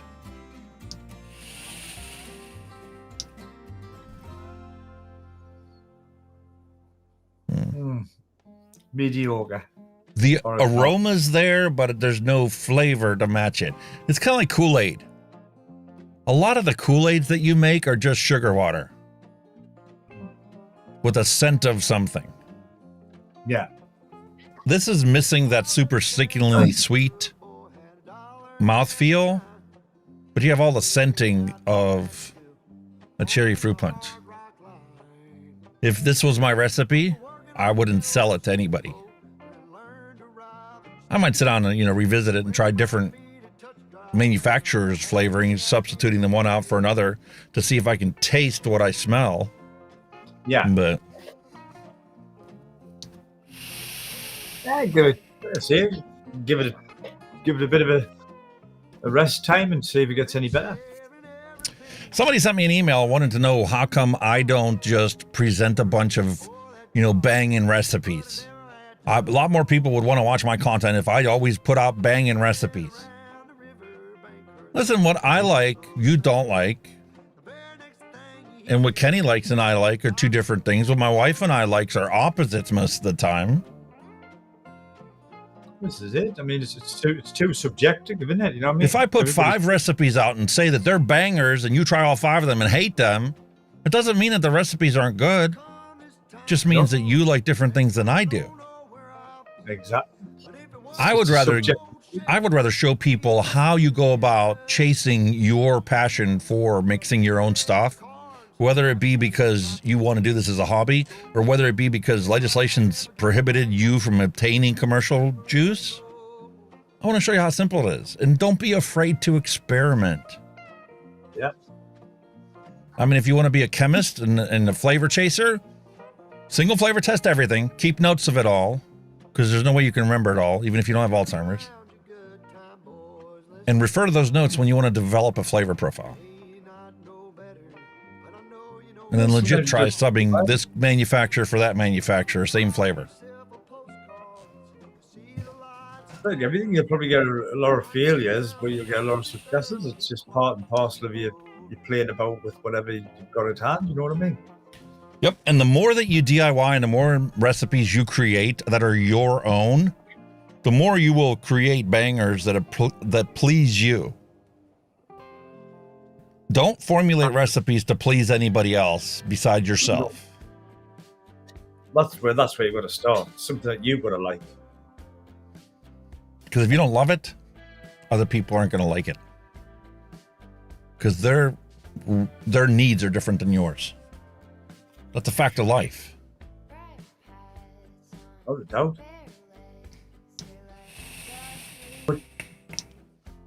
be honest, the stuff you've sent me over this time, everyone's been bang on for me. Like, I've absolutely thoroughly enjoyed them. So, you know, we do have some similarities, mate.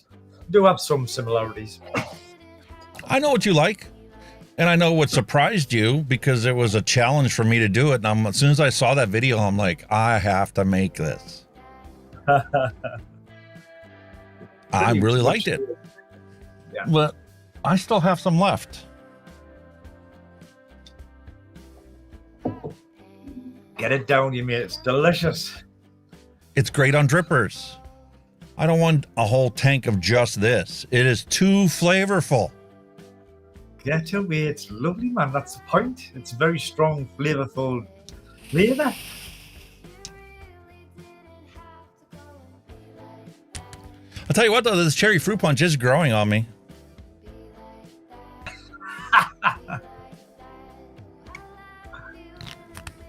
Holy moly.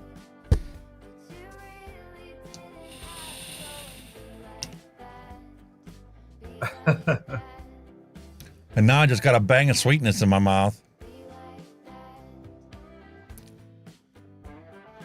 Wasn't quite spitback. It was just a rush of flavor that I didn't get in any other inhales.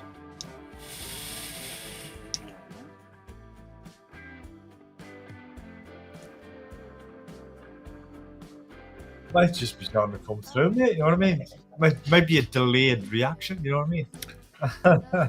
I think that this is actually a pretty good recipe. It's just not my cup of tea.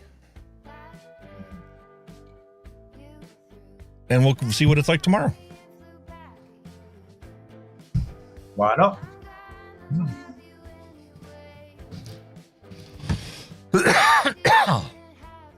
Awesome.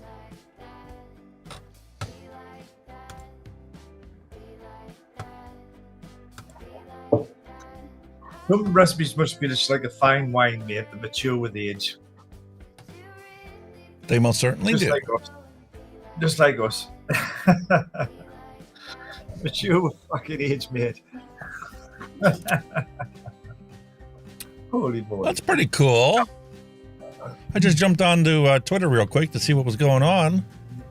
And Kurt finally got a chance to meet Lisa. Okay, you've lost me. Lisa's in the World Vapors Alliance. She does a lot of their info stuff, and they have the vaping podcast. I don't know if you've ever caught on to it. If you're into that kind of thing. If you're in the vaping advocacy sphere, I mean, that's one of the things that you can follow and pick up on new information and listen to other advocates and other specialists from around the world. But it's pretty cool. They must be on the good cop, bad cop down in Panama. Holy moly. Nice. I like that. Oh, the wind thing was... That's the Corsair. That's pretty cool. Corsair windmills. Aircraft pinwheel collection. P-51 Mustang. That's pretty cool, Nice. man. Oh, there's the old goat.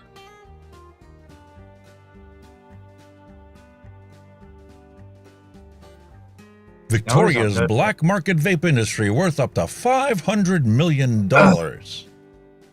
Yep.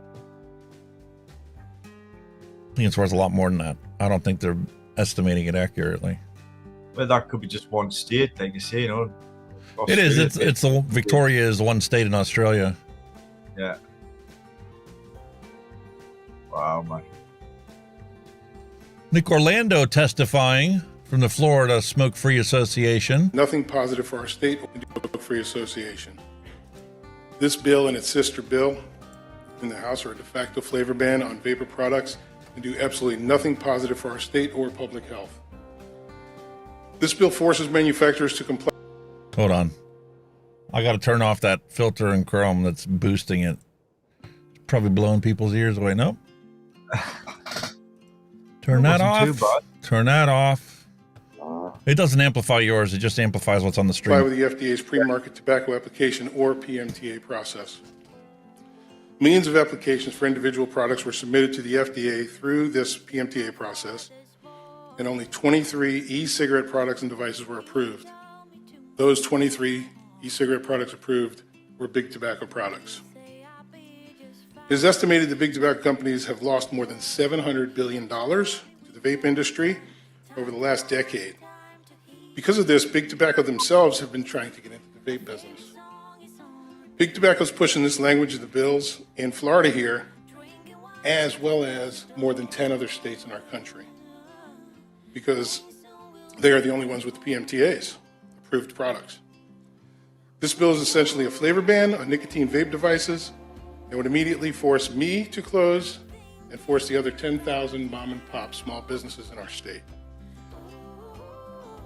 Our own governor vetoed a flavor ban in 2020 because he recognized the devastating impact it would have on small businesses and the huge black market it would create, which none of us really want. We hope that you join us in the commitment to defending personal adult freedoms, small business, limiting government overreach, and oppose this bill. Thank you for your time. Thank you. Now we will. Nick Orlando, Florida Smoke-Free Association, testifying before the legislature to try and stop this ridiculous PMTA legislation. It's crazy, man, isn't it? They've just Wishing the best of luck. At the end of the day, that PMTA, they've done it to outprice all your mum and pop shops anyway, because they know they can't afford to put them in. Where the big companies that can afford to put PMTAs in, small companies can't do that.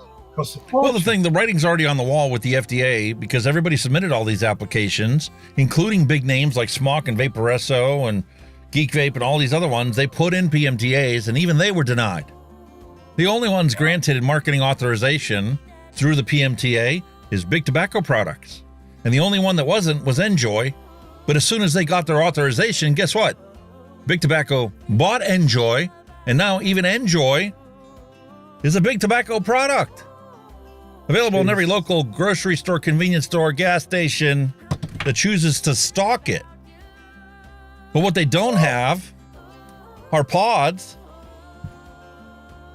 little tanks, big modern tanks, refillables, rebuildables. None of those products have got any authorization in the United States. They're technically illegal. They're technically black market products that are not being enforced yet. Now they want to make it a law that in the state of Florida, all you can sell is what was granted PMTA. In other words, all the vape shops in the business are pretty much out of business selling nicotine. They're going to have to sell cannabis or God knows what else to stay in business. Shocking, isn't it? Meanwhile, gas stations and convenience stores are going to be making buku bucks if all the vape shops close in the state. Because then, the only people that are going to be able to make any money on nicotine is Big Pharma and Big Tobacco.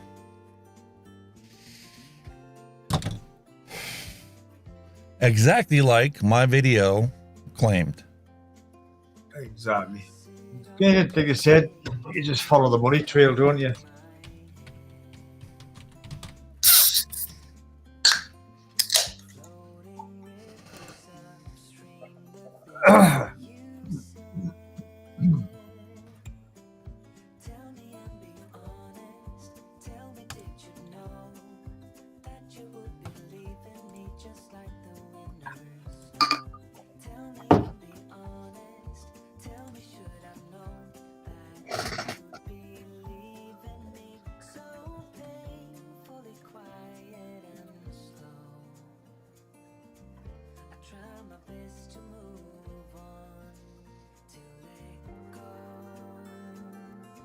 PMT deadline kills the consumer industry.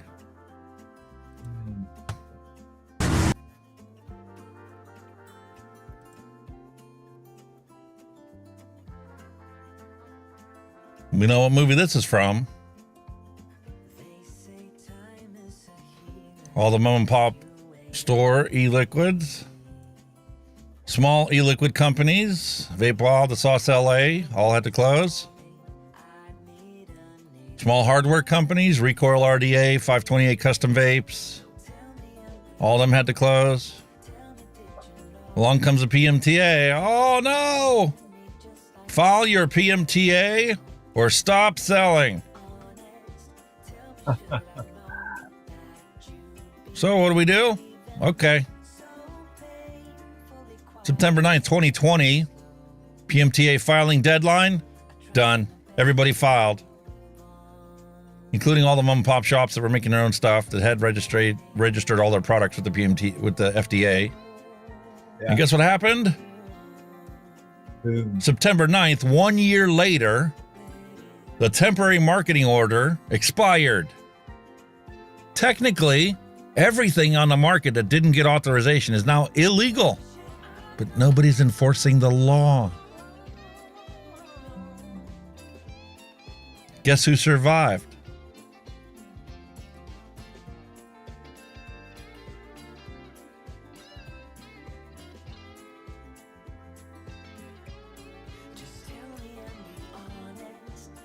All the big vape companies that submitted all their PMTAs spent hundreds of thousands, if not millions of dollars to file their PMTAs. Denied. Who gets priority to keep selling? Big tobacco. Want to know who I am? Because I'm the only one that survived the PMTA.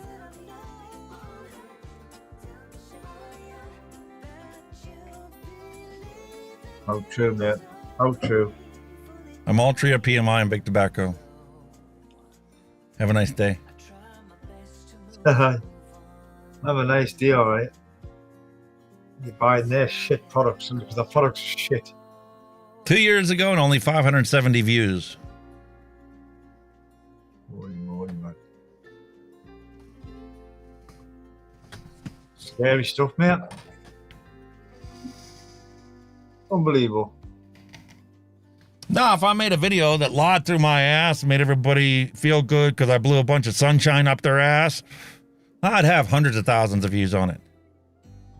Oh, without doubt. If you play the game, play the agenda, of course you will.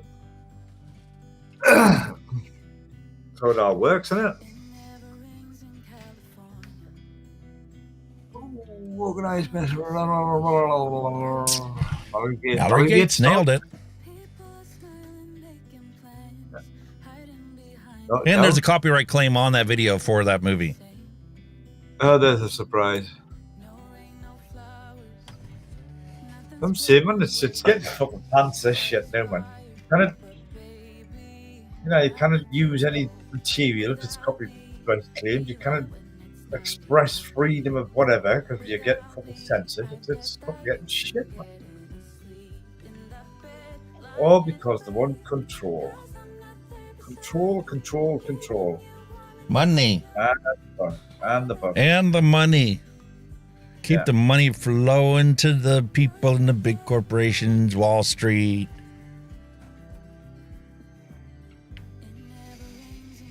See, like I say, the MSA was probably the biggest downfall years when, like you say, obviously when vaping took off, when people weren't buying cigarettes, the panic button got hit, didn't it? And if you do the research and you actually looked into the process of how they came up with the agreement for the MSA, because it's not like they just sat down at a meeting and drafted up legislation and bam, it was passed. It literally took them years to come up with something both Big Tobacco, Big Pharma, legislatures all agreed on and then passed into law. Yeah. One of the big things that Big Tobacco asked for was make it incredibly hard, if not impossible, in the future for anybody to compete against us. Job done. Oh, yeah. Without a doubt.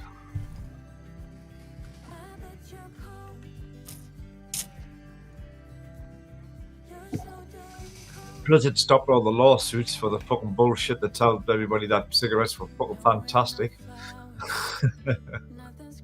And none of that money actually gets mandatory spent on what they said that they were putting the law into effect for. None of that money goes to pay for healthcare costs of smokers. Nope. You're a smoker? Pay for it yourself out of your own pocket. Don't have insurance? Oh, well. Shit. You're Give up screwed. your house, You're- your car, everything. It's all wrong, man, isn't it? Not the world that I was promised growing up, or the world that I perceived would be in existence when I got to my age that I am now. Nope. Life's too complicated now, man. Everything's fucking complicated. Here's a great one from Southern Vapor. I trust the government to lie about everything. Yeah, that pretty much sums it up, doesn't it? And that's not just your government, that's governments worldwide. We're the same here, man. Nobody trusts our government anymore. Fucking shit they come out with every day and spinning yarns and all that bullshit. Only interested in lining their own pockets, man. That's all it is. And this douchebag attending COP10 in Panama. Dr. Brian King, when he was in university, he set out on a mission to do exactly what he's doing now. Ban all of it. But he can't legally ban cigarettes, so he just bans everything else.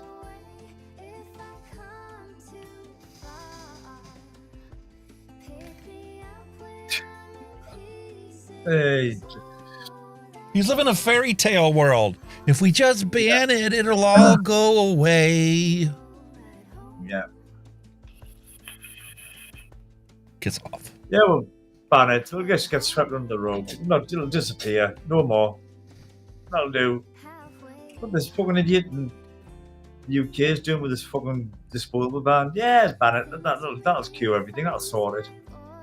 No, I mean, you've opened a bigger fucking can of worms. That's what you've done. A big can of worms.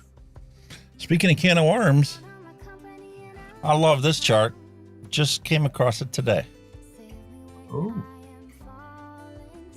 Total estimated harms of each of these products. Alcohol. Consume it every week on this show. Biggest killer, mate. It is heroin, cigarettes. 15 times more harmful than vaping. You put a video up where you're just drinking, no problem. You put up videos where you're smoking cigarettes, no problem. Yeah. You put a sesh up where you're sitting there smoking cannabis and not talking about the fact that that's what it is, no problem. But if they catch any whiff of you vaping, demonetized. Have a nice day.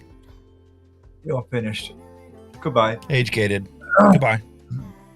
Even though it's on the opposite end of the table for death.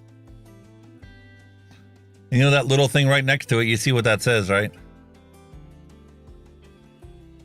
Coffee. Quite make it out. Kava. Who? Kava. That's coffee. Mushrooms, antipsychotics, ecstasy, ketamine, PIEDs, GHB, benzodiazepine, cannabis,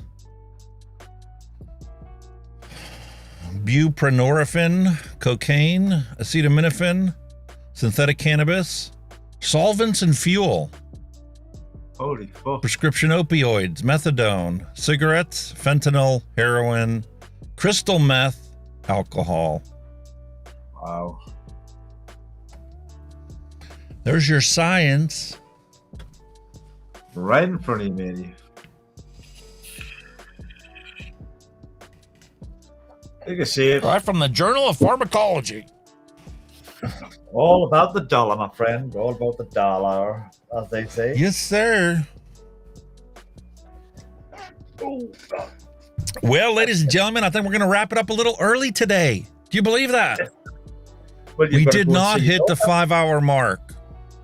You've got to go and see your daughter, though. That's the thing. Actually, I'm going to spend a little bit of time with my wife before we head down to the school. Well, that's what She's I'm off saying. today, so she can go to this. But there you go. Bit of chill time with the wife. What more can you ask for? Yeah. Happy days, man. Happy days. Unless she's crafting. Then if she's crafting, I'm getting on the PlayStation. Oh, well, from one to another, eh? At least we're on the same floor. Look, see each other out of the corner of our eyes. Yeah. You. Which one's got to get up and make the coffee? But it's you. Yeah. She's all about her iced coffees. I had my hot coffees. Oh, iced coffee's disgusting. I can't drink But that I shit. drink them so slowly that they're iced coffee by the time I finish them. Might as well be. It's that cold. Oh, it's got to be drunk warm. It comes from, 2 decades of running the ambulance. How many times I pour a fresh cup of coffee, we go out on a call, and I come back, 2 hours later, and I'm not going to throw it away. Drink it cold. I don't care. Cold black coffee. Didn't bother me one bit. Oh, no. Nah. Not a cat and hell's chance. I just cannot do cold coffee. I can't even do cold tea. Can't even do that either. Cannot do it. Nah. Speaking of which, have you tried the old Yorkshire tea yet? Actually, I haven't yet. We finally did get some milk in the house so I can have a nice, proper tea and milk. You need to get a nice proper cup of I'm going to do that tonight. I'm going to do that tonight with dinner. Get some milk and have a nice cup of tea. A nice English cup of tea, sir. Remember to stick the little pinky up when you drink. You know what I mean? Yeah, I just need to find some biscuits to go with it. Oh, yes. Hobnobs. Very nice. I saw one. I didn't save it. I should have saved it. It says, I'm down to 1 biscuit a day, and it was like the size of the table. And then there was just a little cup of tea there. I'm down to just 1 biscuit a day with my tea. I've seen that with a glass of wine. It was like a huge... Okay. A big vat. One glass of wine. A fucking bath of it. Makes bathtub gin look like I don't even know. Yeah, man, obviously, we'll call it a day. You've got things to do. Spend a bit of quality time with the wife. I'm all up on that, baby. I want to thank all you guys for coming to the stream today. Peace, love, and a hunky vape to end cigarette combustion is my wish, as always, to all of you out there. Hope you guys have a fantastic week ahead. We'll be back same time, same place next week. Off to Kenny to close out the show. Yeah. Again, thank you, everybody in chat. Always a pleasure to see you all in there and see your input. And again, for your hand checks, thank you for them. They're absolutely, some of the stuff you were vaping on is absolutely awesome. Remember to keep putting them hand checks in. You can do them anytime. We will have a look at them. Also, before you go, guys, little thumbs up would be appreciated. Same with all you guys who are watching us on replay. If you're watching us on replay, where were you? But anyway, as always, thank you to obviously Alex for having us on as always. And yeah, we'll see you same time, same place next week. So until then, all have a good week. All you stay safe, vape safe, and we'll see you all very soon. Bye bye now. Bye now. Thanks for listening. We'll be back next week again for a fresh round.